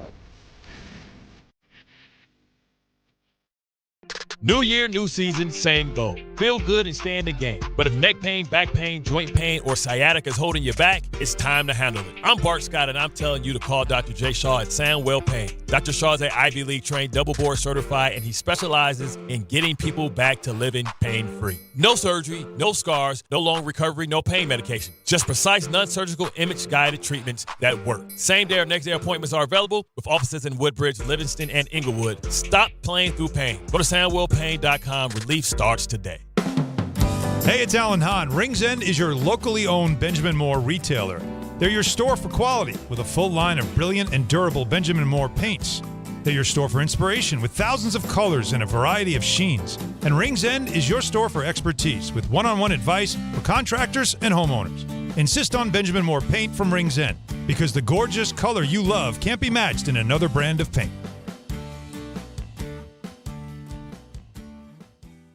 A SoFi personal loan is here to help you achieve something once thought impossible: overcoming high-interest credit card debt. Walk the tightrope of your finances with one low, fixed-rate monthly payment, no fees required, and as soon as the same-day funding. That's right. Pull off your own debt-defying stunt with a SoFi personal loan. Visit SoFi.com/trick to learn more. Loans originated by SoFi Bank, N.A., member FDIC. Terms and conditions apply. NMLS 696891. Evan Cohen here. In life, as in sports, the pros make it look easy. That's why pro golfers like Jason Day, Ben Griffin, and Patton Kazire trust the pros in lawn care. True Green. They have the experience and expertise to give you a lawn worthy of the PGA Tour. And since True Green does the work for you, you get more free time, or more tee times. So stop stressing over your lawn and start loving it. Sign up now at TrueGreen.com because nobody makes it easier to get a golf course quality lawn than True Green, the official lawn care treatment provider of the PGA Tour.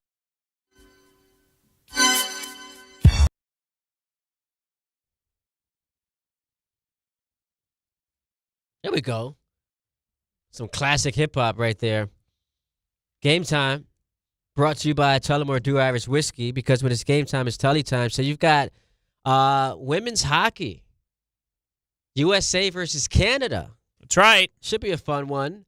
So no goals scored against Team USA, the women, since their second period against Czechia, I believe. Dominance. And they've beaten Canada in that time too. So it's been quite the run for them in these Olympics. That's dominant right there. So shout out to them. The women are elite. I mean, they've been dominant, as good as any team in the tournament. Shout out to them. We'll be rooting for them hard, obviously. Tullamore Dew, the original triple distilled, triple blended, and triple cast matured Irish whiskey. Be sure to grab a Tullamore Dew and try the new Tullamore Dew honey during today's action. Glasses up to enjoying Tullamore Dew responsibly. Got a couple of things I want to hit y'all with. First and foremost, we need, let me find the tweet. We need to get the latest on Jake Asman's Brian Cashman coffee order. $9.47 you spent on this coffee order from Starbucks? Starbucks. The Cashman order, the cash card. Okay, so give us some more information about this. And then give us the recap. Well, I'm now diabetic because I don't know if you've seen what's in this thing, but this was one of the most absurd coffee orders, if we're even still calling it coffee, I've ever seen. I mean, it's a venti cup with vanilla cold foam and 4 vanilla syrup shots in there. It's like a milkshake almost. It's not even coffee. I don't know how Brian Cashman does this. If this is a regular order, maybe first day of spring training, it's something he does. But it is calling it coffee doesn't feel like you're actually drinking coffee at that point. There was so much foam when I was done with it, vanilla foam at the bottom of the cup. It felt like I was drinking a milkshake. It was delicious, but calling it coffee feels like a bit of a stretch. How was it? It was good. Honestly, it was really good. I don't think I would get it because you will be diabetic by the end of the drink. 10 out of 10, though, you gave it. 10 out of 10. World Series caliber. Payroll was high, but the results delivered. Interesting. I love what you did there. Well, the initial tweet was, just spent $9.47 on Brian Cashman's coffee order. If it's not a 10 out of 10, I'm putting it on the 60-day IL. So I figured the follow-up had to be something baseball-related. So I did my best. That's a good job you did there. Thank you. Us content creators who get a lot of heat from some of the media gatekeepers. Not big fans of content creators. But we're just trying to, operate in this space and do what we can to contribute to, what do we want to call it? The environment. You know what's funny about the tweet? The content creator environment. You're right, by the way. We're just trying to create content here. I get it, but there are some content creators you see and you're just like hustling. Oh, come on, man. Like, what do we do? Like the one guy at the restaurant that dances every time he gets a plate of food, like. Oh, yeah, that's ridiculous. I know he's a good guy. He's probably not a bad guy as far as I'm concerned, or like I've seen, but it's something about just being in a restaurant with other people, you're dancing and acting the food, and I'm just trying to sit here and enjoy my meal. 567 bookmarks of the tweet, because people could clearly see from my tweet at Jake Asman, if you want to see it for yourself, the full ingredients on the cup. And people could see what Brian Cashman had in his Starbucks cup when he reported the spring training, and the cameras caught him like it was like a player showing up to like a big game. When they roll the cameras and the players are coming into the arena. And people didn't love the outfit that he was wearing. And people giving Cash a hard time for that. Some of my mentions were very funny. Yankee fans were very funny. Did it taste like running it back? It's on Brian if it's a 7 out of 10, but anything above that's a crapshoot. Just too many variables to guarantee a 10 out of 10. Oh, I like this. Like this is good. The creativity of the Yankee fan on X over the weekend responding to this tweet. I was laughing at many of the responses. It's a crapshoot.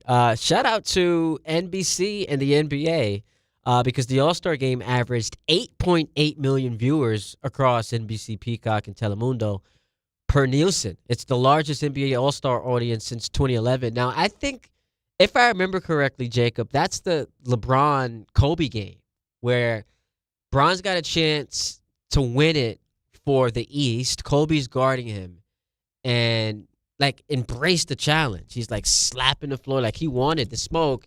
And then Bron passed it, I think, to Melo. It got turned over, and Kobe was really disappointed in LeBron. So I think that's the All-Star game. But largest NBA All-Star since 2011, which tops baseball's All-Star game of 7.2 million on Fox. And then the NFL gave you $2 million on ESPN. So pretty successful weekend for Adam Silver in the NBA. Just shows you a couple things. One, competitiveness matters, and it was way more competitive than it's been in years. And you and I talked about this before the show, but I think the fact that it was on NBC and it had been heavily promoted in all the Olympic broadcasts, people knew where to find it and knew it was going to be on before the primetime slate on Sunday, the day before. Many people around the country didn't have work, so people were able to plan out and watch it, I think, because of that. I think the early start, instead of it doing it at 8, doing it at 5, I think it actually helped draw more people in. And I was actually going to ask you the other way, could this number have been higher if we are not getting 5 o'clock starts on a Saturday and a Sunday? But that's a good time if you think about it, because for the NFL, typically the highest rated game of the week is either the Sunday night game or the 4:30 late window, either on CBS or Fox. But I just think because you saw all of the snapshots of the attendance, and it was a disaster on Friday night, the early part of the Saturday festivities. But that's because attendance. It's 2 o'clock in L.A. Right, but eyeballs. Yeah, I'm saying cares? eyeballs, yeah. But I just wonder if this game's That's what the league cares about. 7 o'clock. If you're giving this thing at 7 o'clock on Saturday night and 7 p.m. on Sunday, I think it does a higher number. Jacob said he was napping on Saturday. He had no idea this was happening. Well, Jacob's tough to use because, this man lives a life where he's working different hours. He's got the side women, as we learned. Jeez. So he's got to work around their schedule. He's the side piece. He's got to get sleep when he can find it. Jacob's the side piece. He might be. I honestly might be. But isn't that I don't want to say ideal, but some people like that spot, being the side piece. Because you don't get all the responsibility of being the main piece. It's crazy because you would think that it's the great position to be in. Because you know what? You're not the one relied upon heavy. When guys need you, that's it. But the problem is when that first option goes down and you're second up, you gotta carry the slack. When you get promoted from interim, this is not the job I wanted. You're Bo Bichette. You're protecting Juan Soto. Can you handle this responsibility? Juan Soto gets hurt. Now you're our cleanup guy, or now you're our number 3 hole. It's difficult. Which you would know about, right? At work. You wouldn't know about now that you're in a relationship. I would know how to be the side piece. Or not. You wouldn't know about that because you have a relationship. I've done it all, man. I'm married to the game. I'm a bachelor. I get this feeling he doesn't want to talk about his girl. I don't know if there's much to talk about. I'm a bachelor for life. What's her name? I don't want to disclose public information here. See, the more I talk, then the more you have on me. Yeah, but see, Jake, don't fall into this trap. See, I've learned lessons from listening to you over the years on this station. It's a Dave Rothenberg special. No, That's but right. I just think Dave mentored him. I've seen it. So I just think that 2 things are true. Mm-hmm. Cowherd uses this, sometimes the audience wants to see you bleed. The second thing is they want to find you relatable. Oh, they know I'm relatable. They've heard me talk about any of my teams. But outside of sports. Yes. What's the information you're giving us that makes you relatable? Oh, there's tons. I mean, you need advice on what to order at Chipotle? We want to talk about your love life. And I'll talk about it when there's things to discuss, things to fit in, weave in a little bit. Are you trying to protect the asset? Using your Pusick?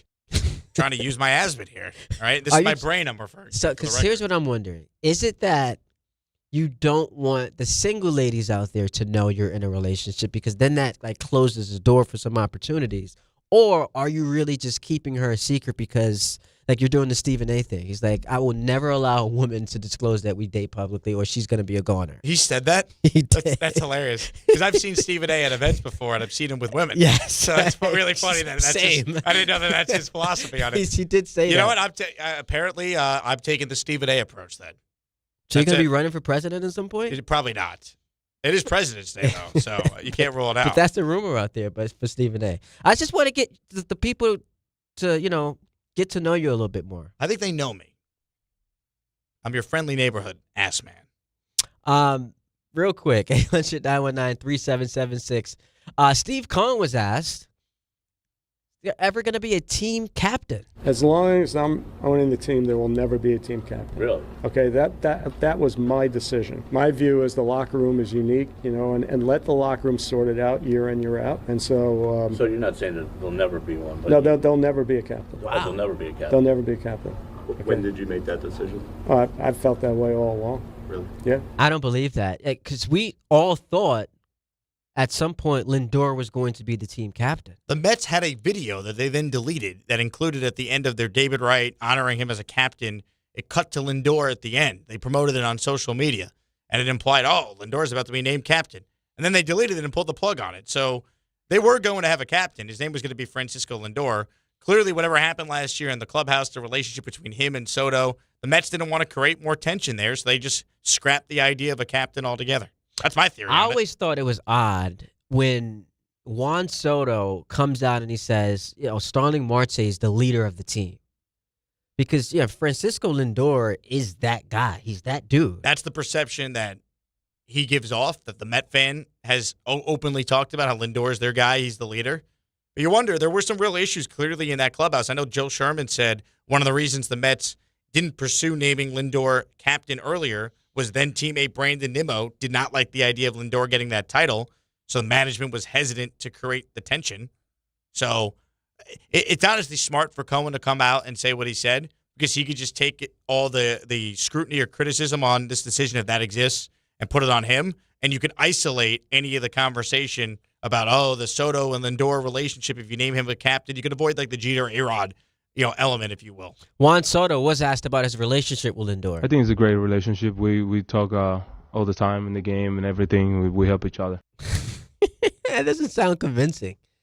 Maybe I'm reading it with like confirmation bias. Now that it's out there, you guys have some sort, I don't want to say issue, but something's not all the way right there. And me listening to that quote is just confirming the bias that I already have about it.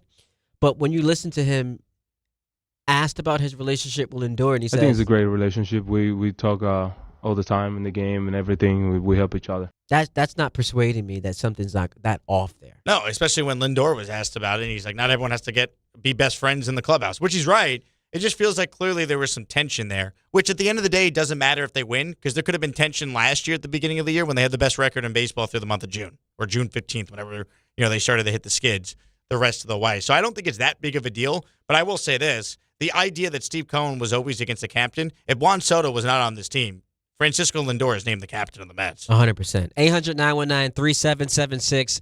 We finish the show out with your phone calls, streaming live on YouTube, and talking to you on ESPN New York. Make cancer screening a part of your annual healthcare routine. New York Presbyterian offers a full range of cancer screenings, including lung, cervical, prostate, colorectal, breast, and more. Regular cancer screenings could save your life by detecting cancer at its earliest, most treatable stages. Screenings are available across New York City and Westchester. Learn more at nyp.org/cancer screening. Stay amazing. New York Presbyterian. At Uline, they know firsthand the road to success is an uphill climb. Uline started in the family basement, and through hard work is now North America's most trusted shipping and industrial supplier. They get what it means to have the support of reliable, hardworking partners. So they keep 41,000 items ready to ship. Whether your company is still in a basement office or expanding cross-country, Uline will be there on your road to success. Visit uline.com. So, should we split the bill? But math is the worst. Not all math, because with New York Lottery's extra multiplier scratch-off games, you can multiply your winnings up to 200 times. Wait, multiply my winnings? Yeah, you take your winnings, then multiply those winnings up to 200 times. So all of my winnings times 200? Yeah, that. Oh. I've always said math's the best. Play for chances to multiply your winnings 30, 50, up to 200 times. Prizes up to $5 million. Please play responsibly. Must be 18 plus. Gambling problem? Call 1-877-8-HOPE-NY or text HOPE-NY. This is Rick Brunson, the assistant coach from the New York Knicks. I'll be driving to our games this season in style in my new Jeep Gladiator from Princeton Jeep. My friends at Princeton Jeep gave me all-star treatment, and you can expect the same thing. Just mention I sent you, and they'll treat you like family. Princeton Jeep has tons of inventory and great deals on new vehicles. Visit Princeton Jeep at 1045 State Road in Princeton, New Jersey, or online at PrincetonJeeps.com and tell them Rick Brunson sent you. Cashback is not available on gas in New Jersey and Wisconsin. Hey, good morning. You're heading to the airport, right? Yep, thanks for checking. I like the car. How long have you been a rideshare driver? About 3 years now. I really enjoy it. Isn't it hard to make money these days with the price of gas being so high? Not for me. I use Upside, the free app that gives you cash back for every gallon of gas you buy. Wait a minute. Are you saying you actually get real money back when you get gas with the Upside app? Yep, I get real cash back every time I get gas. Does that actually add up to anything? I'll make around $200 to $300. Wow, that's serious extra cash. I'm downloading the Upside app now. Download the free Upside app now to earn real cash back every time you buy gas. Use promo code VAN for an extra 25 cents a gallon bonus on your first tank. You can cash out anytime right to your bank account, PayPal, or a gift card for Amazon and other brands. Just download the free Upside app and use promo code VAN for a 25 cents a gallon bonus on your first tank. That's code VAN. March the 20th of 2026, there's one place to be. And that place is Pickleball Heaven. Pickleball Heaven. It's a pickleball facility, massive facility in Medford, New York. We're going to do the show there that day from 6 to 10. Then there's a tournament. And then after we win the tournament, Rick, we'll stay and watch some basketball with the people. Now, the worst part of all this is the name. Listen, I got to participate in Rickleball Madness. What do you want from me? You're a teammate of Rickleball. Yeah, right. You're part of the event. You're the co-headliner. If my name was Dave Pickleball, it would still be Rickleball Madness. I think that's accurate. I don't want this kind of pressure. I would prefer be named after you. No, you don't. You want all the shine. No, I don't. Call whatever you want. Dave's Pickleball Extravaganza. Sorry, Dave. We're still calling it Rickleball Madness. And it's Friday, March 20th at Pickleball Heaven in Medford, New York. To sign up and register to play, go to the ESPN New York app and click on the Rickleball tile.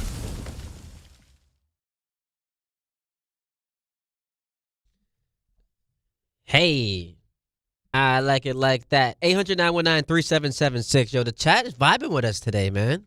Usually social media is overwhelmingly negative, so the fact that there are some nice comments, you'll take it because I've grown accustomed to seeing negative things being written about anyone who has like this job where you put yourself out there. Like have you ever search your name on Reddit?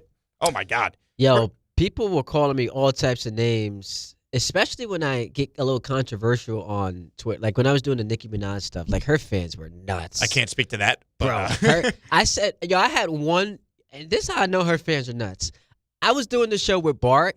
I literally had like one throwaway Nicki Minaj critique. Someone found me and like under a picture, or it had nothing to do with anything sports related. It might have been like a family photo. They were like, "Oh, stop bashing Nicki."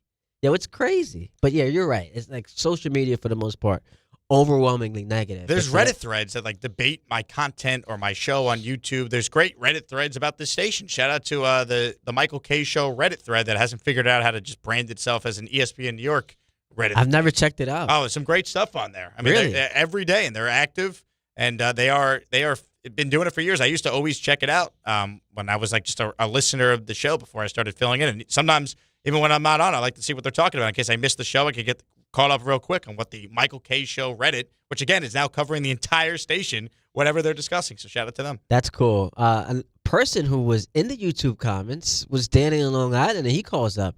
What's up, Danny? What's up, boys? What's up? No sports to talk of, so we're just meandering our way through life here. Wait, is that a criticism? No. There's no. You didn't make the schedule. Oh, listen, I got a little tidbit about Jake I could throw onto the fire. You want to know about Jake's life? Yes, give me some. In 2013, I was a security supervisor at one Syosset High School. Really? On Long Island. Yes, I'm guaranteed I've had conversations with Mr. Asman before we even knew each other, before he was famous. But do you know what my main concern was at Syosset High School? What was that, Dan? Making sure there was a security guard in the students' parking lot to guard their BMWs. Wait. The cars in the student parking lot were better than the cars in the teachers' parking lot. It was quite a scene at Syosset High School. Wow. I can't. Danny, this is crazy. This changes everything because I've always been a fan of your calls for a long time. We definitely have had conversations then. And I didn't even have a car until I was in college, so I wasn't one of those BMWs. Believe me, my first car was like a 2004 Explorer. Listen, great school, same principal's still there. I haven't been there for a few years, but definitely a higher educational facility at Long Island. Great place. I'm just busting you about the cars. But that is true because, it's a neighborhood. What are you going to do? How were those conversations with Jake? I don't remember if we're talking to Jake. I just said hello to everybody. Jake obviously wasn't a disciplinary problem. I wanted him to be. Well, like, I was actually like an suspended issue. from high school for a day, Danny. I don't know if you know this. I didn't know that. What was that for? So me and my best friend, a shout out to the great Dan Budick, we were when Twitter just became a thing. We made a parody Twitter account for our whack job biology teacher. I won't say his name, but Twitter was just starting, and we would just live tweet ridiculous things that would happen in the class or quotes. And needless to say, last day of school, a girl in one of our classes, because we each had them at a different time during the day, like tattletaled on us that we were behind this Twitter account. And because of it, there were no days left of school because it was finals week. We had to take our finals from home. They sent like Proctor to administer my math and science final that year in 10th grade. They made you take it home, and they sent somebody there to do it. That's crazy. amazing. You were a criminal. We would have got 5 my days. Kids went to farm. My kids all graduated from Farmingdale. Great rivalry in baseball, basketball, and football. Had a lot of good memories on that field. That's right. But I was a bad boy, Danny. I got suspended for making a parody Twitter account about my whack job biology teacher. Yo, that's so I'm funny. surprised. I'm shocked that didn't hold up your career. Anyway, yeah, I look forward to talking to you guys again when it's some actual sports we get done with this Olympics, because I've consumed as much curling as I've ever thought I'd see in my entire life. And it looked vaguely familiar to me, the curling. Then I realized I was in Boca Raton last week watching my mother play shuffleboard. It's the same thing, but it's on ice. It's mind-boggling. This is actually an Olympic sport. Yo, Danny, I appreciate the call. It's just funny that the conversations that happen in suspension. It's like, yo, what'd you in here for? Stab somebody. How about you? Slap my teacher. What'd you do? I made a Twitter burner account. It was ridiculous. And it was just starting. Like Twitter it was 2011 or 2012. It was just starting to become a thing. And we got suspended, and they said, hey, if there were more days left, we would have gave you the full 5. We would have got 5 days. But why can't of they school. just tack it on to the beginning of next I don't know. year? I guess we got a break. The funniest thing is the following year. So this teacher, again, I won't name names. I don't want to disparage the man, although he's a whack job. The following year, my chemistry teacher, she's the great Miss Compatello. I'll speak glowingly about her. Huge Islander fan, too, so we'd always talk about sports. The following year, she didn't know that I was one of the people responsible for this Twitter account. And something came up in the class, and she's like, last year we had an issue in our department. One of our teachers was impersonated on Twitter. And, like, everyone in the class starts laughing and, like, looking at me because everyone knew I was the co-architect of this account.